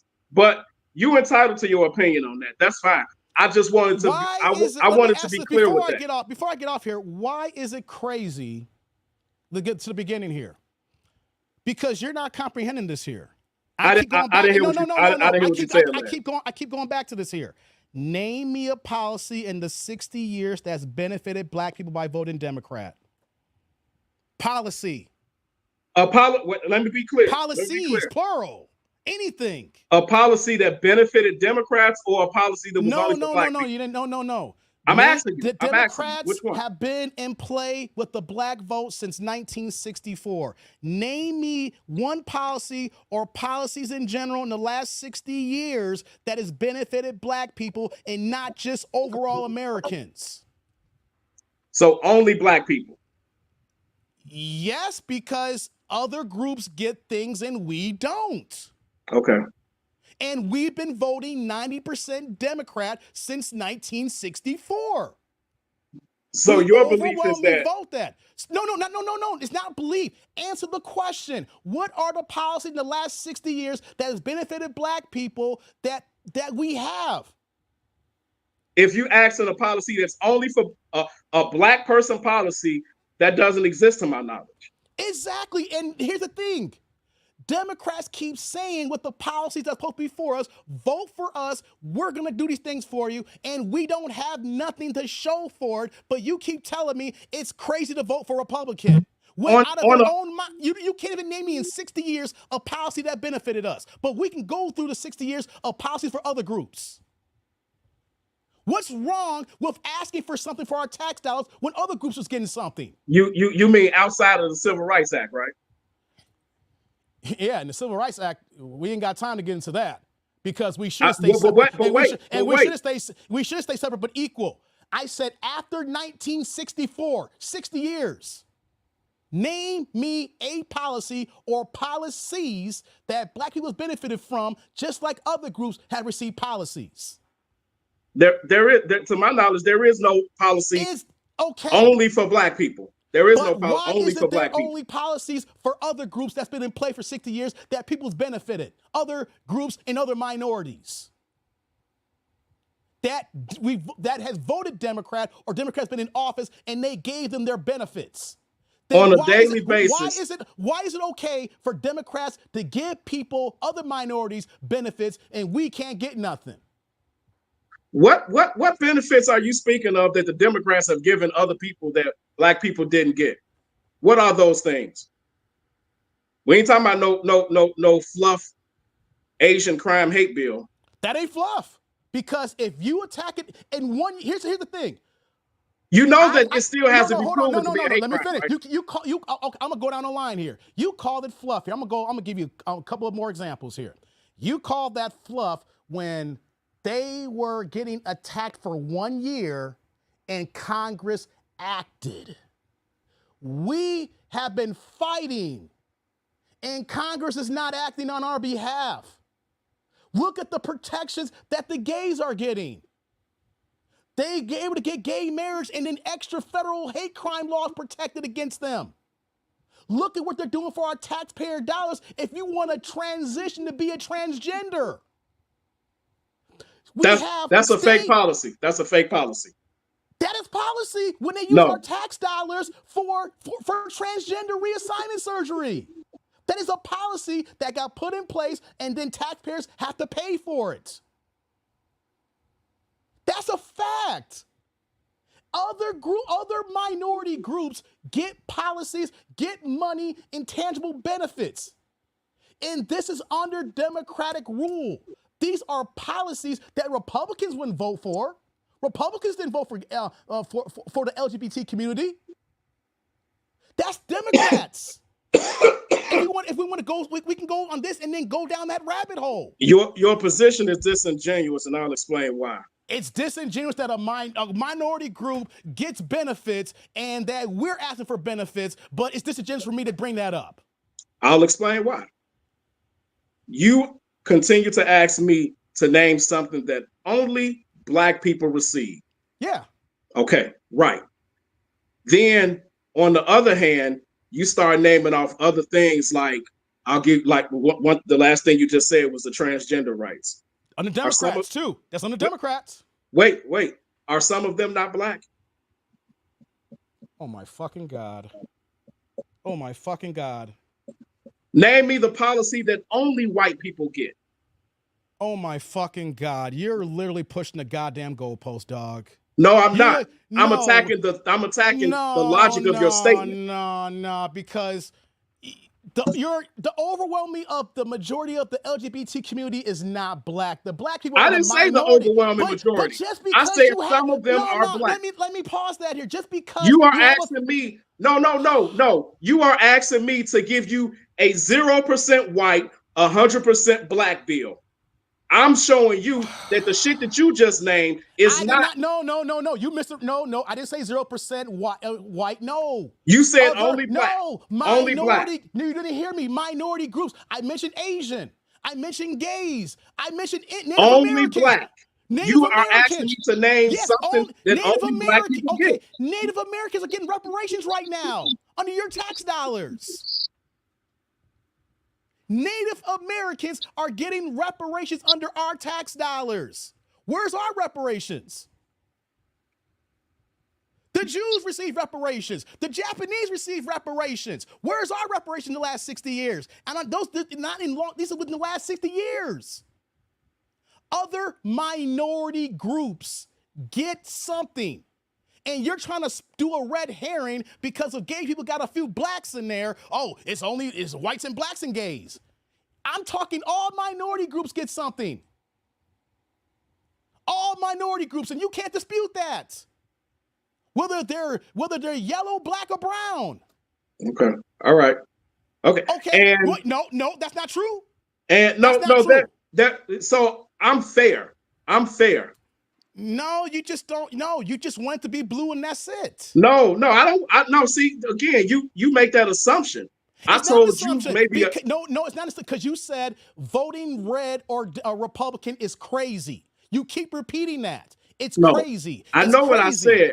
I told you, maybe you forgot what I said. I told you maybe an hour ago that I am of the mindset I'm looking at the candidate.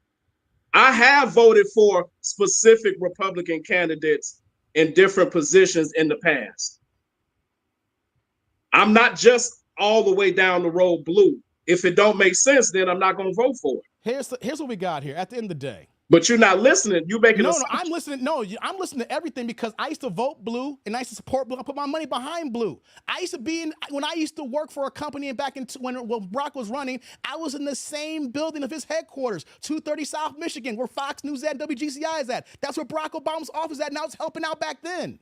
But the thing is, what you are not paying attention to here right now is the fact that the last 60 years, we have one party that has been directly targeted at us. They have gained our favor to the point where that we have voted majority 90% of the time, whether they're local or national, depending the case may be. And the point that I'm bringing out is that every other minority group, whether they are Americans or they're not even American, like the migrants coming in this country, is getting tangible benefits. We have no policies for Black Americans. I consider myself FBA, foundational Black American. I don't know if you ever followed that, what foundational Black Americans are, where that I can follow back where fourth generation, where my great-great-grandfather and grandmother were slaves. I can go back that far and even further define that here. My family, my legacy, my lineage is here in this country. No one from my background here has received anything except the fact of getting out of slavery here. But every other minority group who comes here or gets created here has received policies, bills, money, tax money dollars, or sponsored information, whatever the case may be. You think I'm happy about that? It's not about being happy. But here's the thing, though. If one side keeps telling us, vote for us, we got you, and nothing happens for 60 years, why am I still giving them my vote? I'm moving like a brainwashed person in insanity, hoping for different results when the same thing happens. I have two responses to that. One, the other side don't even think enough of you to lie to you to tell you they're gonna give you anything. That man just go on TV and say, I've done more for the blacks than anybody else in history, and ain't did a goddamn thing for anybody other than himself. Secondly, I think outside of you looking for a bill of reparations, and I want to be clear, I am pro reparations as well, but you looking for some type of a bill of reparations, neither one of those have happened. I'll give you that. But outside of that, the Democratic committee has been very instrumental to helping and assisting. I'm gonna give you some right now. Black Americans. You know why? I don't understand that. I don't understand that. You know why I'm saying bullshit right now? Because we had 2 reparations bill in California, which is Democratic rule of Gavin Newsom, who claimed to be an ally in us, but he's proven the last couple of years that he's a racist and don't give a damn about black people. They had 2 reparations bill on the docket a month ago, and they shot them both down. You know what Gavin Newsom said? He was like, we need to, once again, he even said, we need to do more research on this here, and we just can't give these blacks money because we still got other items that we got to look after here. Even though San Francisco wants to give money to for the alphabet community for certain things as well. The California had the bill on the table, and Gavin Newsom gave us the boule. Democratic governor for that state for how many years? He's been running that show for years. He was a presidential candidate till he fucked up several years ago. Ain't no one gonna vote for him for president. You're pro-reparations. We had a bill on the table a month ago, and then the Democrats shot it down. And then what did Kamala Harris say when they brought it to her attention 3 weeks ago? She wants to continue studying it. Let me let you in on something that I'm sure you know. Like I said, I'm pro-reparations. It's never gonna happen, brother. It's never gonna happen. It will happen if we get off the Democratic plantation. Know why I'm saying this here? Because we got to make them accountable. And here's what I want you to understand here. You think the Republicans are going to approve reparations? I'll give you this though. Let me tell you something here. Let me tell you something here. That. No. Let me tell you something. This is what I do believe. If the Republicans knew, if they had a way in place to gain our vote and never get to the Democrats ever again and keep the illegals out, they'll figure some shit out if they knew they can get our vote. It would cost too much money. They would never make them. No, it wouldn't cost them much money. You know why? You know that. No, it doesn't. Know what? That's bullshit talk. Know why? It won't cost that much money because we're giving all this money to migrants now. The money's there when we want it to be there. And it's there. And here's the thing too, it's not expensive because not all black folks get reparations. It's lineage based. It has to go through a national register where we can prove that your family lineage were slaves during the time of being a freeman during when Lincoln put that in place in 1864, whatever the case may be. If your family, here's how it is. If you can get reparations in place when we know that all the blacks ain't gonna get it, all these Africans that come into this country, all the immigrants that come from Ghana and East and South Africa, you don't qualify for reparations. If you're from Jamaica, you don't qualify for reparations. If you're from the Caribbean, so it's not going to cost much. People think it costs money because they think all blacks get that money. No, you got to be foundational in this lineage base where we can trace your family back to the freemen of slaves. You do not, and I know you don't. You do not believe that the Republican Party is going to push and approve for reparations. You do not believe that. Not right now because we're not voting for them. Think about this here. Why would I give you a bill if you don't support me?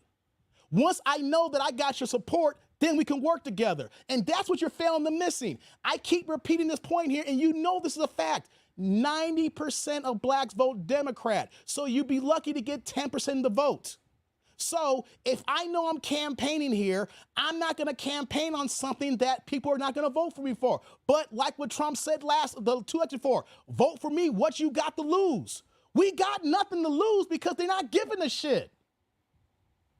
If you're not getting anything, then why not try something else to see if they will work with us? The problem is we never even attempted to try to work with them.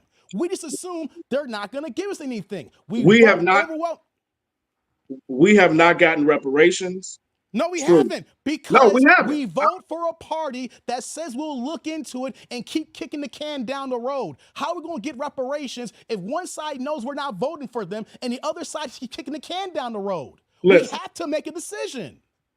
You remember earlier when I first got on and you said that the immigration issue was your number one concern. It was at the top of your list. Yeah. Mm-hmm. Reparations is towards the bottom for me because it's not going to happen. See, that's the problem that we have as black people. No, that's not the problem. No, because I'm gonna tell you this. If we think something's not going to happen, it's not going to happen. I'm gonna tell you why. Because although we deserve it, absolutely, and it should be there, I got bigger shit to worry about than that. And here's the thing: you keep saying you got bigger fish. Here's the thing, though. We don't have no policies. This is what I keep going to. Policies.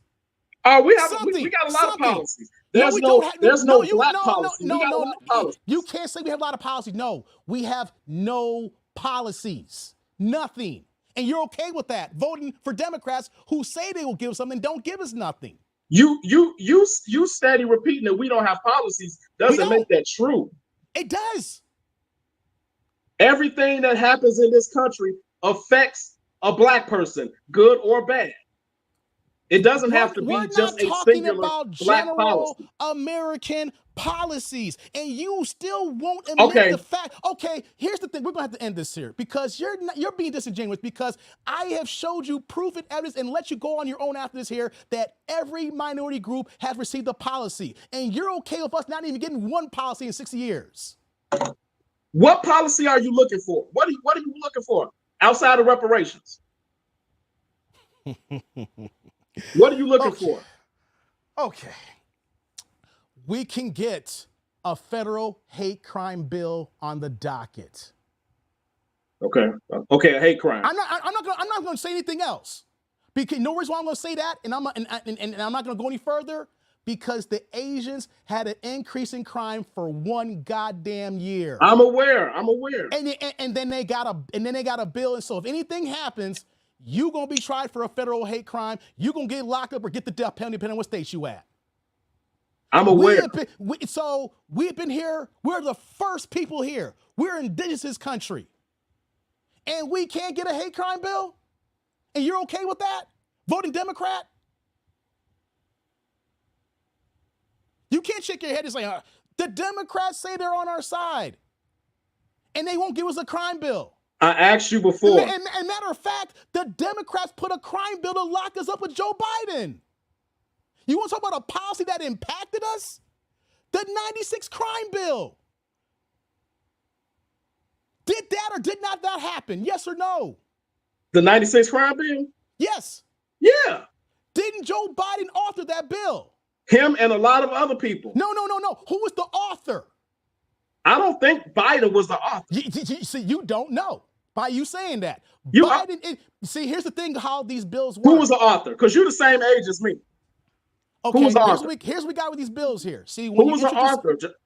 Biden, and then he got other people for support to push it onto the House, and then the Senate, and then Bill Clinton signed it in play. That's how these bills work here. You have an author. Then you go ahead and present it in front of Congress. Then you get your support and sentiment. And then eventually when it comes down to a vote, if it makes it to the House, and then from the House passes it goes to the Senate, and then from the Senate, the president signs. I know how they come across. Okay, I know how they come across. So I'm going to stick to this one point because if I name 5 points, we'll be here for 3 more hours. And the crime bill, not for us for federal hate crimes, a crime bill to lock us up. That's the policies that we get. We get policies to lock our black asses up by Democrats. Well, and here's the thing: you shaking your head, but didn't the Democrats sign this bill? Let me say this about that, and my phone is about at 10%. I'm gonna say this about that bill. Huh? Didn't the Democrats sign that bill? Yes. But you want us to vote Democrat when they put bills in place to keep blocking our black asses up. But well, let me say this: I'm going a different way with it.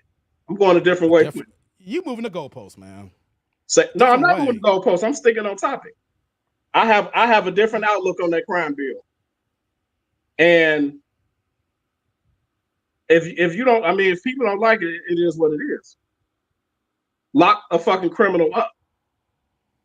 If somebody commits a crime, we're already getting locked up. What are you talking about? They locked up to the portion rates. This whole thing, because this started, I think this whole conversation about the crime bill came up, last election cycle? No, we're talking about crime bill forever. We talking about the nicest crime bill, Biden? No, it's been there since its inception, but it became a talking point, I believe, in the last election cycle, right? No, it wasn't.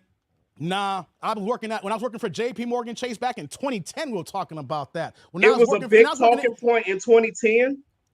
I don't think so. Yes, when Barack Obama was in office and we were talking about bills and the crime. Oh my God, because he got Biden as his vice president. And the talking point was, why'd you get Biden? It was like he needed a progressive to get over the hump. We were talking about that in 2008. You gonna get Biden? But it's okay. Like, you know what? That was the path to win. You're right. Oh, now I'm right now. You literally said that didn't happen. See, that's the thing. You're speaking too fast at terms because I've done a little bit in this here. Listen, there's no policies here, man. We have nothing. But you want to keep voting for the people that give us nothing. And you want to vote for the people who won't even lie to you and promise you to give you something. No. You want to vote on the hope No, the other side knows. Let's paint a picture here.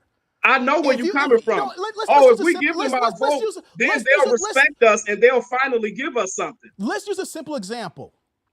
Soul food restaurants. All kinds of carbs and cholesterol. You got your smothered pork chops, mashed potatoes, like a Sylvia Soul Food or Mandy's in Bolingbrook. You know, you get your meatloaf. But let's say you're vegan. You go there, you walk in and say, damn, I used to eat this stuff, but I can't eat this because I'm vegan. Do you got any vegan options? No, we ain't got any vegan options. What I'm gonna do? I'm gonna walk out because you're not getting anything what I want. I see you got something here, but you don't get anything that is directly benefiting me because I can't eat this because I came a vegan. But what do you see a lot of companies doing recently now? We said, we got vegan options now. We got a vegan meatloaf. We got a vegan macaroni and cheese. We don't use cows and dairy milk. So you know what happens then? You see this small little sliver there that gathers the vegan population. So now you increase your customer support. It takes the people to get overwhelming response saying, hey, if you want to come to our establishment, we'll offer vegan options, but we got to see if we're going to spend the money to do that. That's the same thing in the Republican Party. Hey, if you're going to vote for us, we'll think about that, but you're not thinking about this here. We don't know if you're going to come to our restaurants because you've been going to these other restaurants or soul food for 90-95% of the time. That's a simple analogy. So if you're an owner and you recognize an audience or a customer who doesn't come in and not going to buy it, you got to say, hey, okay, I'm going to offer you something if I know you're going to come in. But if I know you're not going to come in, then why would I spend money and cost on food product or products that's not going to sell? There has to be a mutual agreement here, mutual beneficial here. If one side says, I'm never voting Republican, just like how you talking here, I will never do this. That's not what I said. Hold on. I correct myself. Not never, but you're saying it's crazy to flip a state. You're saying crazy. So if I'm a Republican, why would I campaign to people like you, even though you haven't heard my talking points? You're saying it's crazy to me. Or campaign differently and actually connect to me as a voter, as a constituent. So, like I told you before, there have been a few instances where I have voted on specific Republican candidates based off of where they stood on certain things and what they were running for. I told you, I am not just blue down the board just because. But I'm not about to, and everybody can vote for whoever they want to. Kamala today? I didn't come on here to try to get anybody to vote blue or anything. Why should we vote for Kamala today then? What was the point of voting for Kamala today then? I didn't hear your question. What'd you say? Why? It sounds like you voted for Kamala Harris. I absolutely did. Why? I like her policies. What's her policies? I agree with the body autonomy policy. Wait, say it again? The abortion ban.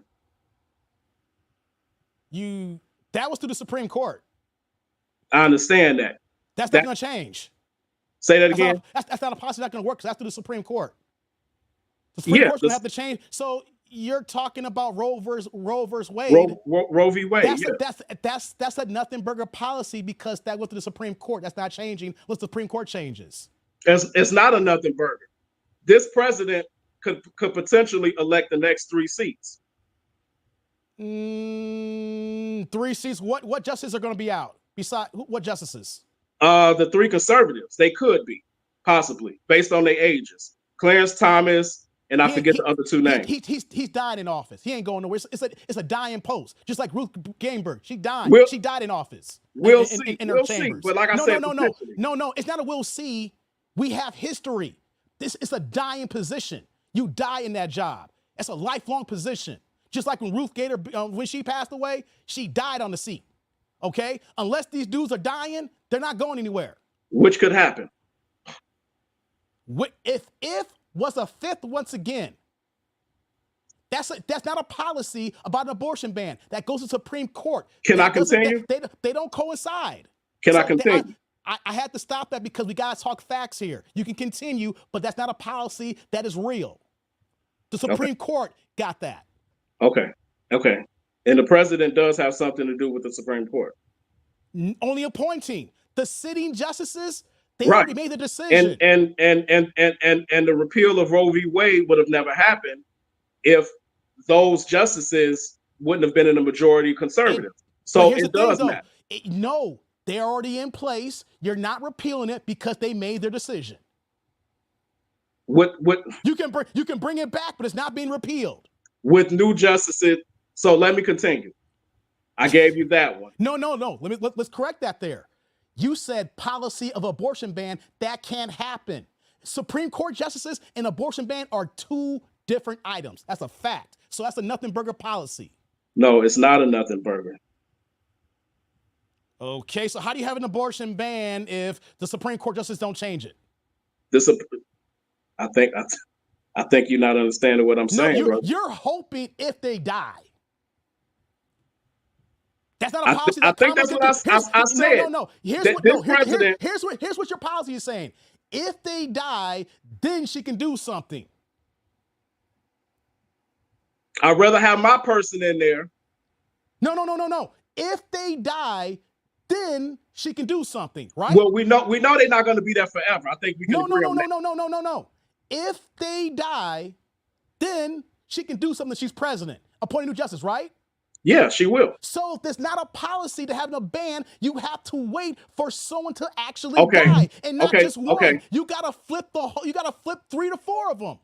That's what I said. That's a tall task, and that's not a policy. You're waiting for somebody. You're waiting for people to die, and then you're gonna do an appointment. Let me use a better word, not policy. It's a position. But the point is, we were talking about policies. Okay. Oh my God. It's a position. But we're talking about policies. You're not being straight with me, man. Hold on one second.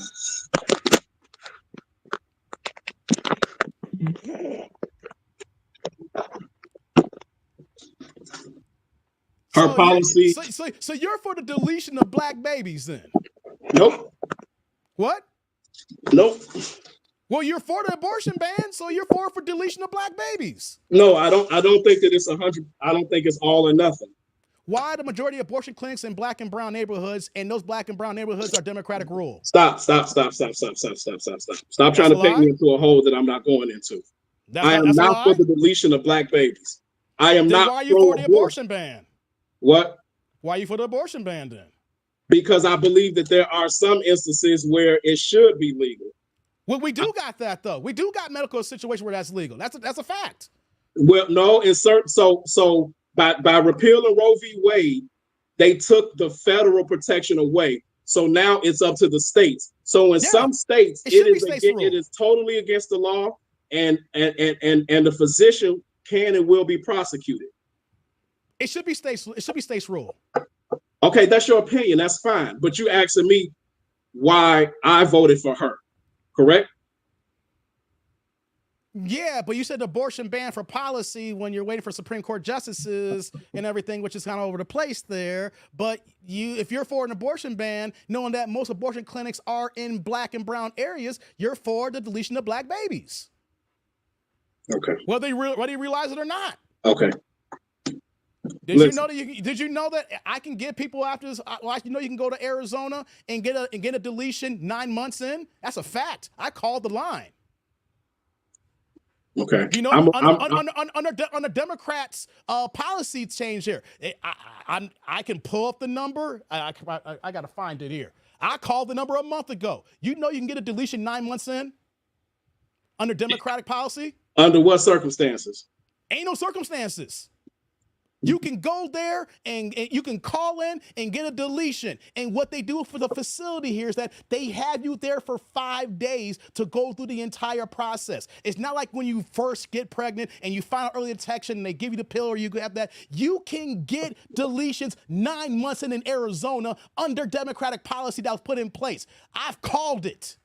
At 9 months pregnant and no medical risk to the mother, they're doing 9-month abortions. Yes, this is true. I do not believe you. You know what though, guys? Next live stream, I will pull the number up and I will call it in, and then we can have a conversation. I just don't know. It's after 10 o'clock right now. You don't gotta believe it. I know it's a fact, and many people know it's a fact here. There are deletion clinics that allows you to have it at any time, brother. And here's the thing. I didn't believe it either. When I first heard that years ago, I said that can't be. They have the time period of, I forgot the week, like 20 something, I forgot how many weeks it was. I didn't believe it either. And then I had somebody say, Dave, you just don't know. Check this place out over here. And you know what we did? We called them up and put them on speakerphone, and a nice young lady talked to us for 10 to 15 minutes and gave us the whole rundown. Okay. I will do it my next live stream, people. I will have the clinic and the number, and I'll call it up and put it on speakerphone for the live stream. You don't got to believe it. I know it's a fact, and other people know it's a fact. That's why it's the talking point here, and I will prove that on my live stream when I get the number after this here. The next live stream we're talking about this, about the election here. You got to say, I don't believe you. You know what I'm going to tell you to do, brother? Do your homework, like I said earlier, about being in these town halls in Chicago. When we do more homework, we wake up. We hear things that may sound asinine, but then when we actually do the research, like, what? This is actually happening in America? Hell yeah, it's happening in America. If you think that's asinine, just think about America in general, all the atrocities that's happened here. Nothing's out of the question. Guys, I'm gonna do that next live stream. I gotta find the number in the clinic. The thing is, I don't wanna say the name right now. I wanna make sure that I get it right, because I'm a YouTuber, I don't wanna get in trouble. I'm gonna make sure I get the right name, because I don't get in trouble saying the wrong name and I get in trouble. I'm gonna do that next live stream, guys. So you saying, I hear what you're saying about that clinic. And I got to see that. That's just one I called. There's more clinics just like that. Right, that's one you called. But I'm asking you this: are you saying that that's a part of the Democratic policy, or that would be, or was? It already is, because the Democrats are pro-choice on this one here, and this was put in place under Democratic rule, and that's why these clinics are able. A 9-month abortion was put in place by the Democrats. It happens all the time. These are clinics. These clinics are funded by Democrats. Okay. And the blue wave. Okay. Republicans don't want deletion. That's if we look at the both parties, GOP don't care for deletion. The blue do. The funding comes from blue policymakers that allowed in place here for Planned Parenthood. Planned Parenthood is the genesis for eugenics. I know the history. Okay, so you know the history. It's not out of the question that we're deleting babies up to 9 months because of the history of eugenics for Planned Parenthood. Nothing should be off the table as far as thinking, is that crazy or is that true with this country here? It's all about us actually wanting to do the deep dive and pick up a phone, or actually not be closed-minded to say, hey, let me look at this here and not be negatively impacted by it. Let me be open-minded about it. What is a negative or positive information here? Nothing's off the question when we talk about eugenics. They want these clinics in our communities. They want us deleted.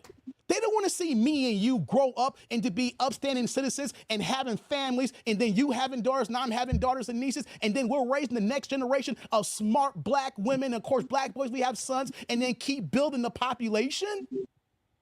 The Democrats don't want that from us. That's why these clinics are all in all of our areas. They want us to take ourselves out voluntarily. Planned Parenthood is not there to say, oh, we made a mistake, take the baby out. Planned Parenthood is there to wipe us out completely. They know they can't get rid of us on our own because they tried. So you know what they're going to do? Allow us to destroy ourselves. And what we're going to do, we're going to give them that they think they want. And what is that? Oh, who wants to be pregnant and want to be a mom or a dad? Hey, girls, you own your body. Go ahead and delete this thing here. You can go live your life. Listen to Glorilla, F nigga free. Go ahead and go to the clinic on Friday, be back to work on Monday. But hold on, though. What if you waited too long? Well, you know what, though? We got a process for that. You know what the lady told me specifically on the phone when I called? Yes, we have a clinic. We got to know how fast can you get down here? Is there any medical monetary issues? We can schedule in on. We rather you come in on Monday. We'll give you your own room and facility, things of that nature. We'll start the process on Monday, and then there's a recovery time. We'll put you to our other room here, and then you have Tuesday, Wednesday, Thursday. Hopefully by Friday you'll be discharged because it's a very invasive process. That's what the lady told me on the goddamn phone. Are you bringing your girlfriend? Is this your girlfriend? This your fiance? It's very invasive, and it's a 5-day process at least. They want us to destroy ourselves. The GOP don't care for these clinics. And you know why the GOP don't care for these clinics? Because also it's impacting them too as well. Because white people are killing their babies. So the thing is well, black people are doing it, but we're more important because we need to make sure that our survival stays up. So that's why they're doing it. They don't care about black people in that aspect here. They need their clan to keep growing here. So we'll be a residual effect of that. The Democrats want Planned Parenthood. The Democrats want your daughters, want my daughters, want your nieces and cousins to go ahead and keep deleting babies. And then know what happens when we keep deleting these babies? People don't understand that a lot of my best friends are in the medical field. When they do these deletions, you are destroying your womb with those procedures and those chemicals and those pills. I don't know how many times my guy, Mikey, he has a channel called Mike's Philippine Journey. His mom's a doctor, his dad's a doctor before he passed away, his sister's a doctor, their whole family is doctors. And we had to sit down and talk about what the woman's body goes through when they perform a deletion.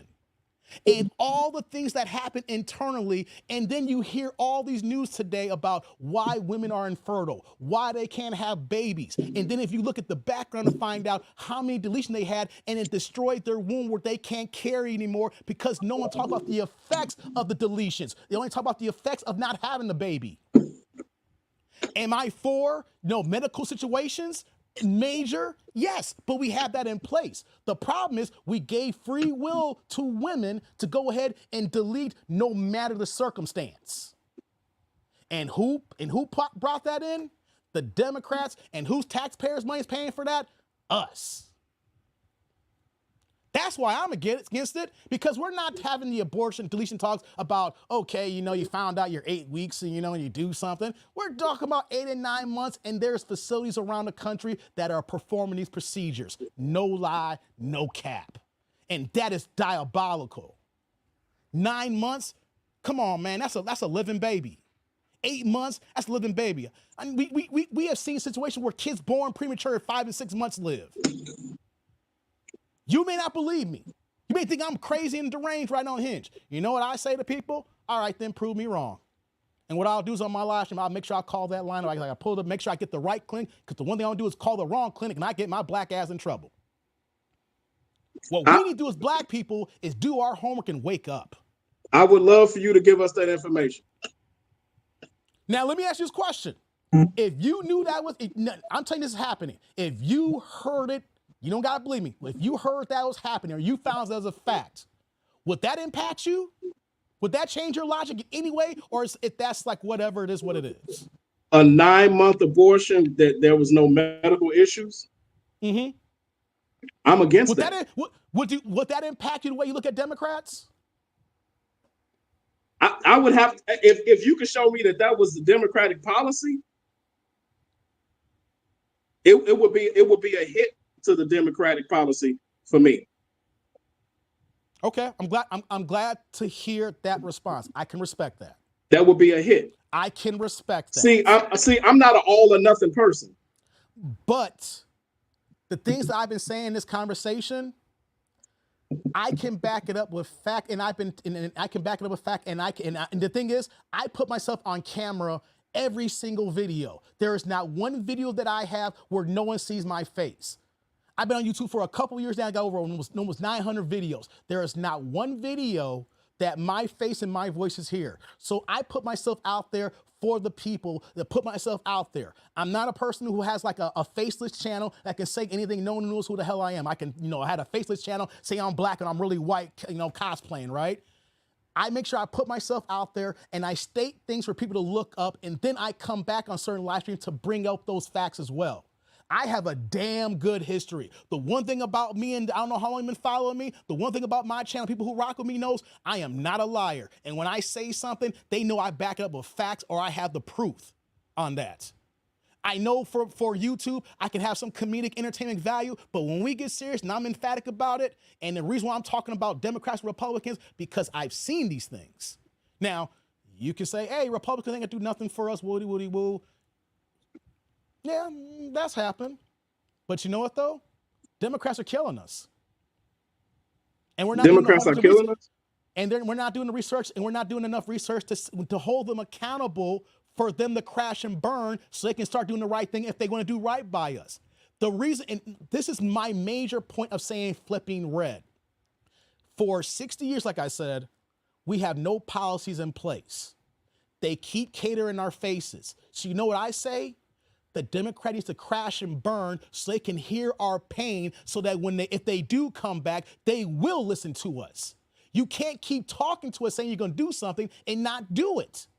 We need to let them burn so that when they feel the effects of losing the election, when people get fired, people lose their jobs, they don't need to bring people in who's going to do the job so that they can actually help us. You just can't keep talking, yes, yes, yes, and then don't do nothing, and then don't think the people are not going to be pissed off and fed up. And then go to an alternative to say, hey, you know what? Even though they have not helped me, maybe I need to go somewhere where the help could be there. Because they're killing us on this side here, or just completely lying in our faces here. So we need them to crash and burn so that if they get their act together, they can come back up and give us something. We can't keep letting them keep talking the same thing at us, not to us, at us, so they can do the right thing later. And if they won't do the right thing, then let them crash and burn. Okay. That's the way it's supposed to be. Our vote is tangible and is worth currency. And if they're not going to give us anything, but just give us lip service, then they need to feel it. And when they feel it, then maybe they change. And if they don't change, then a whole bunch of people is out of office and lost jobs. But we have to do it because our vote matters and we have currency. Not just voting because it's crazy because this side doesn't do anything or not. This side keeps telling us we're going to do something, they don't do it. So how about this here? Since you've never done it, get the fuck out. And then when you get your act together, then maybe we'll listen. Until that happens, they got to go. These Planned Parenthood facilities that's doing these performances, but procedures, they got to go. These governors like Gavin Newsom, who wants to say we got to study reparations, and then when we get the bill on the table, they got to go. And then you know what these white supremacists on the Democrats and Republicans do? Both sides, but especially the Democrats, you know what they do? They get these goddamn tethers in office who we think they're black and they're not black. They're from Africa. They're from the Caribbean, and they don't have the same values as me and you, brother. We think they're black because of their skin tone, but you know what their values are? In East Africa, in South Africa, in North Africa, where they're from, and when they get their money, they send it back. We think because we see a black person in political office, we need to double check their background, brother. We got so many black people who don't do our interests because they're not FBA. They're tethered from other regions, and then they become American citizens or their first generation, but their mindset and their family values is still with their country. So what me and you want, they don't want. And so those are the chameleons and the shills. Those are the ones who are the worst. Those are the ones in white supremacy and blackface. And those are the ones who are part of the democratic process, Democratic Party. How many authentic black men or black women you see as Democrats, but how many you see as tethers from other countries? You see, we've been blinded by the people who look like us, and then we've been blinded by the people who smile in our faces. I'll tell you this. Ain't nobody dragging us to Planned Parenthood. No, it's voluntary right now. And they put it in place for us to go walk on right on. They can put a Planned Parenthood on every corner if they want to. Well, they have in the black communities, and it's working. Okay, well, whether they're in black communities or not, guess what? You choose to go in there. Dog.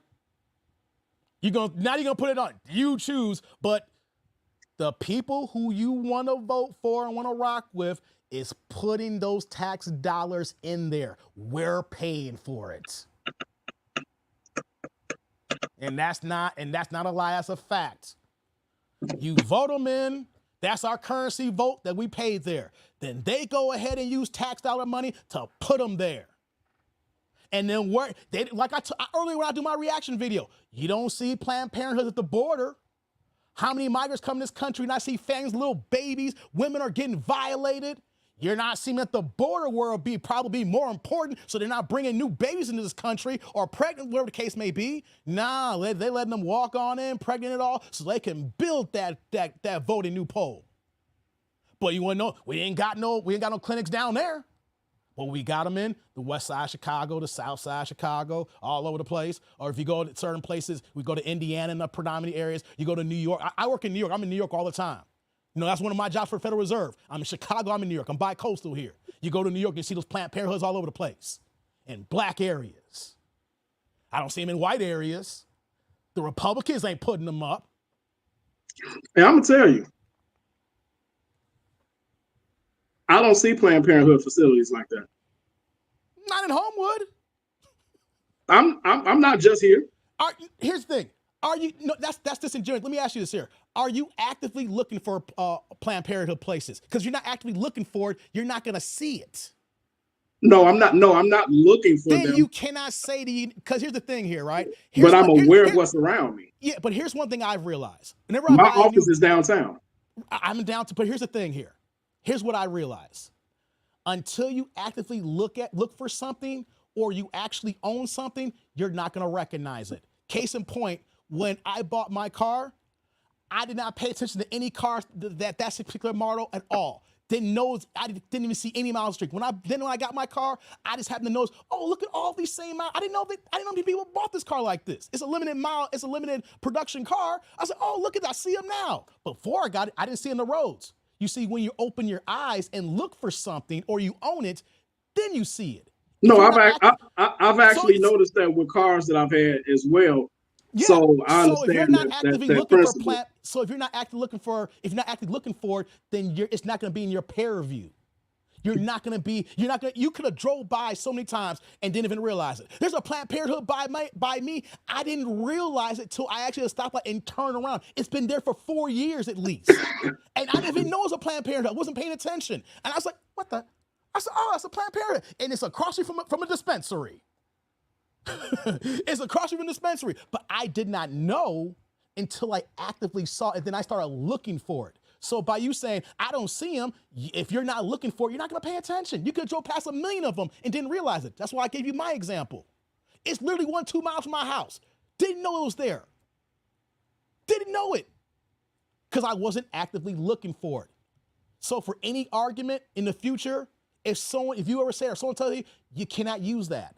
Because if you're not actively going that route, you could have saw 100 of them and then you didn't see 100 of them. Because your mind's elsewhere and that's not part of your peer review and not part of your mission, what you got going on that day. Yeah, we'll see. But I don't think that I have seen that many like that. And that's the problem here too. You keep saying, I don't. You're ignorant of that because you haven't done the homework. Until you've done the homework, then you can answer that question. You cannot answer that until you know. You do not know. You're ignorant. And so ignorance is bliss in this part here. And that's why I like to tell my chat here, and I apply those principles too as well. If I don't know and I ain't done the homework, I can't give a definitive answer.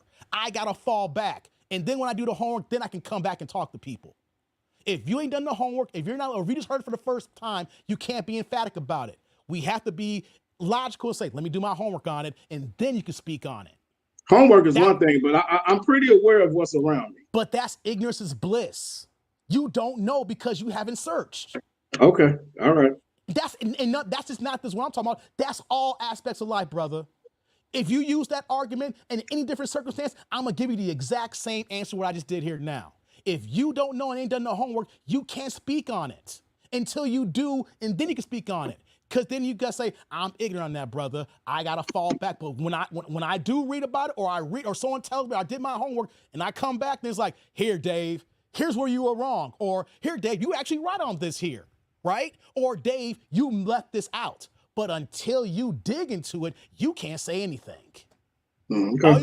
All you can say is, I need to look into that. Okay. So it's good talking to you, brother. No hard feelings. Politics get emotional. No. You know, because people want to live better. We both have families, and we want to be good, and we want our families to be good. So I appreciate your candidness. You are a person who clicked the link. I give you respect for clicking the link, brother. Yeah, because you called me a troll. well, the comment was, if you've been on YouTube for 3 years, you see troll comments. Now, the thing is, you don't have a channel, so you can say, I'm not trolling, but you got to understand what we see all the time here, what we deal with in comments and in emails, right? So, but I have a face with the name now. I can respect you because you clicked the link. We went back and forth. We did not call each other motherfuckers. We disagreed. We felt a certain way on certain topics here, but I didn't call you nasty names. You didn't call me nasty names. It got a little elevated. We agreed on certain things, but that's the way that is supposed to be. But in this game of life, what we're dealing with right now, how I feel is not crazy because I'm a lifelong Democrat who has not received anything. And after a period of time for you to understand me, I am tired of getting nothing when someone tells me they're giving me something. They tell me something and then nothing happens. I am 44 years old now. I am tired of someone telling me they're gonna do something and not do it. And so you get to a point where you're sick and tired of being sick and tired. I get that. And so because of that fact, when you believe their actions, you can hear lip service, but their actions is physical. That is more important. And if their physical action is saying they have not given us anything tangible, not even a goddamn hate crime bill, if we can't get a hate crime bill, then we need to at least have a question mark. Because the Asians had a rise in crime for 1 year and got a bill. So if 1 year can go by and they get a bill where that becomes federal hate, then we need to question why we've been fighting for all these years and these folks smile in our face and then don't give us nothing. Because remember, brother, remember this here. Just because they're Democrats don't mean they're not racist. No. We have to remember white supremacy runs this country. Even though we have more rights than ever, white supremacy rules. Absolutely. And so since we know white supremacy rules and you agree with me on that, that means that there is racists on the Democratic side and they have a different blueprint on their racism compared to the racists on the Republican side. They're all racist, but they have different blueprints on how they express their racism. My thing is, I am sick and tired of dealing with their racism and I'm not checking for it anymore, especially when our current president is racist. His mentor just died as a card-carrying KKK member, and he never denounced him. He was speaking glowing of that man to that man passed away.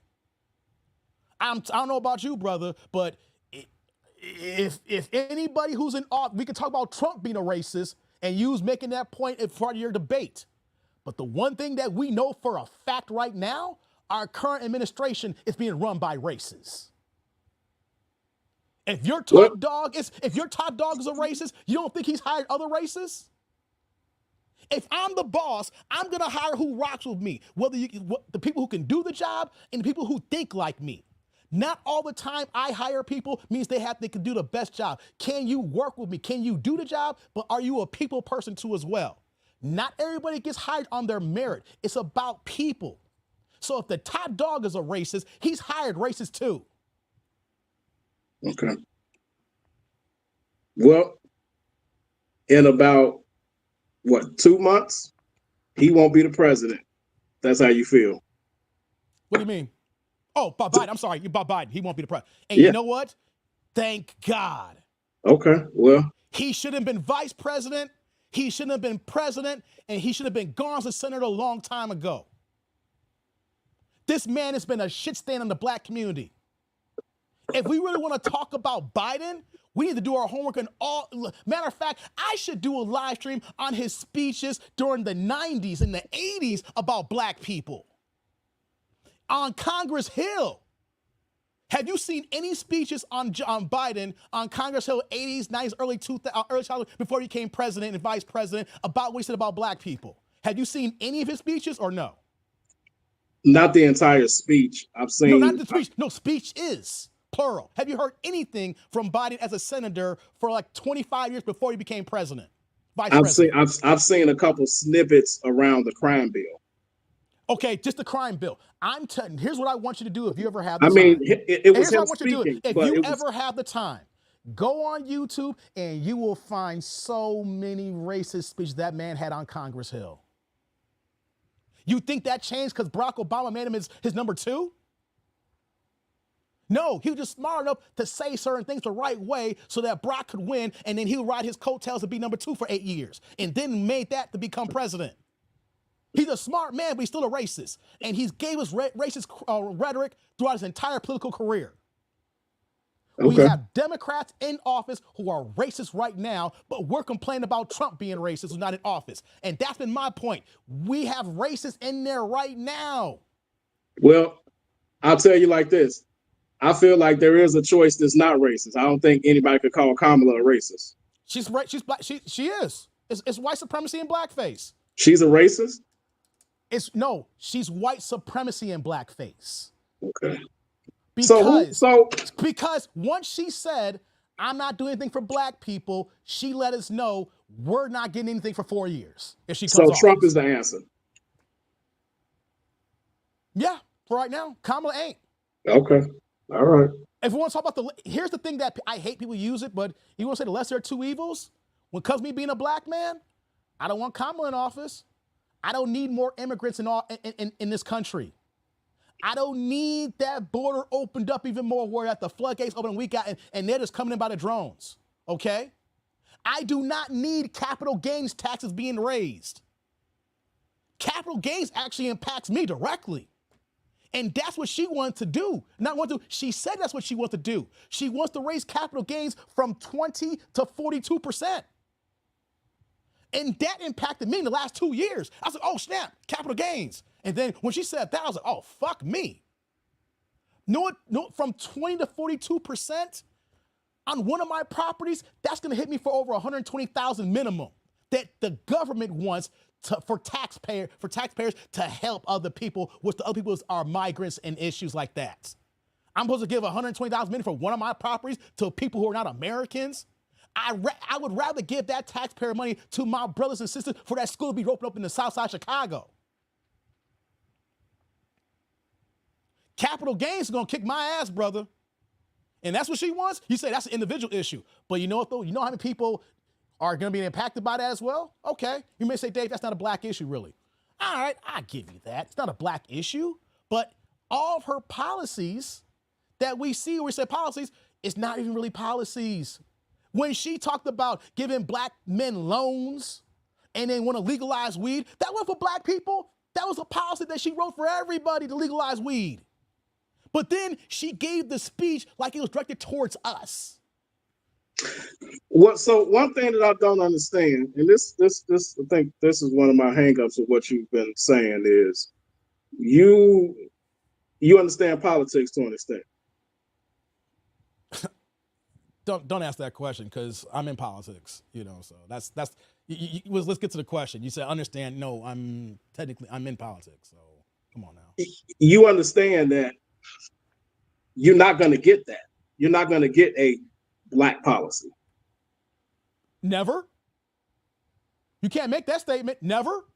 Not when you 14% at best. No. The Asians are not 14%. They're less than that. You can't make that argument. You heard what you heard me call that fluff. You said 14%. The Asians are not 14%. You heard me call that fluff. It's not fluff.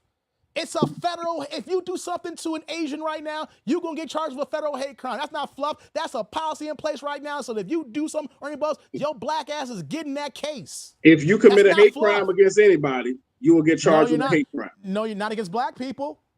So you can't commit a hate crime against a black person. 2009, 2017, name the hate crime. Where the hate crimes at in 2009 to 17 when Barack was in office? I can't answer that right now. Because it didn't. Okay. So I want to be clear. Black people are the only people in this country who you cannot commit a hate crime against. No, you got that wrong there. If you commit a crime against a black person, you're not going to get charged with a hate crime unless the president steps in and put it in place. That's what Trump did when he was in office. I forgot the person's name that he pushed for the hate crime. It got in the chat. Can y'all post in the chat there who Trump forced for the hate crime? Because local law enforcement and local politicians didn't do it. Trump actually did that. I can't think of the guy's name right now, chat. If y'all in there, please post the man in the chat who did Trump had to force for a hate crime. That's a fact there. I just can't think of the name off because we've been talking for so long. But my chat knows about it. So if you guys can post that, let me know. So the president has to step in for it to be a hate crime. The last time it happened was Trump. Yeah. Okay. Last time it happened, Trump did it. Okay? Because when Barack was in office for 8 years, how many hate crimes happened, especially with the police, and it just kept happening. You know why? White supremacy found out that Barack was going to act the same way like any other president, and they had the green light, so they kept killing us, dog. We had all those protests, remember? All that stuff. We were fighting, right? We were in the streets, remember? But what did Barack do? Nothing. We know Biden was doing nothing. Biden was probably smiling at that stuff there. That's why I said white supremacy and blackface. Because they're still carrying out their same good old moves, but you got a blackface in place here who's not going to do nothing. Black Democrat. And he ain't even black. He's black skin tone, but he ain't me and you black. And that's why I said earlier about these politicians who come from other countries, they're linked from other countries, and they say for us, but then their policies don't do anything for us. You know what? This is the reason why they don't do nothing for us. Because they ain't us, brother.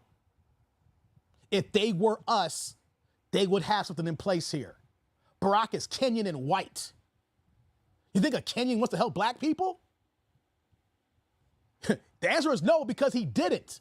Because we cannot name a policy that Barack did for us. You know what Barack's landmark policy? Gay marriage. That's not true. Well, okay, what's Barack's? The Affordable Care Act then? That's what his but check it out though. Yeah. Okay, the insurance that impact more white people than black people. But more see, white people. No. Reason why I said that. No. Reason why I said that because that's a policy for all. Right. That's Americans. right.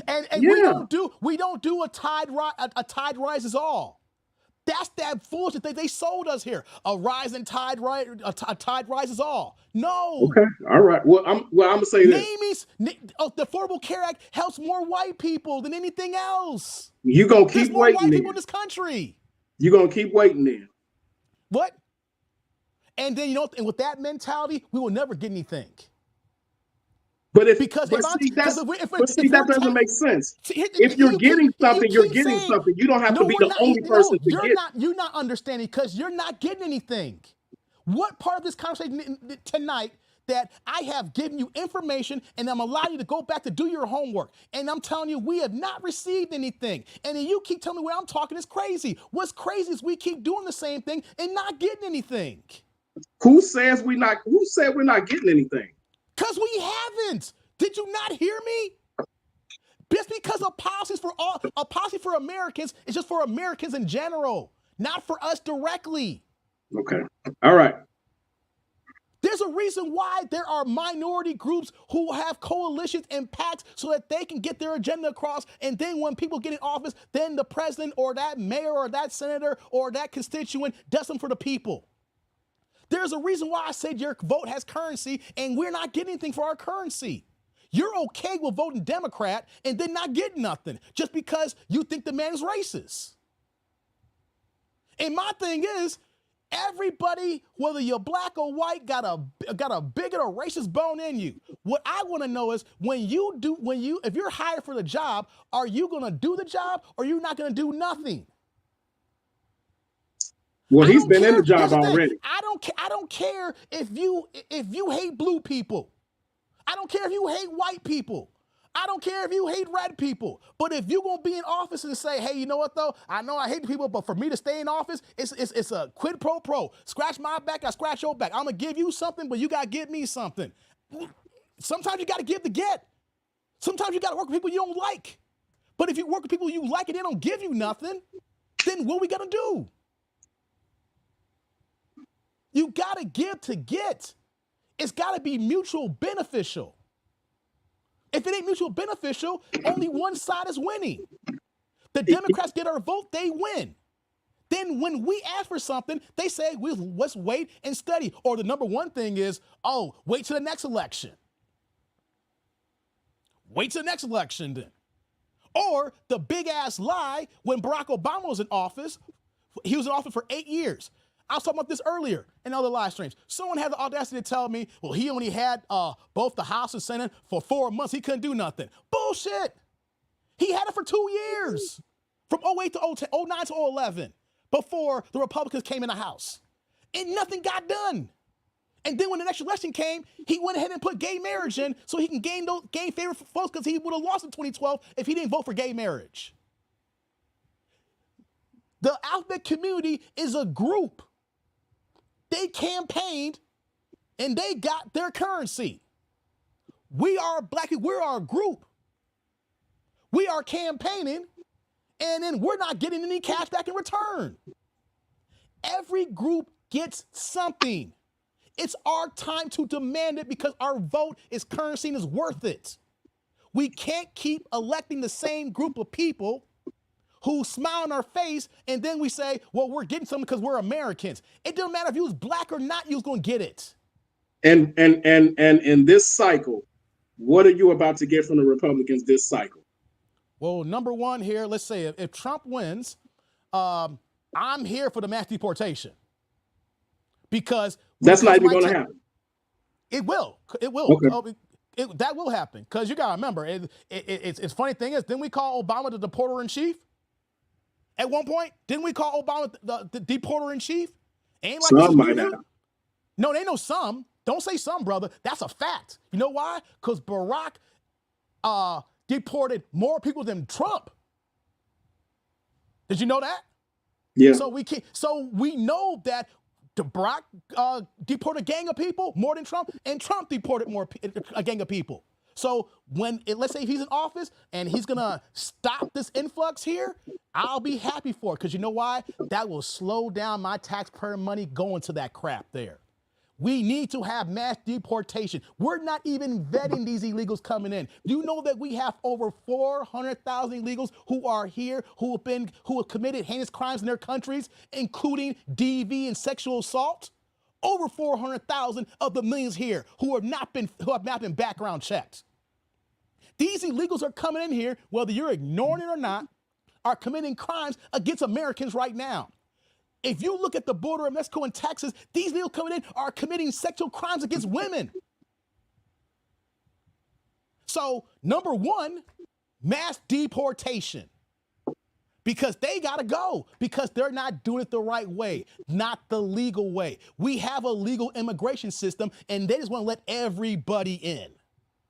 And the reason why I can talk heavily on this here, because my best friend who passed away, who was Jamaican, her name was Zoe Smith, Zoe Stallings, Dr. Smith. She died of cancer at 42 years old last year. Her and her family did it the right way when her and her family migrated here and when she was 9 years old. They paid the money. They did the paper costs. They got their green cards. They got their work visas. Even to the point before she died, like 3 years before she died, she took the test and became a naturalized American citizen.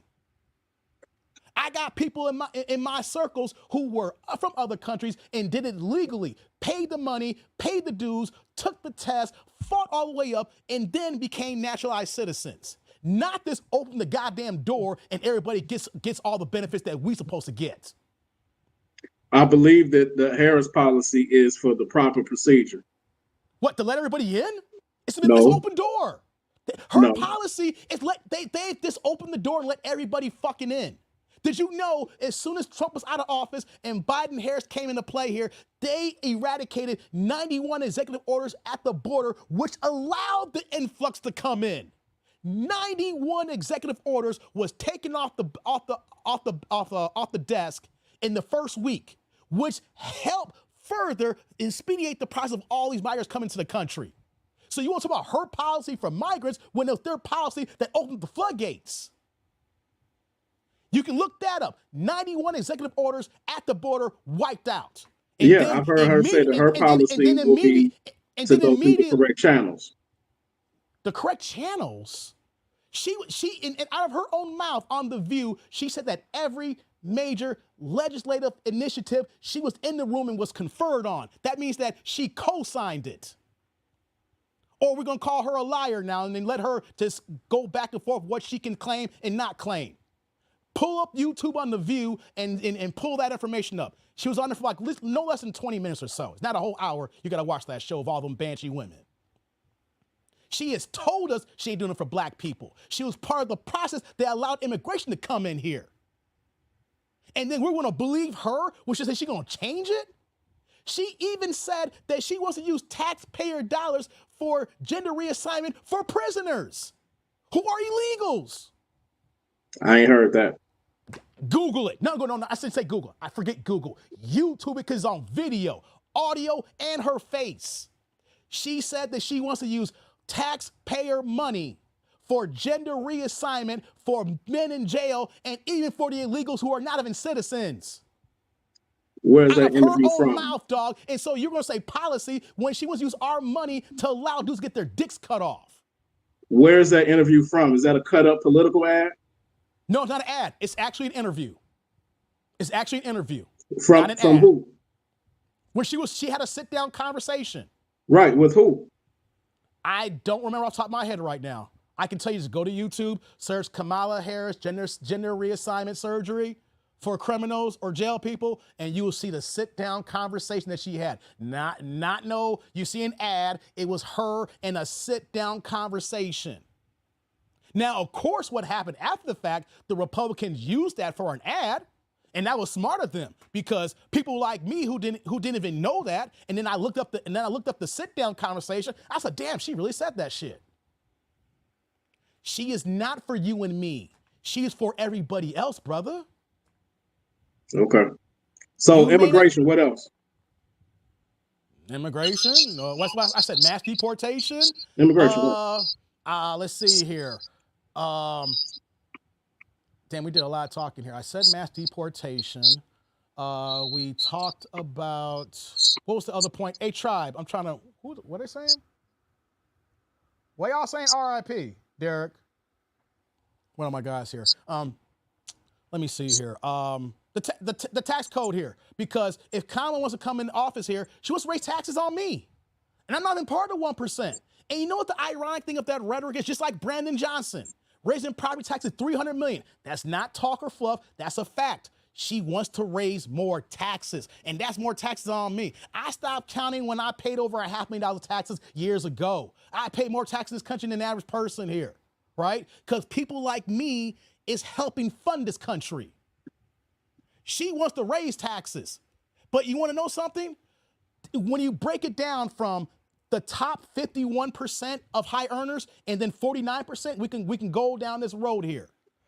The top 51%, of course, pays more than the top 49% of the lower 49% of taxes with the people here. But you want to know something? The top 7% of earners still pay more taxes than the lower 40% of people. The people who pay $30,000, you ain't paying shit. We're already funding this government here. People, we gave the myth that we got to tax the rich or the well-to-do here when we're already paying more than everybody else. It's the people in office who are using these special interests to kill the budget. If you are a well-paid brother, man, you've been paying more tax than anything else, and she is talking down to you. We have been funding this country if you're a well-do brother. I'm not saying about rich, but if you at least making over six figures, over 100,000, you fund this country. And then they want to raise the taxes on us, not just the millionaires, and that's where they sell us on the Democrats. Want to raise taxes, not just on millionaires, but if you're a high earner, you feel that crunch. What's her threshold? What's her threshold? Well, the number one thing that I talk about, of course, was capital gains at 20 to 42%.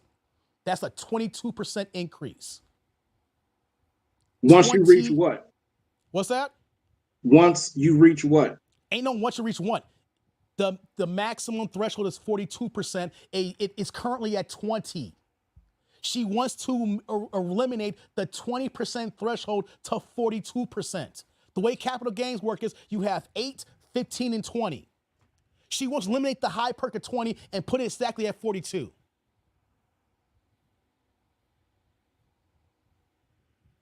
That came out back in, let's see now, we're in November now, the election. That came in August.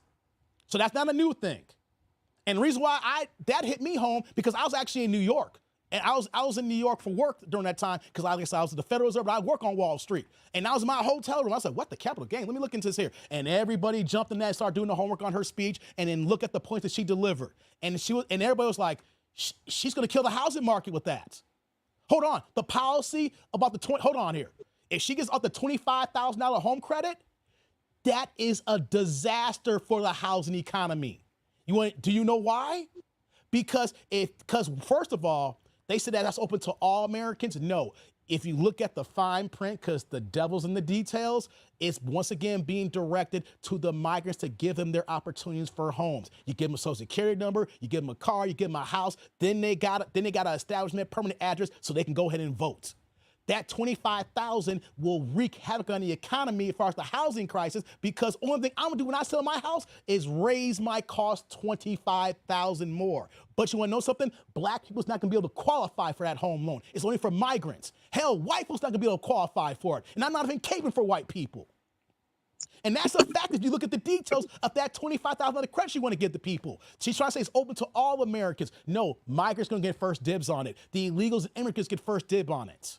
Just like see, that's just your opinion, though. That's not an opinion. The devil's in the details, because once again, you don't know. And so I want you to go back and look it up and read it and then come back to me and then tell me I don't know. But if you ain't done the homework, don't tell me I don't know. So you have read that this is going to be a first come for the migrants. Yes. $25,000 is not for us. It's supposed to be for first-time home buyers. First-time homeowners who are, and check it out too. Here's the devil in the details. First-time home buyers who've never lived in a home before. Your parents can't even live in a home and own the home. Look at the details. Know what that means? If you never owned or your parents never lived in a home, people who've never been in this country. So some of us may qualify for it. The majority is going to the illegals because they're doing that now. We see that in Chicago now. They're giving them hotels in New York. I was in New York when I see them around the corner hanging out the hotels that they're staying in. They're giving them housing now, and then when she gets in, because that's only renting or hotels, they want to put a policy in place so they become homeowners, so they can really become voters. That's a fact. It's called the details. Only thing that we heard as black people, and it's like, oh, $25,000 for a new home. If I had 10 to 15, 20,000 my own, and then I get this 25, I got 50,000 put in the house here. Well, you ain't gonna qualify for it. And then me being the seller that I am, I'm raising the prices up here, which is once again gonna create an inflation here, because if I know you're getting free money and I don't have access to it, I'm gonna capitalize on that profit margin. I'm not the only person who said this here. Anybody who's owned property or homeowners has said the exact same thing. You're going to get $25,000 credit and then most Americans don't apply for it. We're raising housing costs up here. Once again, making it harder for people to get in homes now because the housing market is crazy already. Well, the house still has to appraise for the right price, though. No, it doesn't. You can appraise. I can sell for whatever price I want. I can sell you can appraise. I can sell for whatever I want. Because the bank not going to, if you selling your house for $300, and it approves for $150, the bank's not going to. No, you're talking extremes here. If my house right now is worth $450, I'm selling it for $500. You think the bank's going to say no to that? And you want to know something too? Yeah. You failed to remember during COVID here, when everybody's working from home, when the housing went up here, my home when I bought it was worth $260,000. But because of COVID, everybody working from home, everybody was buying houses, and then you had a bidding war, and people were going back and forth because they didn't want to live in downtown Chicago no more because everybody's stuck in the house. You know what they said? If I'm going to be paying this kind of money for a mortgage, I might as well be in the suburbs in a house. So you know what happened? We had bidding wars. Do you remember that?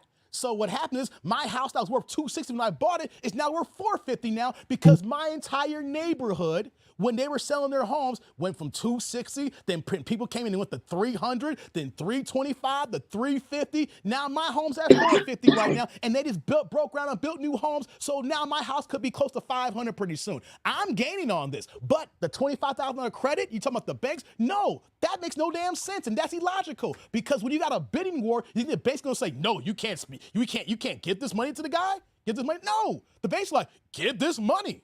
The mortgage lender's like, we gonna get this percentage from this sale here. Everybody wins when everything goes up. I got my house in a bidding war in 21. So then you know exactly what I'm talking about. And I lost 3 houses before this one. But the point is, though, that you're saying that it can't happen. I'm telling you that you forgot COVID when bidding wars happened to make the housing market what it is now. And that's the same thing with that $25,000 credit. It's automatically going to make people raise their housing price up just because. Well, the thing about that is you bid in different ways. No, dog. It's not been in different ways. I put my house in the market. I have a price for it. And you know what, though? I see this $25,000 credit. Whatever my house appraised for, I'm putting it higher because it's a negotiation, all right? Well, what I'm saying is... I start high and come low. But you want to know something? When that $25,000 come in, I'll put that marker there, and then I'm going to sit there because someone will buy it because it's a buyer's market, because people want a home if they can afford it.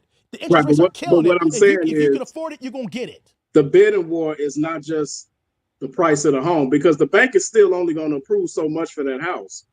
But it comes in different forms. So what I mean is, whether it's FHA or conventional. No, that's bullshit. Because when whether there's money down, bullshit.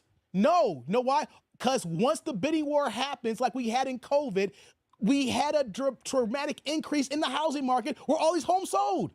Atlanta is a shithole right now as far as the housing market, because people wanted to move to Atlanta years ago because how cheap it was. You had homes in Illinois at the same size as Illinois, like 3,000 square feet. If it was Illinois 300,000, it was like 225 in Georgia. Those same homes now are the same price, or even higher in Georgia now. When people want something, and this is capitalism. Capitalism is supply and demand.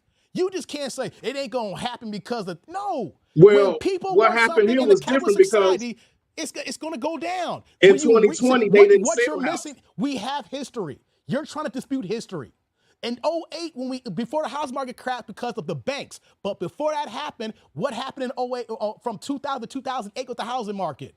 When people want something in a capitalist society like us, we gonna get it. Yeah, and they couldn't afford them houses from the beginning. But that's besides the fact.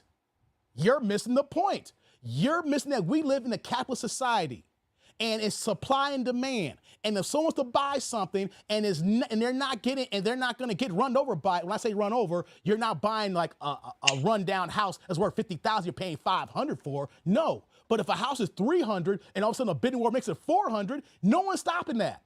If a house is 425 and it goes to 550, no one's stopping that. And because of what happened in 08, because of that. No, 08 was the banks. Right. I gave the example. There were changes made after that because of it. No, you don't. The banking crisis was we were giving loans to people who didn't qualify. And then when it came time for these bills to be paid, these people couldn't pay for it. The banks were on the debt to pay for it, and then the whole house of cards collapsed. That's what happened in 08. The insurance companies couldn't cover what needed to be covered. So everything felt like a house of cards. So they tightened up those house prices and made them match appraisals. No, it did not tighten. What happened is when you had all those foreclosures, then of course you're gonna have a drop in the market because people ain't buying. But then over the years, once the foreclosure died down, people were losing their homes, and then slowly but surely the market picks back up and people buying their homes, and the houses start going back up and up again. Hence, then what you get to now, where homes are expensive. You're trying to make the argument that it can't happen when it happens. It happens all the time. If someone wants to buy your home, they're going to buy your home and no one's stopping it. No one's stopping it, and you know that. In Illinois alone, like I said, in those 2 years during COVID, our homes went up over 200-300%. That didn't stop it. If that was the case, our homes would not be worth as much right now. My home would be about $300,000 right now where I'm in the studio right now. And it's still rising. You know why? Because I know interest rates is making it hard for people to buy, but when they do buy, they're paying top dollar. The people who can't afford it. There's a reason why downstream from my house here, because all the older homes, we're older, this has been about 25 years. I'm the second homeowner in this particular property. But right across the street here, they took all that plot of land and is building all the type of homes, but brand new. And you know what those houses price start off at now? $445 to start off. $445 with no options. You know what that means then? Once those houses are built and the options and people coming in there, that's going to raise my value because they have basements but not finished. I have a finished basement. So if you have a brand new house that goes for $460 and I got the same house with a finished basement, I can ask more money. That's also the trickle down effect, man. That's also due to the comps in the area, wherever that house is. I don't give a damn about the comps. The price is still the price. You're trying to find excuses to why things happen, but the price, the final sale price is still the final sale price. And because of that, all the other homeowners see that and adjust their houses accordingly. My neighbor who just sold their house recently, he was able to mark his house up because he saw the other neighbor move their house up. Neighbor sold their house for $390, he sold his for $415, I'm sorry. Closed on it a month and a half ago. Because that sets a new benchmark. That sets the new line. You set the new narrative. Yeah, that's the comps. No, that's not the comps. The comps are benefits. Those are coupons based on comps. I'm talking the comps are based on. No, you're not understanding. The baseline of a price, the baseline of sales. Once you hit a new threshold, then you never go backwards unless you had a cataclysm collapse. So right now, we have a baseline. We're not going back to the old baseline. Like my house, I paid $260 for it. It's never gonna be $260 ever again. That's the old baseline. I remember when I had refinanced, it got to $300. Then that was the new baseline. But then now you see those new homes at $400,000. My home can't go no lower than $400,000. That's called a new baseline, brother. No, when you have a new baseline, no, that's called the comps too. The comps of the home sales in that area. No, you keep talking. You're getting mixed up about comps. When you buy a new home and then you're like, the builder gives you stuff to incentivize you to buy No, it. comps mean comparables. It's the comparables based on the other home sales in that area. So that's what you're saying. No, I'm talking about a baseline. Yeah. But here's the thing, you're trying to refute the fact that once someone sells something and creates a pricing plan, everybody follows up and no one goes backwards. Your house ain't worth going to be the house it was in 2015. We go forward. Right. So it's a baseline. Right, I understand that. So we have established a new baseline. So for this $25,000 housing credit, we're all going to establish a new baseline that's going to go up and not go down, and no base going to dispute I understand that because they're going to get their money. My and original then, point and then with the the taxes, and you got to remember, and then because the money goes up, that's more taxes. that we gotta pay because you gotta pay a percentage on the taxes on that. I get how it Everybody works. eats What on I'm- that. So you're trying to negate the fact that because of this here, you're saying it ain't gonna happen again. That's what you're trying to say. No, I was going back to my original point where you were saying that the house could be worth, I forgot the number you gave. You could sell the house for 400, and what I was saying is that it had to still appraise in that ballpark. No, it doesn't. Appraisals are the thing here. The appraisals only gonna matter when you refinancing. That's the major issue with refinancing. Well, that ain't how it works. Because if you appraise a house at 350, ain't no one gonna stop you if you put it for 400, you sell for 400. Ain't no one stopping you. Who's stopping you from selling your house over market value? It's who's gonna pay for it. If it appraised for 350, I don't think the bank is gonna sell it for 425. Bullshit. That's what happened in 2011, 2021 to 2023. No, I don't think so. My house was $300,000 during that time, and all these homes sold for $400 to $450 now. It's happening here, and it already happened. You're trying to say it's not going to happen. This can't happen. No one's going to do this when it's already happening. Look at you know what you need to do? How about this here? Don't take my word for it. I need you to go ahead and look at some jobs reports. How about that? Because that's what I do with my security clearance when I look. I need you to do some extra homework and look at job reports and see old values, people where they sold and where they priced at and where they sold at. You look at some housing reports. Huh? You said you paid 260, right? Yes. What did it appraise for? 265. Right. But here's the thing, though. You're missing the point. 2017. That's not going to change. It's 450, dude. It's 450. No, it's 450 now. My house is 450 now. Right, it has went up, right? So what are you talking about? You do not want to understand. You don't want to admit to it. We can sell our houses no matter what the price gonna be. If the buyer wants to pay for it, he gonna buy it. The only time the bank is gonna say no if it's a hazard where that the house is inhabitable. If the house cannot be inhabitable, then it's gonna be a problem with the banks. If it's in a fairly decent neighborhood or whatever, if the house is in good condition and you got a bidding war, the bank's gonna say, no, you gotta stop here. This is the highest bid we're gonna accept here. No. If the bank approves for a loan for you, and then you got to approve amount here, and then you go and buy a house, and then if you approve for it, you're gonna get that house. I've never heard anybody say the bank stopped them from selling a house because it went over market value. And the buyer wanted to buy it, and the buyer wanted to buy that above market value. Because the bank has to approve the loan. Dude, you just want to be right to be right. We're watching this right now, and you're like, it can't happen. This won't happen. The banks won't do it. The bank's about money. I've worked for the banks. Yeah, and they don't want you to foreclose. No. Here's what you see. Now I know you're lost here now because the banks want you in the homes. They want you to overpay for it. They want that interest rate on that mortgage. And then when you default, they take that house right back. And then whoever comes in on the secondary market from the foreclosure, set it up, and then they sell it again. It's a recycle in how they make this money. You said it for a year without paying a mortgage before you have to leave.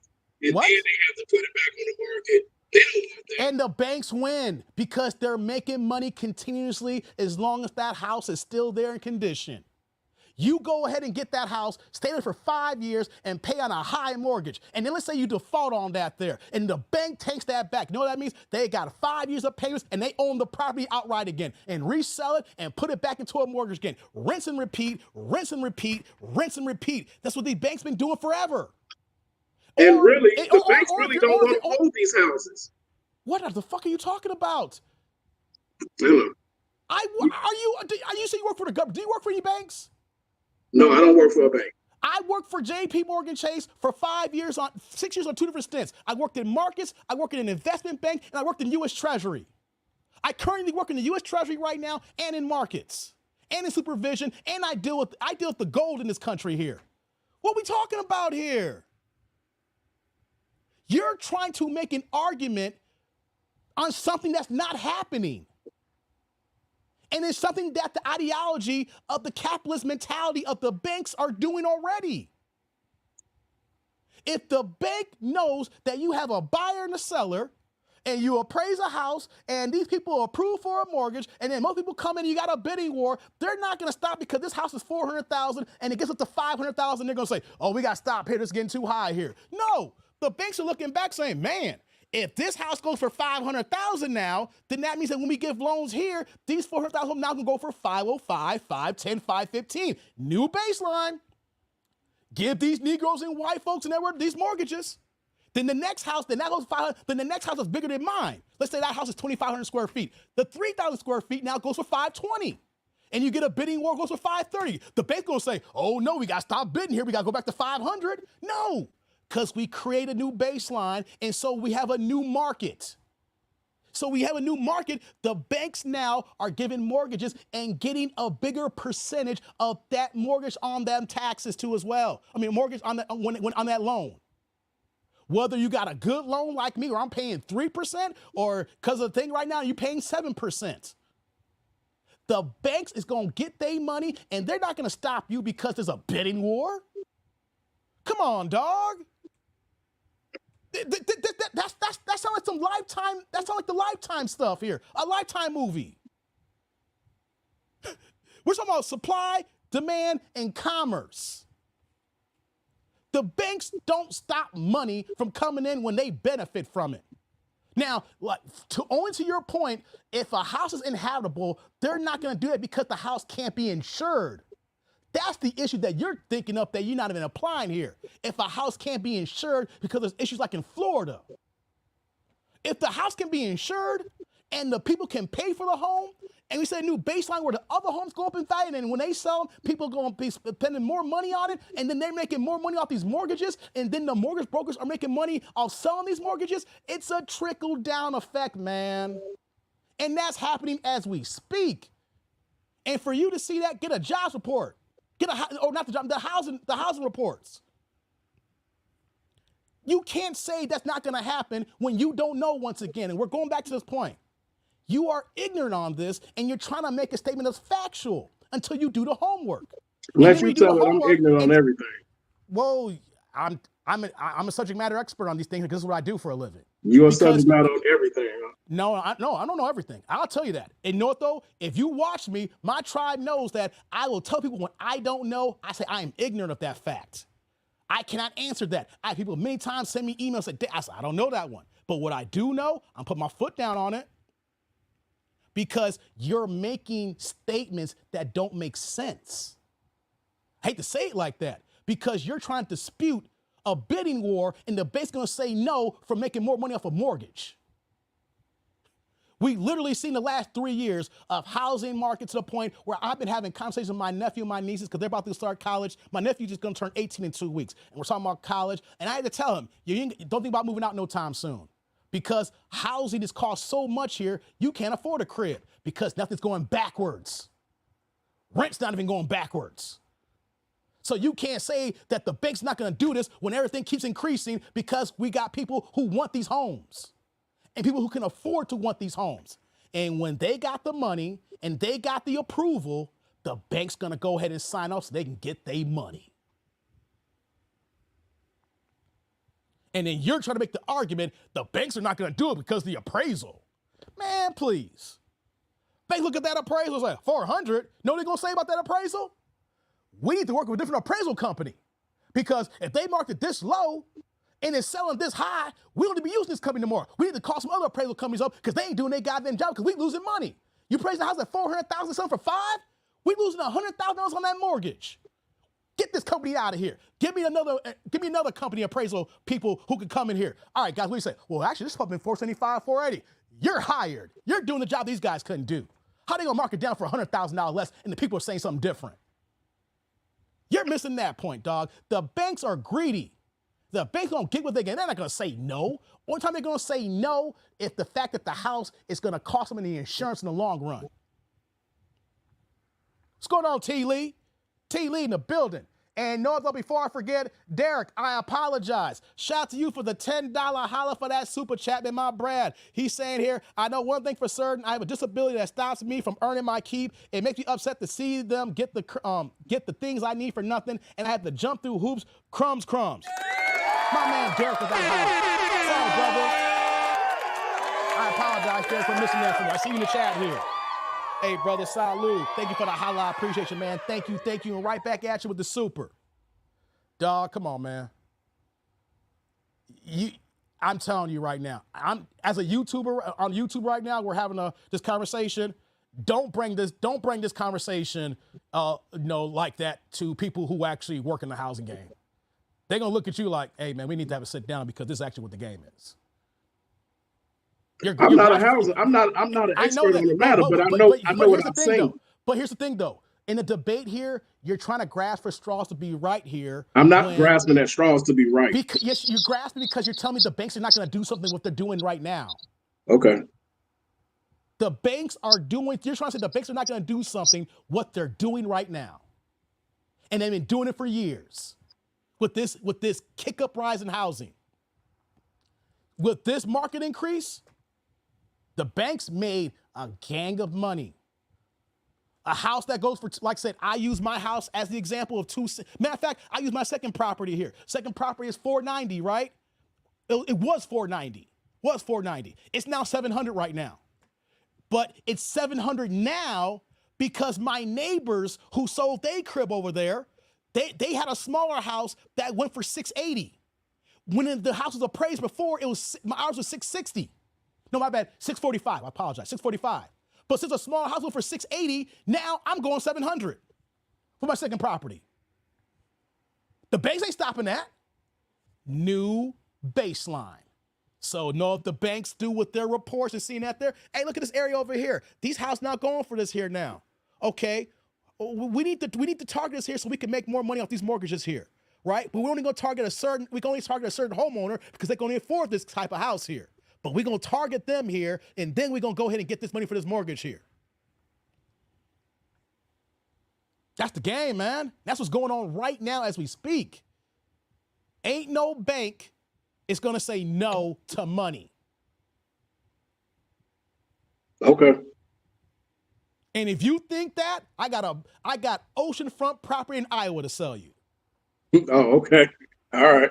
If you think the banks are turning down money, I got oceanfront property to sell you in Iowa, dog. Come on, man. These banks, when you work for a bank and you see the inside dealers, these banks are about their money. I know what happened with my house. What's that? I said I know what happened with my house. What do you mean? I was in a bidding war, but they could only go so much higher. So what happened was, instead of continuing to raise the price, I was able to get it based off of other things, based off of the type of loan, whether it's FHA conventional. And that could be the issue too. What kind of loan you get? The closing costs. Think about it here. If you got an FHA loan, you may not qualify for certain houses over here. Because FSA is a specific type of loan that helps out first-time home owners as well as people, needing that assistance. So it all depends if you got a conventional loan, if you got an FSA, man, all those come to play too as well. So if you got an FSA, that would explain why it could stop there. No. I'm saying that it was contingent on a bunch of other details. I was in a bidding war with other buyers, but my point is the price didn't just keep raising. Okay, yeah. They started looking at other things. So yeah, but whatever price you paid wasn't the original price. It wasn't the original price. It went up. But the point is, it raised to a point that the banks were not going to say no. They're going to get that money. No, I'll tell you, mine. I paid 15 over, and I paid 15 over.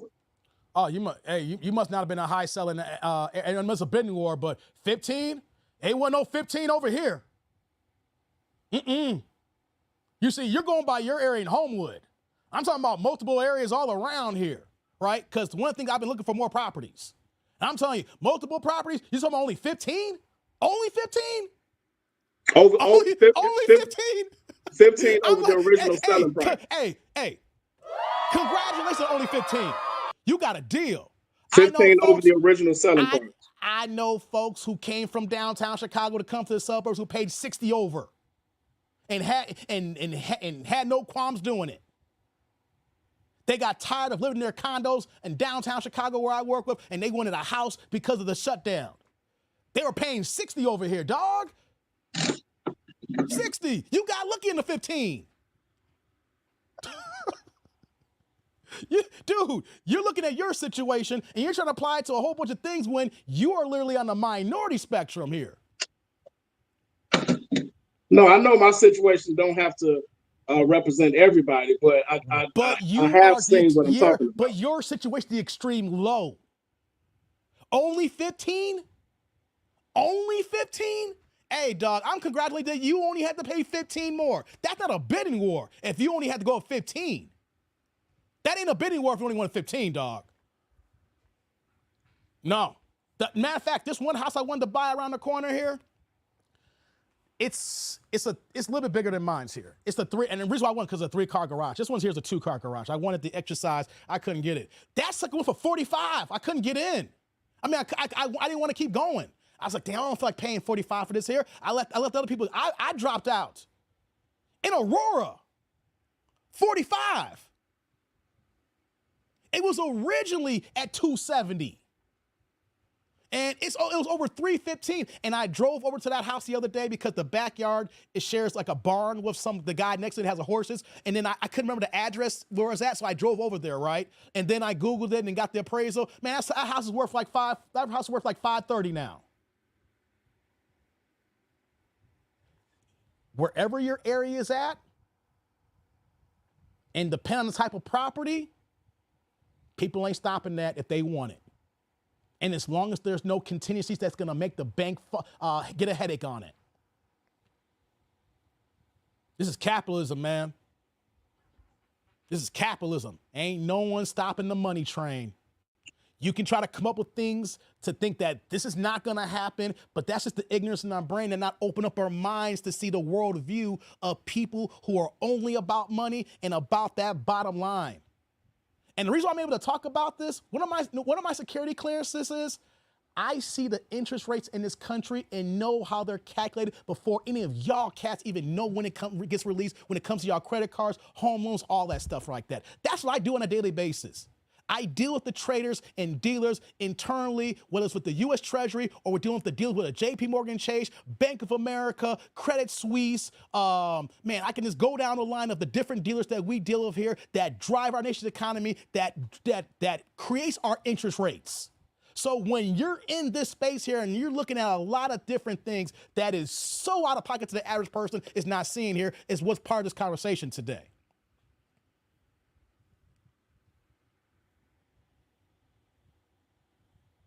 Money ain't stopping nothing, brother. Well, money ain't stopping nothing. Only thing that's going to stop money is people who are irresponsible, who make people lose money. If there's a system in place where people lose money, then that's when heads roll. Even if they feel that people may lose their jobs or think over in 10 years, they're going to keep kicking that can until they can make every dollar possible. Ain't no one stopping a bidding war. Ain't no one stopping someone from buying a house they really wanted, no matter how much they want to pay for it. That's why Atlanta got problems. Atlanta used to be affordable. Atlanta costs more than Naperville, Illinois now. And Naperville was voted one of the top 100 cities. They got 3 high schools over here where I'm planning on moving to one of the residents so I can have my daughter in one of these high schools. They have 3 high schools in the top 100. That's where the money goes to for Republicans. Naperville was able to build a city to have people come in to influence the people who do make money to come in. And then you have taxes that have people pay in where those services come in, and then those schools come in, and then you offer jobs and services to people who want to live there. Then you offer good law enforcement. Then you have good fire departments. And then the housing goes up there. Then you have restaurants. It's a whole economy. It's a trickle effect. Why these places are doing better? Because people are willing to pay more for better schools.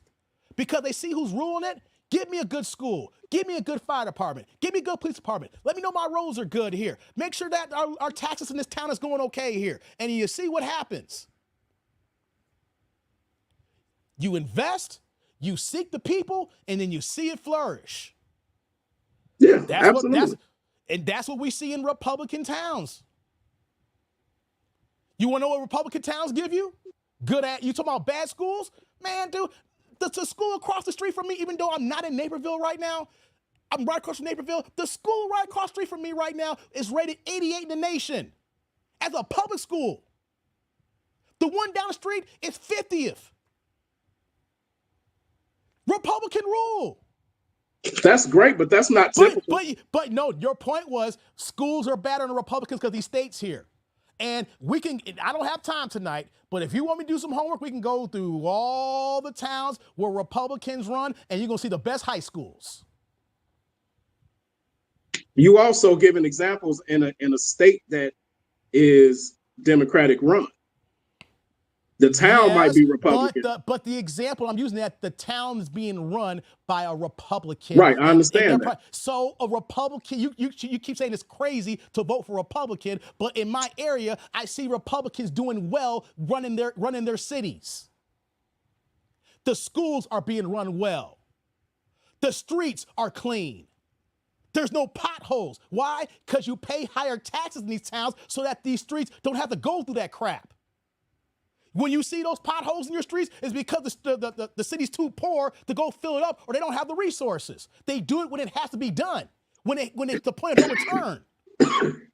You want to talk about GOP, and it's crazy, but if I go to all these towns here, like in Glenbard North to see that high school, or I go to Schaumburg to see those high schools, or I go to Rolling Meadows and see those high schools, I come to Naperville and see the high schools here. Come on, Downers Grove. We're talking about Republican cities, and the schools are flourishing. I mean, that's great, and I'm aware of those areas. But like I said, you keep pointing out higher income areas. They become higher income when you build it and do right. Bolingbrook was not high income. I was born and raised in Bolingbrook. And I saw what a Republican mayor do when he had the right vision and game plan, and of course the people under him doing their jobs. Bolingbrook, my parents moved to Bolingbrook in 1971. I got photo albums to show how Bolingbrook used to be. Not Bolingbrook right now.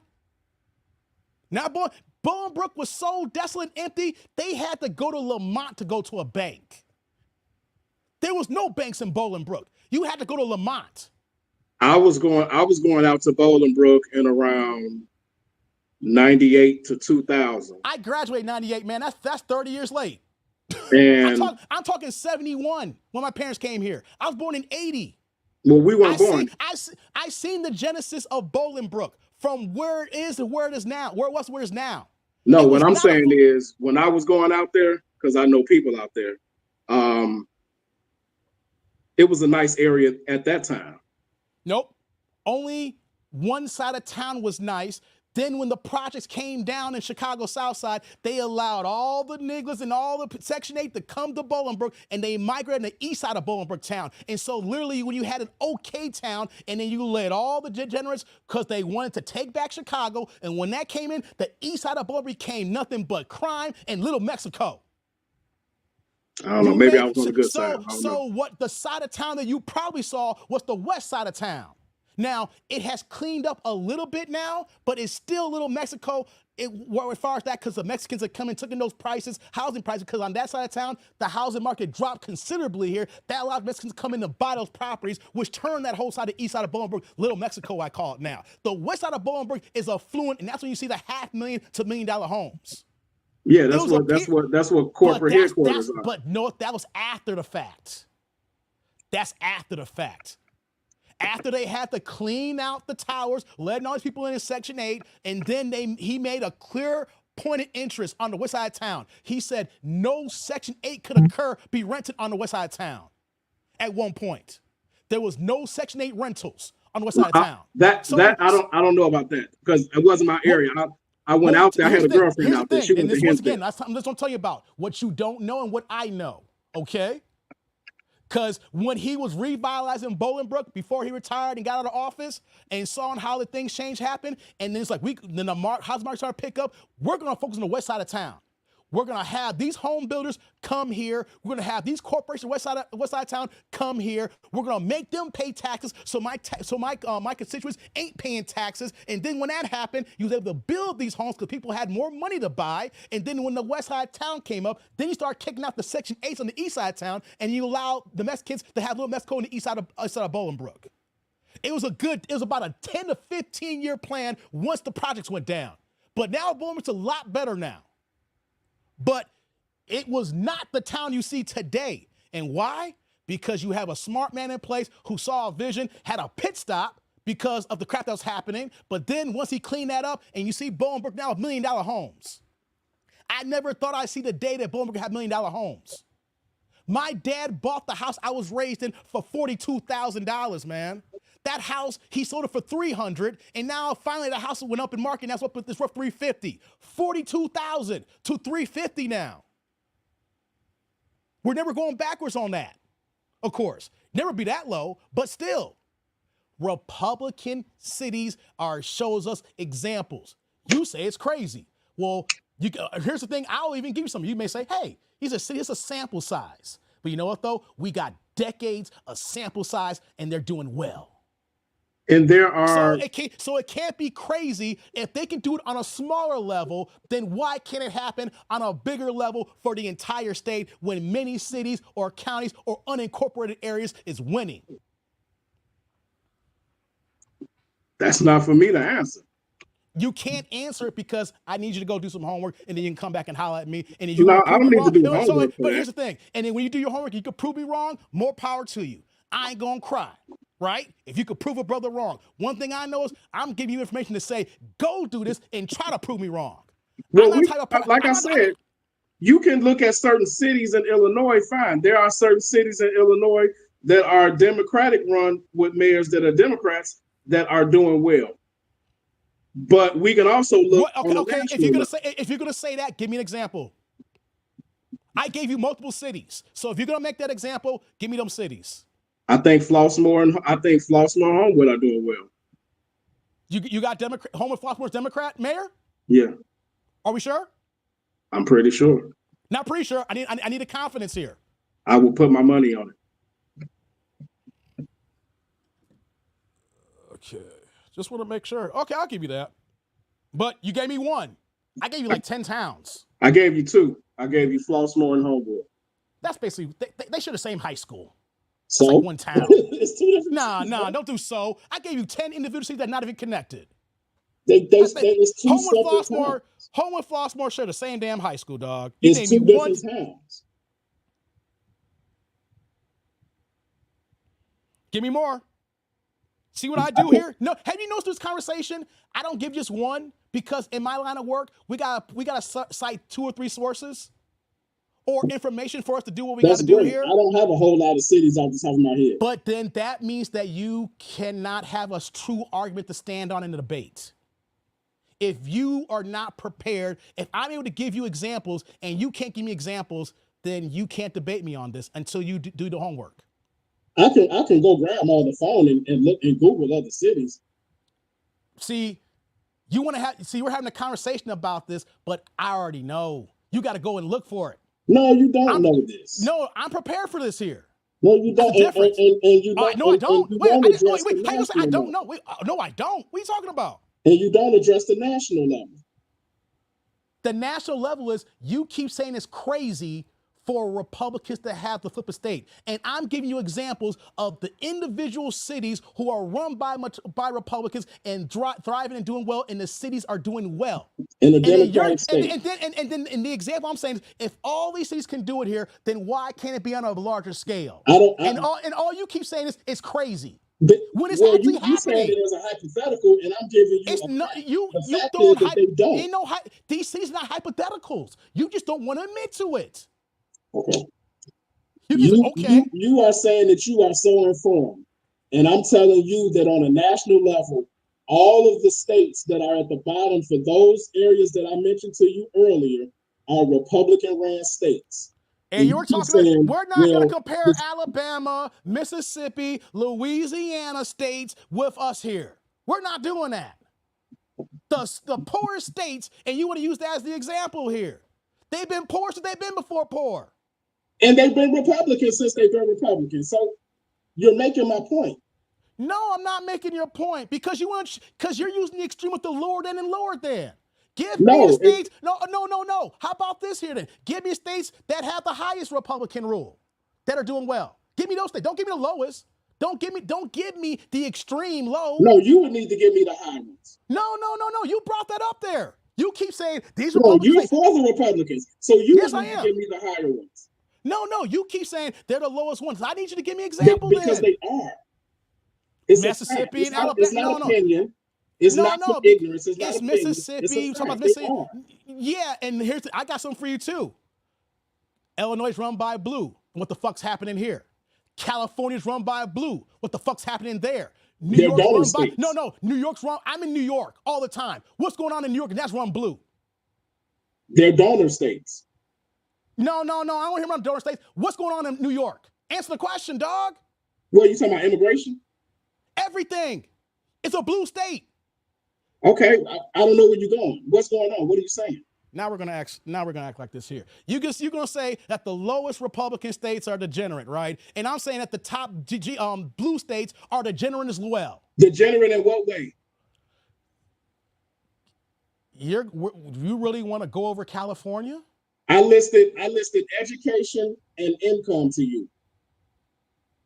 Do you see the issues in California right now? And if they were donor or recipient states, those are the three areas that I listed. Get off this donor recipient states. Let's just get down to the heart what we've been talking about here, because that's just a catchphrase, donor states. Let's talk about the details. It's not a catchphrase. It is, because you're not explaining anything. You said those are donor states. Okay, then, but I'm giving you details on finances and economics and schools, things of that nature, and all you're saying is just donor states. A donor state means that state receives more from the federal government than they actually that they contribute to. You're gonna tell me that New York doesn't have the highest state taxes? California don't have the highest state taxes? They're not a donor state. No. They generate more. No. Now you're talking on both sides of your mouth here. I said, look at California, look at New York. No, you say those are donor states. Then I say they're the highest tax states in our country. They're not donor states. What is it then? Go back and play back here. You literally just, I literally said, look at California, look at New York. You literally just said out of your mouth, those are donor states. And I said, those are the highest tax states. And then you just said, they're not donor states. You just said that. If I said that, I misspoke. They are donor states. You're flip-flopping. There are donor states and recipient states. Dog. I don't think I said that, but if I did, I misspoke. Those states that you named, those Democratic run states, those are donor states, just like Illinois. Here's the situation we got here, dog. Illinois, New York, California, those are donor states. Here's what we got here, and you have to admit to this here. You know that, well, from my talking points, I have done somewhat. I'm not going to say all, but you can at least give me this. I've done somewhat more homework and research on all the talking points we've done tonight. Reason why I'm able to talk about things, give examples, and then give details. I'm not just going to say, well, it's just the highest tax, and then don't say nothing else. Throughout this whole conversation, I've given details, I've given examples, and multiple examples. But the thing is, when you rebuttal, you know you haven't done the homework, you know you've done research, or you may not, or better a phrase, you're not as informed on these topics, on this particular details than I am. But then when the rebuttal comes, you keep saying no, or I don't think so. And we go back to the core point is, if you don't know or don't do the homework or can even give me more examples, you cannot make an emphatic comment the way you're doing. I just explained it to you. You just explained it to me. The Mayor Adams in New York isn't being indicted right now. He got busted for taking bribes. They're saying him and his wife taking trips and shit like that. Blue rule. Okay? Here's the thing, too. I'm going to land my plane now because I got to go to work tomorrow. I'm going to land my plane on this one here, guys, for the chat. We want to talk about racists and the GOP and the blue.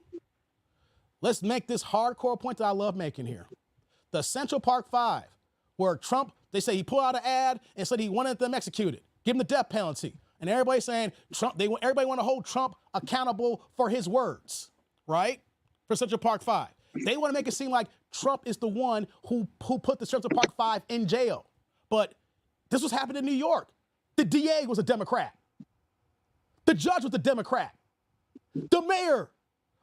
It's blue all the way down, and they sentenced those black men.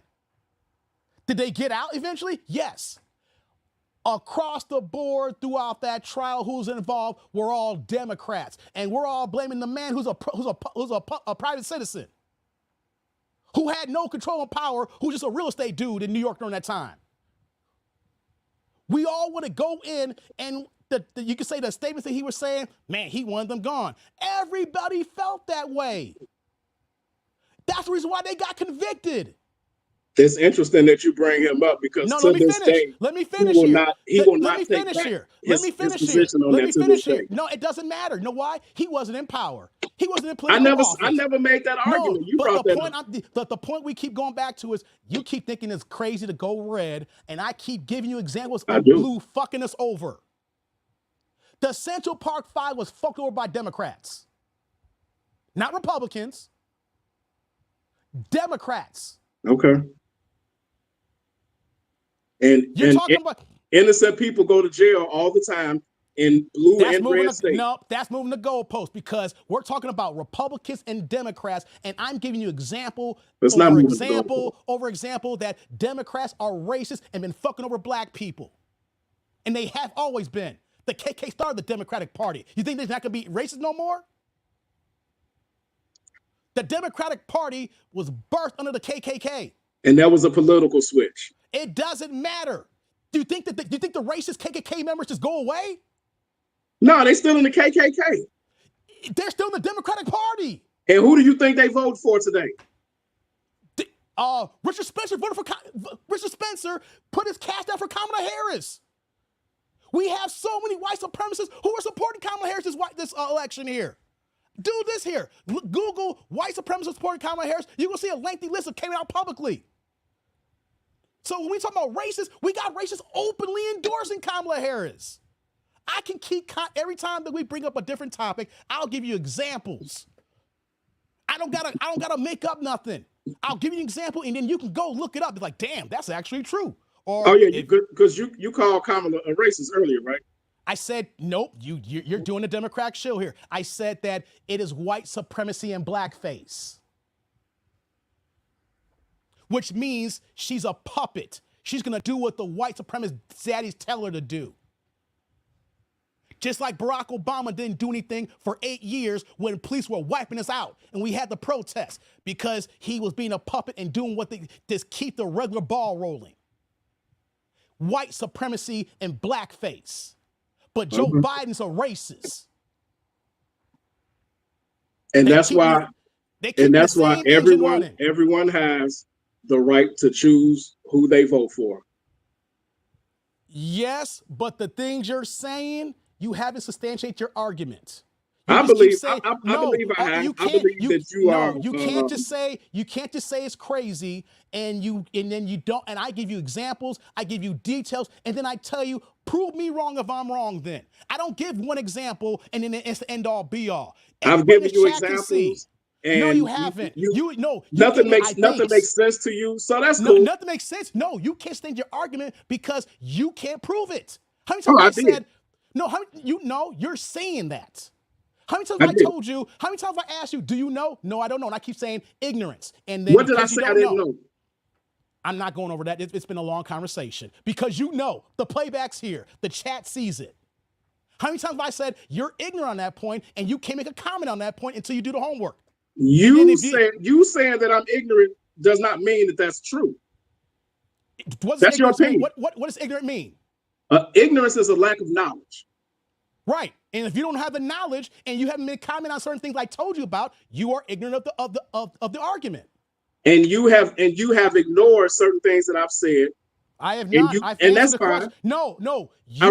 Honestly, I really didn't expect any more than that. I didn't ignore nothing because Yeah, you don't did. want me to answer a certain way. Because when you talk about ignore, you try to make that point saying that Trump's a racist. I said no, he's a bigot, and you saying I ignored it. No, I answered the question and then gave detail. Is he a racist? No. Is he a bigot? Yes. I'll tell you initially, which I asked you, was he a racist? You didn't say yes or no. No, you said, no. I will say that Playback's he is here. a bigot. No. Playback. I said no, he's a bigot. That's the answer. Is he a racist? No, he is a bigot. I've been repeating that. You just don't want to accept it. No, I know what you said at first. No, I said no, he's a bigot. And then you keep hearing, he's a bigot, he's not. I said no, he's not a racist. He's a bigot. You just don't want to accept the answer. Okay. No, I accept it. It's your opinion. I accept it. Because you try to bring it back in. You didn't say that when I kept saying no. If I said no, I accept whatever and then answer I said you give me. What I will not accept is your opinion that I'm ignorant on everything that we've discussed. It's not true. Well, it's your show. You're ignorant on the things I asked you and you couldn't answer back. And I've explained certain things to you. Name me a policy. Okay, here's how we do it. Name me a policy. That's where we start off here. Name me a policy. And you know yourself that's disingenuous. No, it's not a disingenuous because if they're a politician and politicians cater to the people. It's not an all-white society. When the Republicans don't have a party, it's not an all-Asian don't society. ask her to name a policy. It's not disingenuous because you refuse to accept the fact that if I am an owner of business or I'm selling a product, and if I know a certain amount of people are not rocking with me, I'm not going to spend advertising dollars or advertising to them until I know for a fact that they may be interested in my product. I'm not going to go waste money on people who don't check me no matter what I do. But now, what we see here, the fact that so many people now, black folks, are saying, I want to vote Republican now because Democrats ain't getting us anything. And so what's going on here? You're going to see an influx. If people vote Republican, then Republicans will cater. But if you never vote, but here's the thing. If you never vote, you don't even know. If who don't vote? If you never vote for one side, you never know what they're going to do for you. You can't say they never do anything for us. We never voted for them. We've had a number of Republican presidents in my lifetime. So yeah, Republican presidents, yes. We've had Republicans at every level. But the 12 of the last 16 has been Democrats. The last what? 12 of the last 16 has been Democrat. Obama for 8. Biden for 4. 12 of the last 16 have been Democrat. Now, me and you have been adults since it's been going on here. Where's that got us? Well, here you go. Republicans win control of the Senate. Executive order, like I said. So now you got the Senate. No, because I'm tired of this here. I explained that already. Because I gave the example because you pulled that Democratic shield comment here. Because people say, well, Obama didn't have the Senate, he didn't have the House. He had it for the first 2 years. It's not about a Democratic shield. I'm just letting you know. I'm looking over at CNN. That's a Democratic shield comment. Republicans win control of the Senate. No. Well, okay.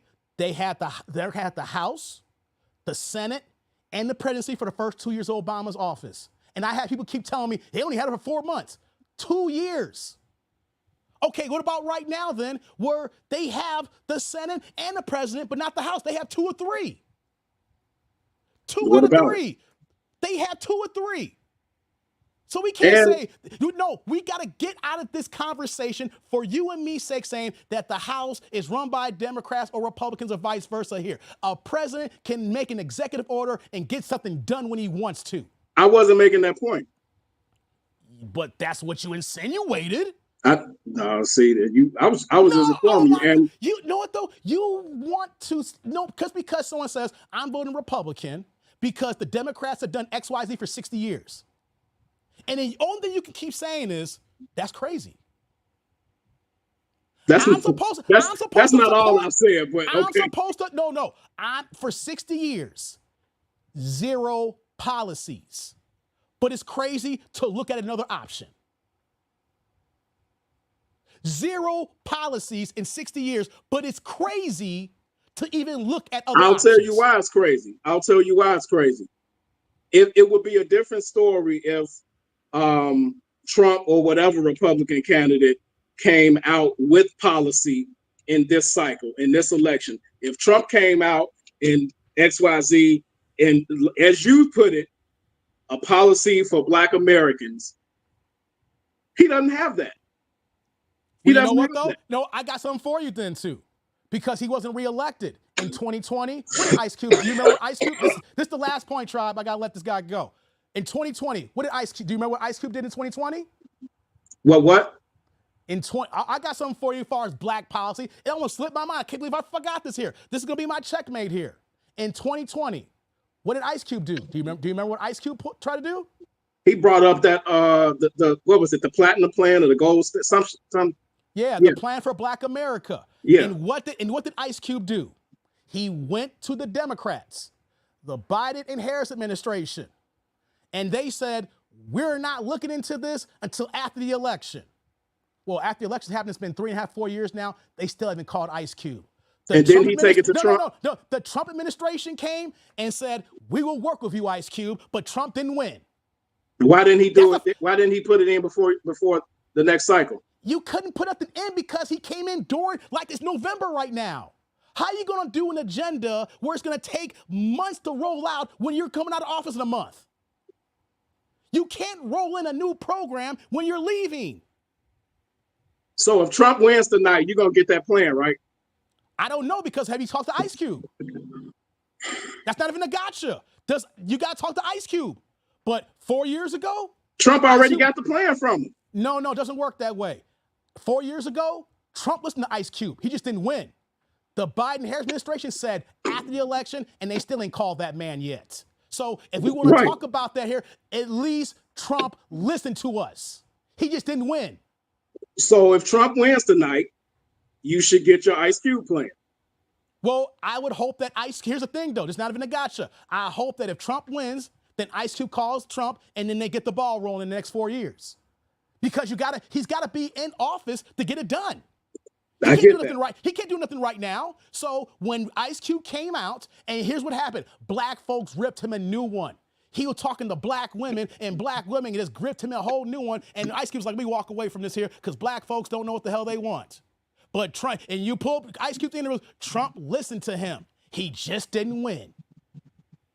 The point is that you can look this up too. You can play back, and I keep saying, look this up so that I'm not telling you. You can come back and say, Dave, you lied. I keep telling people, look it up so that you can call me a liar if I'm lying. He at least talked to Cube. And he would have talked to Cube if he would have won after the fact. The Democrats said after the election, still ain't called Ice Cube's number yet. So on that notion, recently, that just happened, at least Trump listened to us and answered the phone. And you can't deny that one. If you're going to deny it, then look up for yourself so you can't deny it no more. That's recent. That's the only thing I would have to look up is the timing. The timing, it was right before the election. I know that all that happened. I was just because Biden and them were going on the Breakfast Club and then telling folks, you don't vote for us, we're black, trying to get the black vote and all this stuff like that. And then Ice Cube came out during the same cycle here. He was on Fox Soul when he talked to the women on there. He talked to CNN, he talked to Fox News and about the platinum plan and things in there, the plan for Black America. The Republicans only ones that gave Ice Cube a legitimate listening ear, and Ice Cube said it. They just didn't win. I'm constantly giving you examples of Democrats, like from your original comment. The Democrats don't like us either. So it shouldn't be crazy. I've given you examples, and if you don't agree with me, then it's up to you to inform yourself. If you don't want to inform yourself, that's okay. But you can't say they don't like us when the other side don't like us either. I almost hope Trump wins just so we can see. Hey, if Trump wins, I'm going to be Gucci. Get these not as if we didn't already have 4 years of Trump. And what happened? I did great during those 4 years. I did great during those 4 years. Well, you know what? I came up. Here's the thing. I assume it sounds like you're in a higher tax bracket than most. And you know what, though? My tax bracket didn't come till later on in life. But it was here for Trump. It started in Trump. Right. So, like I said, I almost hope people in. And I capitalize off. But here's the thing, though, right? Because of the taxes and the consolidations of itemized lists that he removed, things of that nature, even if I was making a little bit less from previously, when I looked at my previous numbers, I still would have been okay. I would not have taken no L's. I'm high earner now. I was doing good entering to that space. Either way, I did better. I did so much better. Hell, the reason why my mortgage is at 3% right now. I got that refinance under him. And you know what happened when we got this inflation bug that gets in, which I deal with too as well, and how me working at the Fed, how we had to raise interest rates? That's what we had to do over here. I work in those groups in market. Market's the one that had to raise interest rates.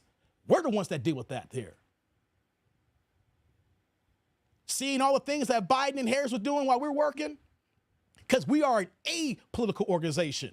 Because for our work to get done, it don't matter if you're Democrat or Republican. It's all about monetary policy, what we do. Mm-hmm. So, what I saw you this last almost 4 years, and not me just getting some kind of damn income tax check. No. The back end did help me out pretty well, right? What Kamala's doing, my back end's getting fucked over. Or will be fucked over if she gets in. Because off the rip with the taxes, off the rip with the migrants, I'm already going to get fucked over by that. Well, we're going to see. We're going to get a chance to see either way. And people just like me, it's the same thing. But brother, real talk. Honestly, you need to expand your mind. Not to vote Republican. Expand your mind to say, if both sides are racist, it's not crazy to think the way we're thinking. And if you don't believe that the Democrats are racist, then there's a large learning curve if you're willing to do that. Both sides are hardcore racist against us. Once you accept that fact, and of course you've seen the homework and research of seeing who's actually KKK, who's white supremacy, who's a racist, then you can silo what is best for me and mine. Once we understand that white supremacy is homegrown on both sides, then we silo what's going to be best for me and my family. Absolutely. And what's best is not these migrants. What's best? I never said it was. I never said that was. But it's a trickle. And what's best is the way what's not being best, what Chicago's being ran right now. Way Chicago's being ran right now ain't positive. Ain't positive at all. The only people who are actually probably saying that they're thriving in Chicago is people in the heart of the north side of Chicago. If you're on the west side, the south side, you are feeling it. It's not crazy to consider an alternative option when the option you've been working with don't do nothing for you. Give me a better candidate. What? Give me a better candidate. Well, here's the thing, though. The Democrats didn't because they robbed us of the democratic process. No, I'm talking about Trump. No. Let's go back to Kamala here. The Democrats could have brought a better Democratic candidate. They robbed us of the process by taking Biden out and putting Kamala the way they did it. They didn't even follow the true democratic process. No, that's not what I'm saying. No. You're telling me to expand my mind. I'm going down the line of how bad the Democrats are. And if they're supposed to be the party for us, they're not even doing right by the Democratic measures. Not a Democratic Party, but the Democratic measures that we do to vote a president. We didn't vote for her. There was no Democratic primary. We didn't have all the people on stage. We did not choose her. The racist Democrats, white supremacy who want to keep the same thing in place, put her in.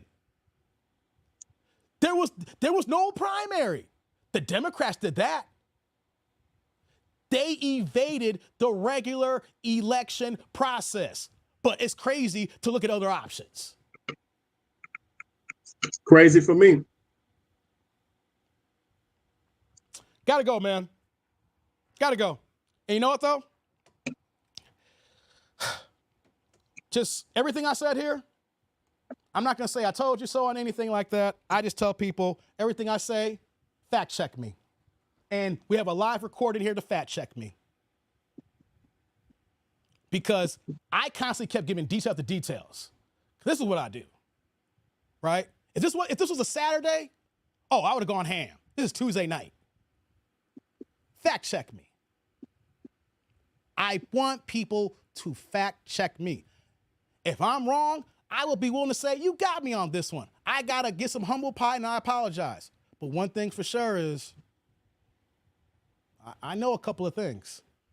I'm not going to say anything publicly if I don't know it. So know what I say? I'm not going to say, please believe me.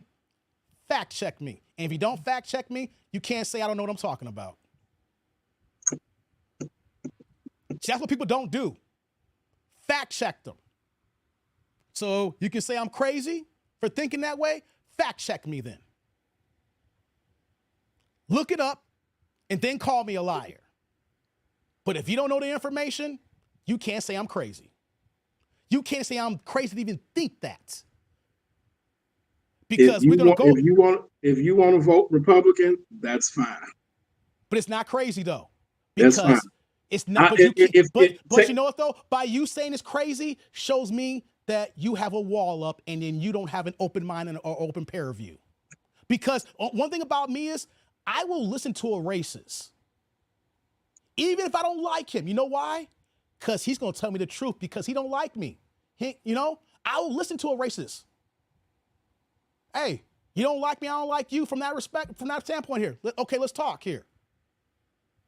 Because I respect his position up front. Not the Democrats who will smile in your face and then do things behind your back. I am open to talk to people who don't like me so I can see their peer review and even don't have the bias wall. That's fine. That's fine. And that's the way we grow. Because you do not know your enemy unless you understand them. Part of the art of war. That is fine. Like I said in my first comment, they still don't like us. And the Democrats don't either. So what's your point? They like you more over here. No, they don't. Well, that's what we're going to disagree. As long as these migrants are in town, they don't like you. That's what we're going to disagree. The migrants is getting your tax dollars. One side don't even want you to vote. That's the crazy part about it. One side don't even want you to vote. What you talking about? It's the Democrats who don't want you to vote. Okay. You know why I'm saying that as I land my plane here? The lies about voter goddamn ID. Blacks don't have IDs. We got to put IDs in place. We don't want IDs because, they don't want IDs because the migrants. We need voter IDs. Talking about they don't want us to vote. That's the Democrats. Oh, everybody should be able to vote. Blacks don't know how to get IDs. All these years I keep hearing the rhetoric talk about blacks can't get IDs. That's why they want to let people to walk right in. I don't know not one black person don't got a goddamn ID. But I know immigrants who don't got IDs. Goes way past IDs. What? Voter suppression goes well beyond IDs. No, I'm talking directly on the point of IDs. And the Democrats want people to vote without IDs. That's not voter suppression. That's the opportunity for voter fraud by bringing people who are not American citizens to vote. Because if you don't got an ID and you're not checking for ID and you're letting people vote in, that's the recipe that we see for voter fraud. Reason why we're letting them all in this country here. I don't know not one black person don't got an ID, but they're talking posters, black folks can't get IDs. Black folks can't get to the DMVs. Lying ass shit. I don't know not one black person don't got no damn ID, driver's license, state ID, or some form of it. That's the Democrats who are telling us this lie. Big bad Democrats. What? The big bad Democrats. The ones who ain't giving us shit. Yes, they're big and bad. Not one policy in 60 years. And here's the thing as we end here, you can't name a policy. And until you name a policy, I ain't say nothing crazy, I am right. Until you name a policy, you don't got an argument. You name a policy. There is none. That's the point. No, it's not exactly. You want the Democrats, and they don't give us no policies. Gays got policies. Asians got policies. Mexicans got policies. They all got policies but us. And if you want to prove me wrong, go look up a policy and then come back to me. Until you find a policy, you just want to be right. If we have zero policies, I don't just want to be right.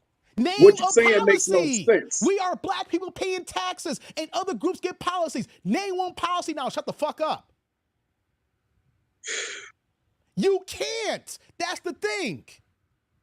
And neither can every you. other group gets something tangible but us. And only thing that you can answer to me is we are American citizens. You had 4 years of Trump, and you didn't give a policy then. Wait.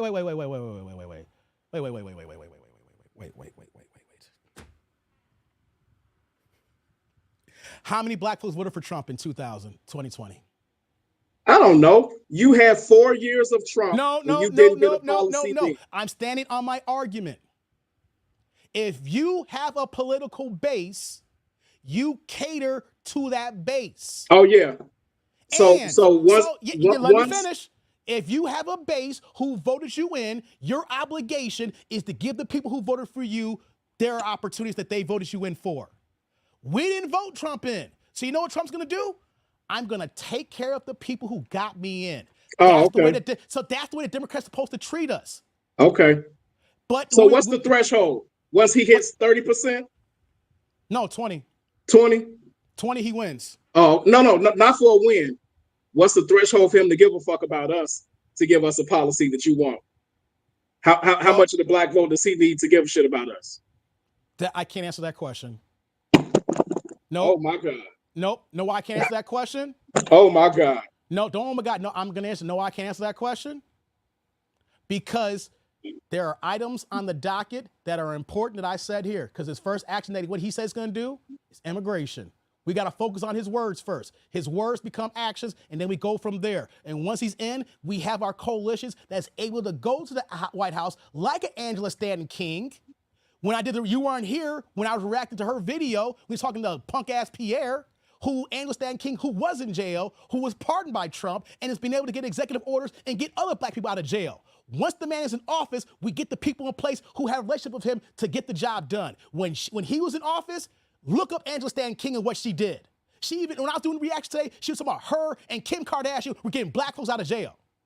Okay? He's got to be in office first, and we have the people who have access to him to do the job, which was happening, but he only had 4 years.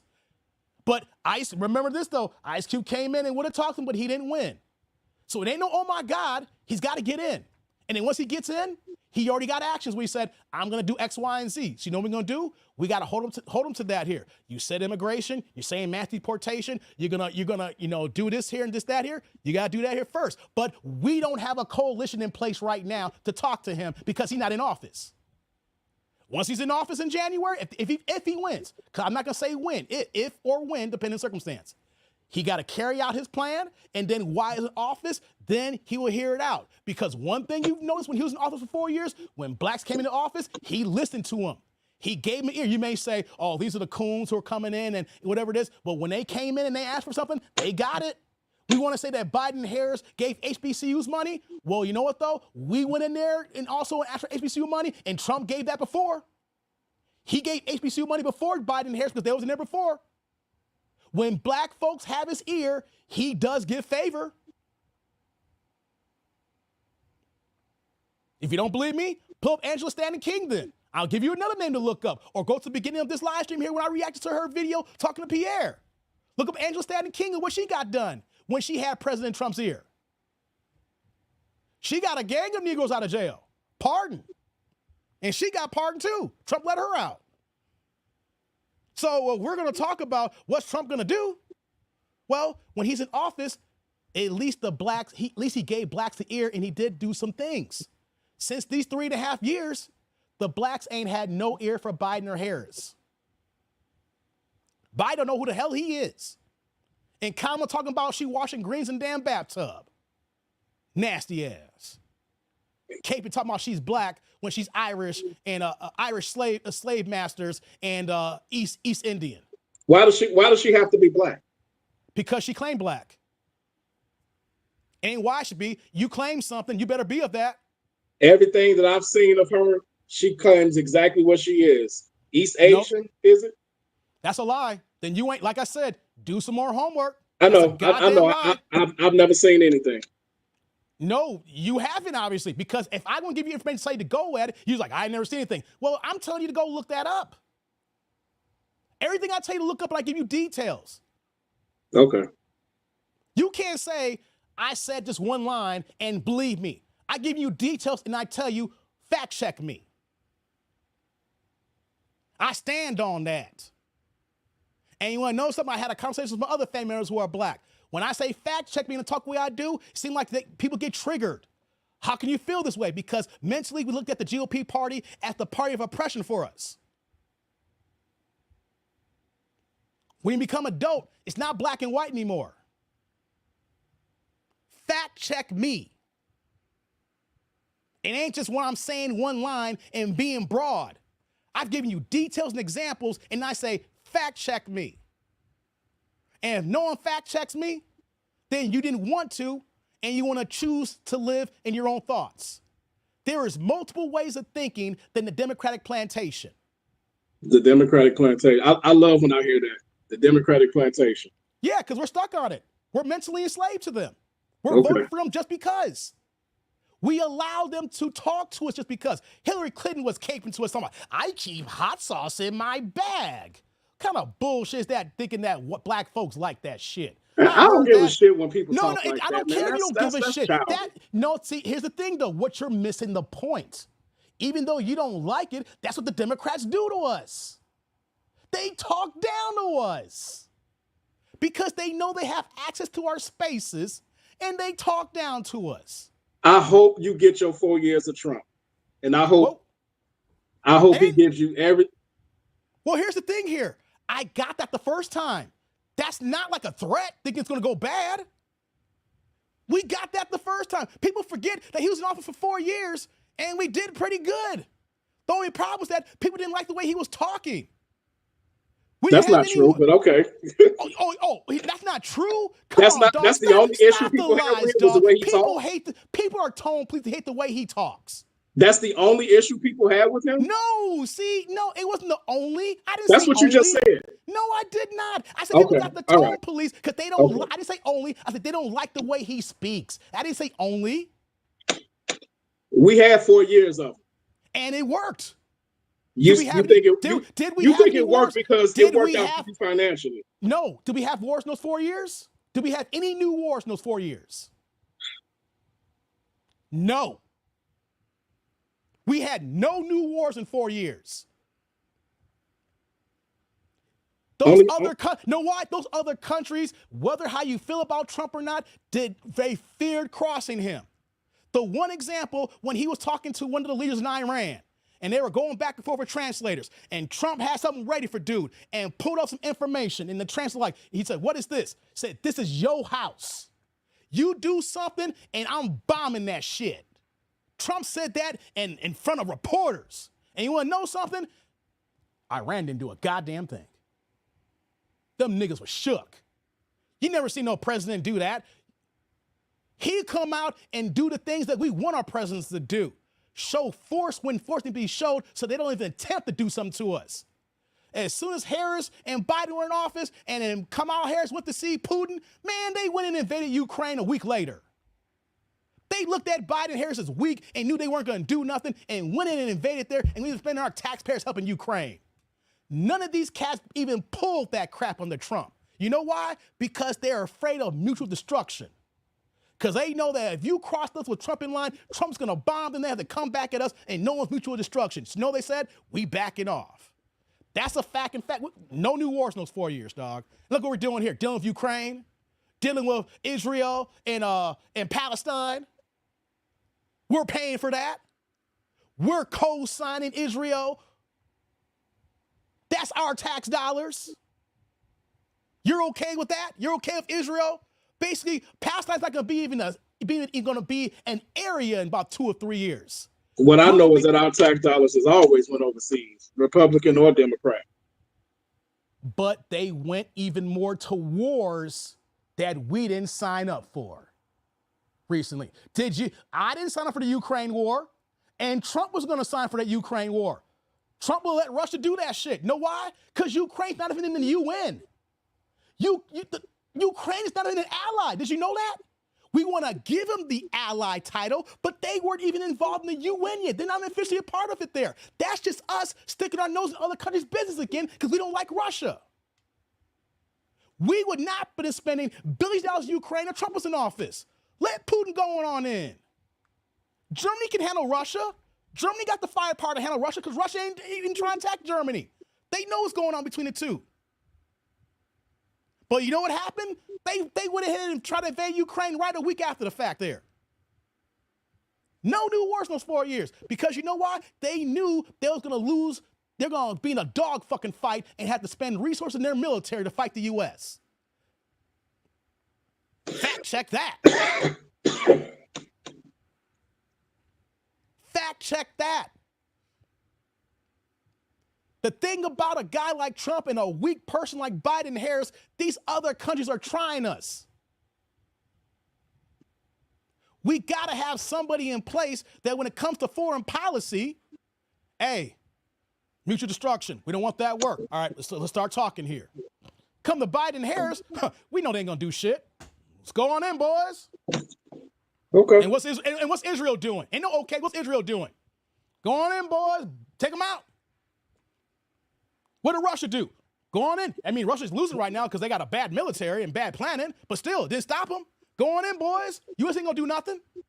Matter of fact, we're also hurting the U.S. because since they're supplying them, we're killing to their cut here. The taxpayers are spending money. They're giving them ammunition. We're hurting the U.S. and they don't even realize it. Fact check these things, man. You ain't got to like it, but it's true. You ain't got to like it, but it's true.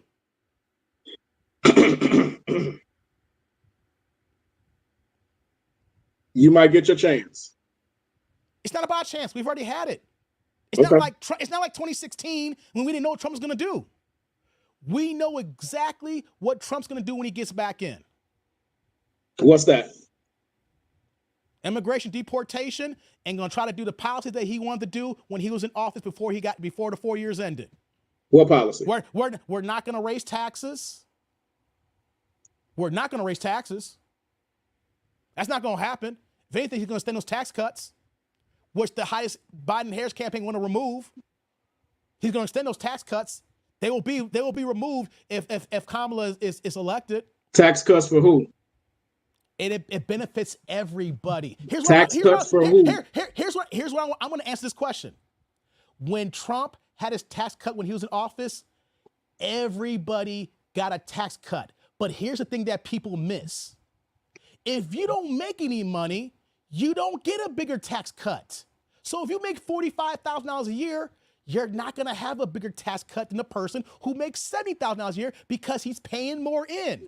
The same way when the guy's making $100,000 to $70,000. The same way when the guy who's the top 5% making $250,000 to the guy making $100,000. And the same guy who makes $1 million, he pays more in taxes.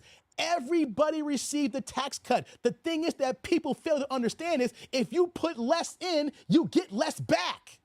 So if you make less money, you get less of a tax break. But if you make more money, you paid more to Uncle Sam, then you get more of a tax break.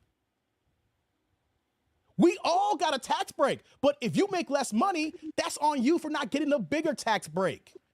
And then when people grow into their career and you make more money, and then if there's tax cuts, then you benefit from that. But everybody benefited depending on your current financial situation. Everybody got that cut. It's just the fact that if you paid more in, you deserve to get more back.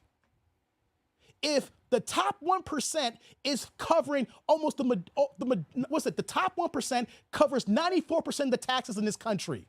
If the 1% is covering 94% taxes and you're getting a tax break, you better give me the lion's share before you give the brokies who didn't put in on this. You buy a pizza for the family, or if you buy some chicken and you being daddy, you better make sure you get the big piece of chicken. I think people understand that. So exactly. So if you buy chicken, like 12 pieces of chicken from KFC, you are daddy. You better make sure your family give you the big piece of chicken because you are the biggest taxpayer in that household here. You are the biggest contributor. Your daughter better not give you no goddamn leg. Your daughter better not give you no damn wing. But you know what you talking about? What you gonna give us? The tax cuts that you benefited from. You bought your house. You got it during the itemization of you filing your taxes. You received credits when you file your taxes all those years. If you got your house during Trump, he cut out so many itemizations and made it simpler. You gained in your property taxes if you bought your house between 2017 and 2021, and that's a fact. There was a tax cut that everybody got. The people are too ignorant to accept that if you put less in, you get less back. The people who put more in get more back. No, they don't, because every time we keep hearing tax the rich, and you know what people say? I didn't get no taxes. I didn't get no tax break. Yes, you did. I saw it right away. When my paycheck, when I saw my federal taxes, I said, yo, my very first check after the tax, I was like, damn. I had to double check it for a second. Everybody got a taste. The problem is the people who ain't putting in want to cry the loudest. You can't cry the loudest. You ain't put in on it. You get something if you work, but if you grind and get into the bag, then you get the most. That's all aspects of life. You put in the most, you get the most back. Everybody got a tax cut, and he put that in place, even you. And the fact that you're a homeowner, you contributed, you got more benefits. Google that too. Fact check that. And I'm not making this video private. This is all available for people to check out. Fact check that. You are a homeowner. Those tax cuts, you benefited from that. And the fact that you're a father too, the fact that you're just on a basic level, you having a home, you have a good job working for the government, for the state, and you got kids. I don't know if you're married or not and you're all in the same household, a nuclear family, you benefited. You got the bag on it. You can say no, but yes, you got a bag because you are contributing more to this economy than the average person. I ain't say nothing about taxes. That's some bullshit. I don't care if you say anything about taxes. I'm telling you about you because you asked me. See, that when people do that, I ain't saying nothing about taxes. You see, you asked me. No, but you asked me, what is Trump gonna do? And I told you, and then I told you what happened in those 4 years, and he's gonna extend that. And I'm telling you, you benefited from that. The fact that you're a homeowner, you benefited from it, whether you want to like it or not. You got some extra money. When those tax cuts came in, I don't know if you looked at, maybe because I work the Federal Reserve, I look at numbers all the time. I looked at that first check, I was like, damn, good job. As soon as those tax cuts came in, the very next paycheck, everybody saw an increase. So you can call crazy all day you want. The thing is, the craziness, you have benefited from it as well. You can laugh all day. You benefited from crazy then, if that's the case. You are a homeowner and a dad. You benefited from it. You may not like it because people don't like it. I got something from somebody I don't like. Well, you know what, though? He still gave it to you. He gave it to all Americans. That tax cut. And you know what, though? That's going to wipe away if she is elected. And then if you wonder why, if you look at your checks after she does that and you see just a little bit less money, because the tax cuts are taken down. I still remember the day. I was sitting at my desk, printed it out, fact checked it, and Google me. Fact checked it. If you're not going to fact check it, then you can keep moving the way you're moving, man. One thing I keep doing is I seek knowledge. Whether if I think that something could be against me, I'm still going to read into it. I'm still going to listen to what people are going to have to say. If it's something sounds good, I might even consider it depending on the position. I don't close anything here. Closed mouths don't get fed, baby. We can't be just completely isolated and look at one side and say no. Except for the fact when one side keeps telling us no, and then we got to look at other options until they say, okay, black men, we listening to you. This is what we're going to do. You know what we're going to say? Prove it. Because your word is doo-doo. The Democratic works is doo-doo because they're acting like our friends. And once again, you still cannot tell me a policy. Every group has gotten policies, gotten bills, benefited from something tangible. Every group. We don't went around the policy thing. Every group. I'm not going to say every group has gotten something but us. And the fact that you can't name a policy, but you want to call me crazy for looking at another side. That can't be crazy. That's just like your girl keep cheating on you. Keep cheating on you. Keep cheating on you, but you don't want to get divorced because you got kids and don't want to break up your home because you know your kid, you don't want your kid coming to a broken home. And she keeps cheating on you and cheating on you. And then finally, you get fed up with the cheating, and then some girl shows you some attention, and you think about it, and then you're going to say, you crazy for thinking about that. She keeps cheating on me, and I want to be happy.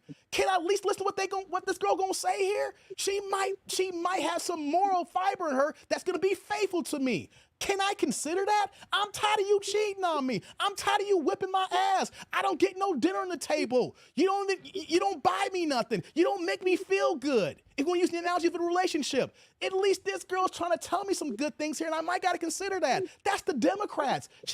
The Democrats are a cheating girlfriend that wants you to stay around.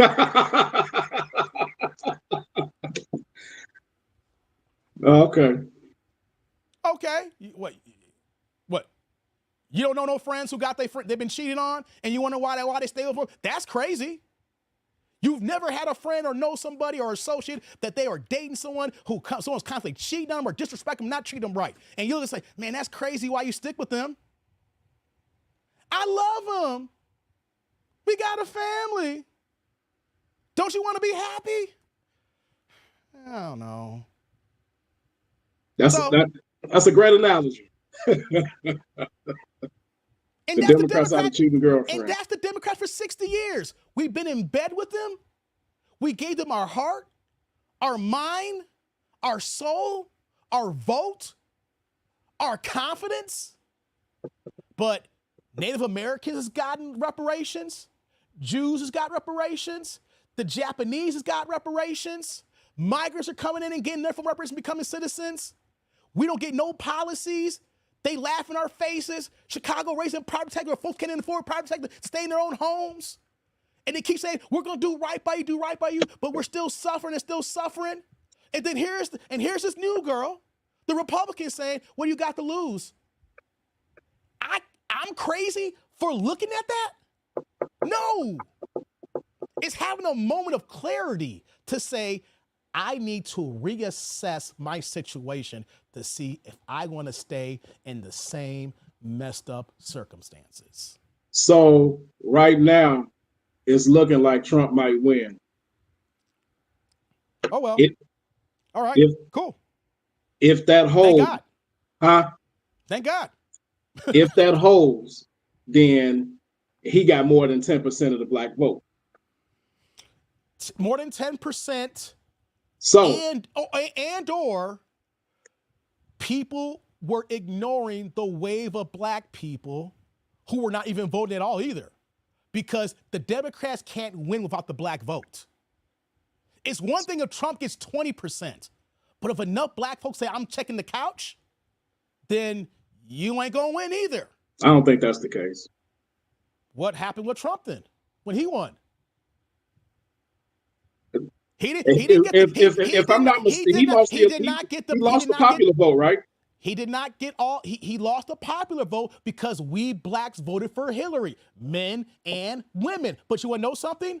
A lot of people did sit out because a lot of people, not just blacks, but whites too, said we weren't voting for a woman. So this is what I'm saying. And that's the thing too. That's not on black men. There are people in this country who do not believe a woman can be in charge in this country. What I said earlier. I know that. So you have the combination of either high black turnout for the Republicans, the couch, or people saying a woman can't run the show like because if anyone's going to be president, a woman, it should have been Hillary because everybody thought that she was the most qualified and was ready to go for how long she'd been in the White House, even though she's been part of the boule. And the thing is, people don't even like Kamala. It's ironic that we want to overlook the fact that during these 4 years, her whole administration was quitting left and right and saying we can't work for this woman. Well, at the same time, you have numerous people. No. Look, fact check me out. I've never seen a vice president in office that lost so many people during their term and saying they couldn't work with that person. It's the same thing with Trump. Oh yeah, I know that. Yeah, because Trump was radicalized and doing things. And you know no, they say he's not fit. You can say he's not fit, but you want to know something? No, it's not what I said. That's what they saying. And you know what we're saying? Kamala ain't fit either because she did not get the Democratic nominee. They gave it to her. Okay. We can make the same argument then because they circumvented the Democratic process. Fact check that. My point is, if he wins tonight, he's looking good. If he wins, then we can both agree that he got over 10%. So then, probably. So then you should get your policy now, right? Doesn't work that way. No. Here's how this goes. No. Don't be like that. This is what happens here. He gets in. You don't get your policy right away. You know why? Because he campaigned on items that his voters want.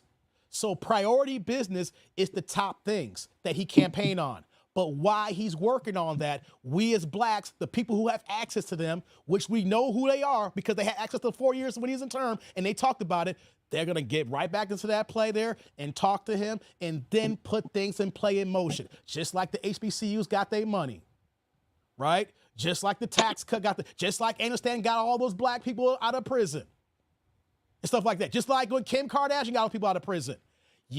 The thing is, and this happened the same thing for the Democrats, or whoever. When you win office, if you're a political person, you got to uphold your oath to the people who got your vote. And then while in office, the people you're trying to gain favoritism for, like if he did get an overwhelming vote of that there, then that is on the GOP's time to capitalize to keep gaining the black vote. Because Trump's going to invite them into the office. We saw that all the time, but we called them coons when they were there the first time, right? We're going to call them coons now? We're going to call Ice Cube a coon if he's able to get the black American wealth plan going? I never called Cube a coon. No, see, that's the problem with Democrats. I'm not talking about you directly. I'm talking about Democrats in general. I know what you're saying, but here's the thing, though. To make the conversation go better for you in the future, don't personalize things. I don't personalize like that, but I'm thinking in general. I don't think people called him coon like that. They did. They called all them folks coon. With any black person that came more in Trump's office, everybody's called a coon. Why are you working with that racist? Everybody, I'll tell you anytime a black person went up there, everybody was saying, "Don't do it." You remember the photo ops he took with all those preachers? Yeah, there's several times like that. Those were. But some of those preachers did get tangible benefits. I would call them coons. I wouldn't call them coons if they got work done.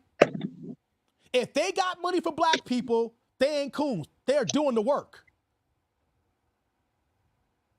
If you go to the White House, no matter who you think's in that Oval Office, and you get the president there, whoever that man is, and that man cut the check for black people, you ain't no coon. You are doing the work.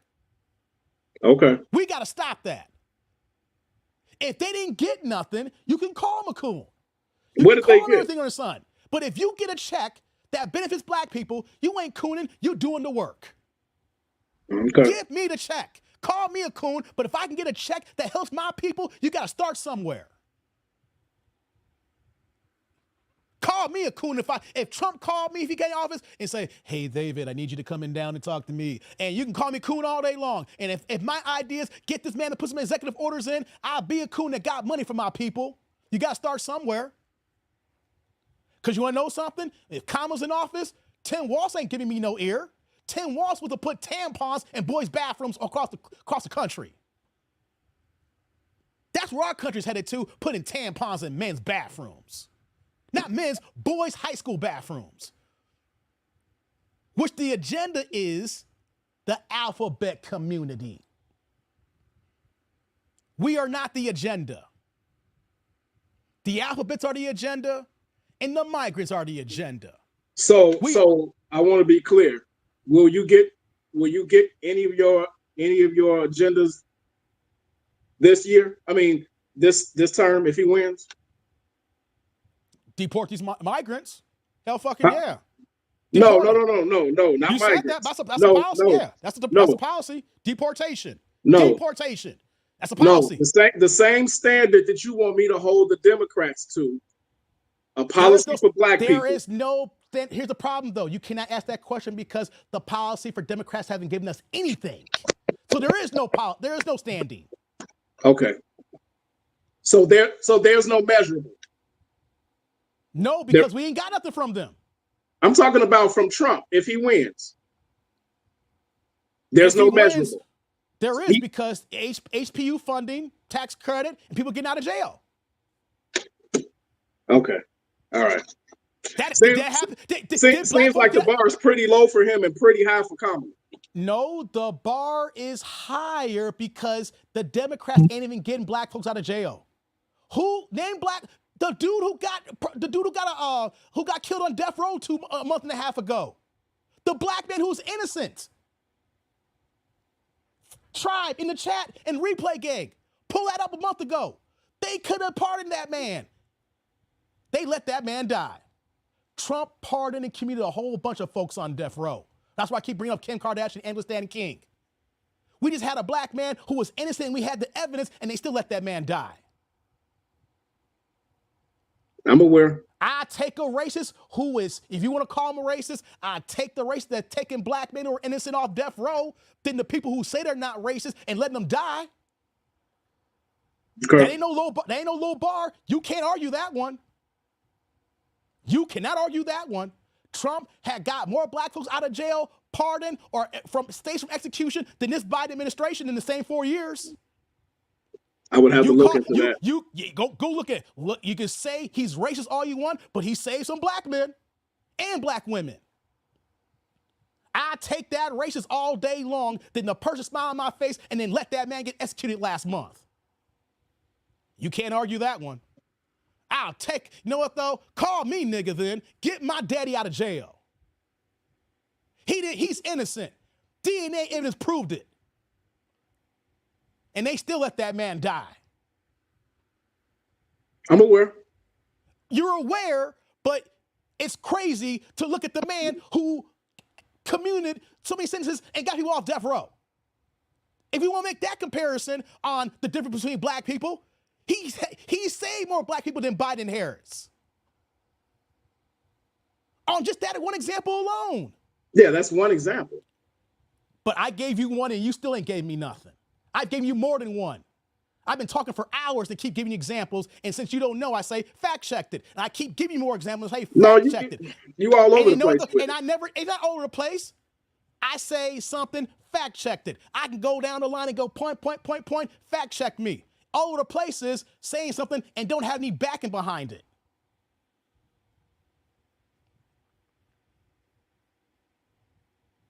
All right, well.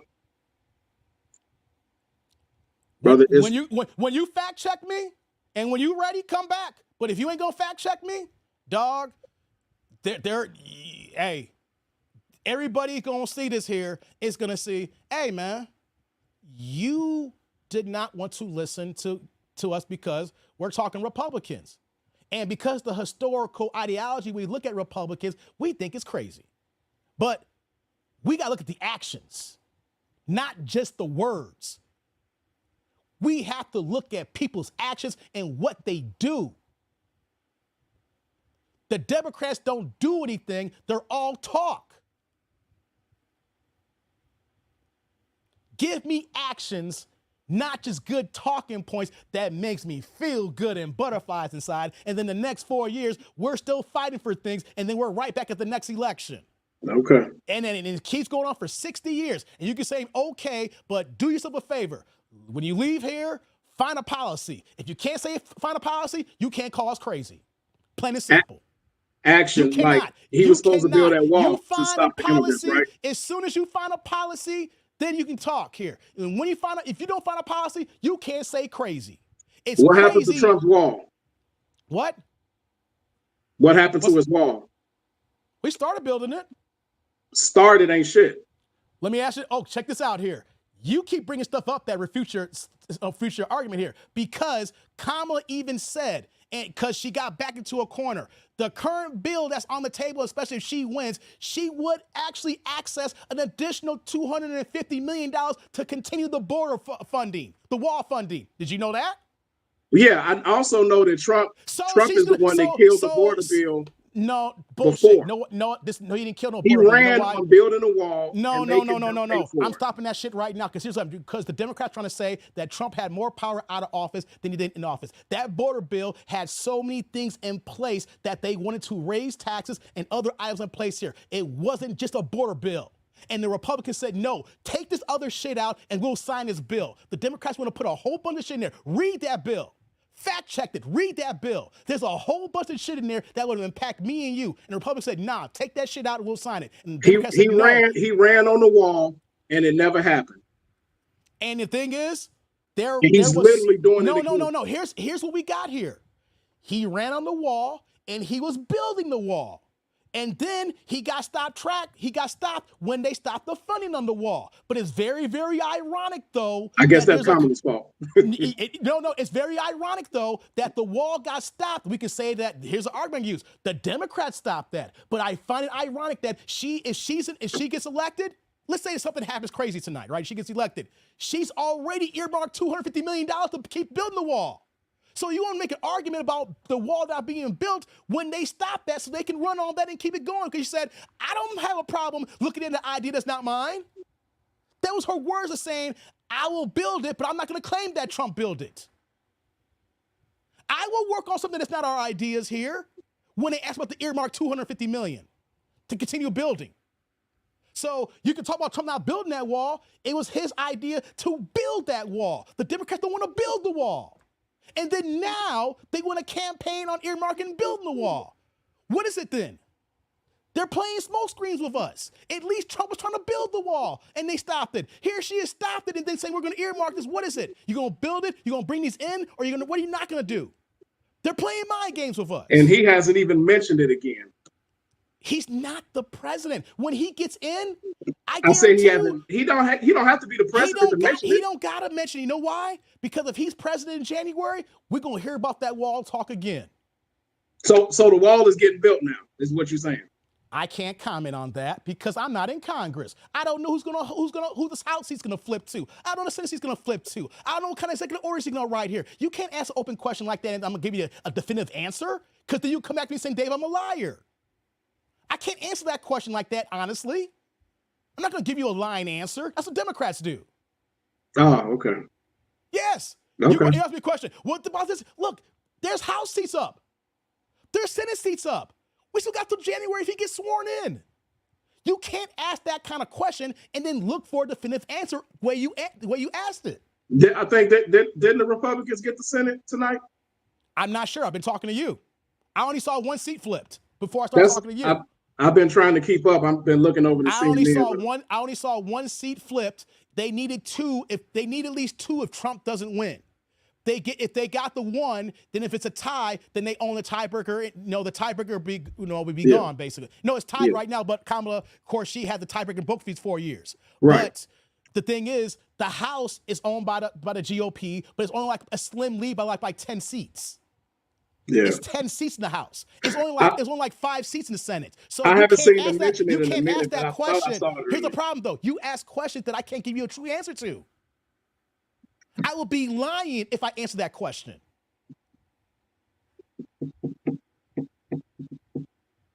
Hey, what's going on, T. Orlando? Did Biden and Harris deliver the voting rights or hate crime bill they promised? What's going on, Squeegee Kid? We're talking about facts over feelings, brother. Like T. Orlando, we're talking about facts over feelings. I've given you facts, and I asked you to fact check me. If I was all over the place, I wouldn't say fact check me. You can take this live, find some portions, find where I'm wrong, and come back and cook me. Until then, I have been very detailed on my examples. Or Tier Land says Republican took the Senate. Okay, thank you, Tier Land, for that update. I thought so. I wasn't, I guess I didn't know. I just knew about the one seat. I knew about the one seat. So now there's the Senate. I gotta let you go, man. It's late. Appreciate you take care of yourself. Appreciate it. Man, that was a long time here, wasn't it, guys? I've been here for 7 hours. It's 1 o'clock in the morning.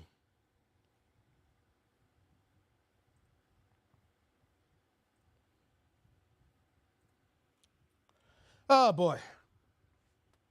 I did that on purpose because I wanted to talk it out and hear from a Democratic supporter here. Y'all may say, oh, Trump won Georgia? Oh, snap. Okay, I'm about to get out of here, guys. But check this out. I did that conversation on purpose because when we're talking about politics and things of that nature, when it comes to Democrats and Republicans, it's about simple logic for me. It's not crazy to look at other alternatives if the current one that you normally go for is not giving you what you want. Oh, you got Pennsylvania too? Oh, snap.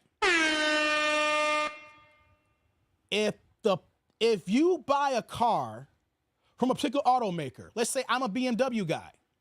I currently drive a 650 Grand Coupe. Let's say that my 650 Grand Coupe was a lemon and was crappy as hell.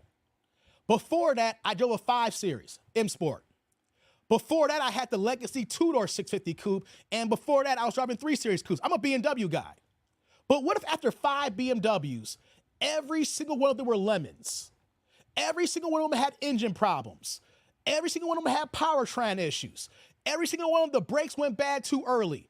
They all had electrical problems. Every single BMW I owned. And then they all had to get recalled. Right?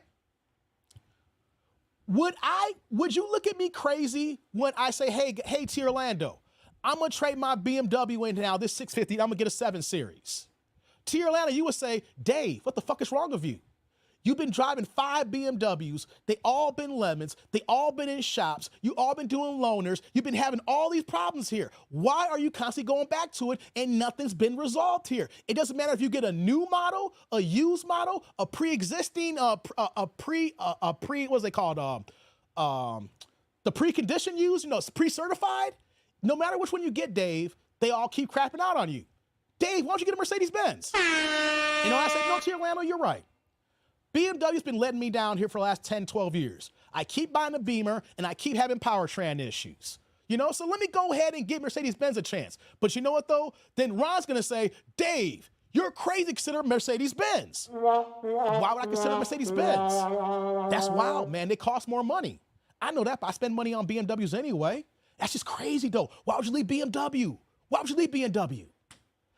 That's the analogy that I'm getting from him. Just because you don't like what they say on certain things or they have a history of something, it doesn't mean that you shouldn't hear everything they got to say because the other side has just been treating us janky for so long. I gotta call BMW. I need a loaner. Yeah, powertrain, it feels like again. Okay, Mr. Jordan, we'll have a loaner for you by 8 a.m. on Thursday. Thank you. Go to Infinity like you. So we shouldn't be so closed-minded to say it's crazy to look at other options when your current option is not giving you everything that you're asking for in a relationship. If your current girl is not giving you what you want and you're unhappy and somebody comes in, hey, the other girl can't get mad when the new person says, I'm going to treat daddy right. I'm going to get his bathwater ready. I'm going to cook dinner for him. When it comes time, I'm going to wear his favorite fragrance. Whatever the case may be, you can't get mad at the other woman if the current woman is taking advantage of you or don't even look at you that way. That's the Democrats. And we need the Democrats to be held accountable. And if you're going to say something, keep your word. They don't want to keep their word. So we have to look at other options. It's not crazy, because know what crazy is? What's the definition of insanity? Keep doing the same thing over and over again, hoping for the same results. Isn't that like voting Democrat, hoping for results, and they keep doing the same thing? I can say it's crazy to keep voting Democrats, because here's the key thing as we close this night out. The Democrats have not given us any tangible policies for the Black America. Other groups get policies but us. So why should we be okay with getting nothing? Why should we be okay if them smile on our face talking about, yes, we can, but we're still living hand to foot? If we want them to have our favor, then they need to do right by us. You left your ballot blank? All right, man. T. Orlando, if your girl don't act right, get you a Becky. Dave, I sold my 640 convertible and went Lexus GX out of warranty. See, I'm not getting rid of my 650, baby. I've had no problems with my 650. I just broke 82,000 miles on the car. I drive like 4,000 miles a year now. I don't even drive the car. It's working fine, baby. The black male attacks, I agree, will start a chain of events. Exactly, Ron. Dave, because Black America is saving the country. All right, guys, I'm going to get out of here. Look at the clock. I did a 7-hour live stream today. So, guys, like, comment, subscribe, and click on the bell notification below. We'll be back again. The next live stream, we'll have a president. And we'll talk about it. And I'm going to drop the link so we can have people talk about it. T. Orlando, I want you to click the link next time. But on that note, guys, we got to go. We should go to bed. I didn't even eat dinner. Oh, well. Where's it at? Hold on. Sorry. 1 second, guys. Where's it at? Oh, there we go. Let's go. Where's that? There we go. Okay, guys, I'm getting out of here. Like, comment, subscribe. And we'll be back another time, guys. On that note, I'm that dude named Dave. You said, kept waking up and Ninja was cooking. I was cooking T. Orlando. Let me say this before I go. If he, out of all the things I gave him, I said fact check me and Google me, right? But here's the thing. If I gave you 20 bits of information, let's say he do find 1 or 2 things that I may have got wrong. I got 18 right. I kind of know what I'm talking about here. You know what I'm saying? I don't know. Here's the thing. I don't know everything. But if I'm gonna have a conversation with you, and if it's a back and forth, and I'm giving you details on my points, you gotta give me details back. If you can't give me details back, then you need to do more homework. So guys, I'm out of here. Peace out. Have a good night.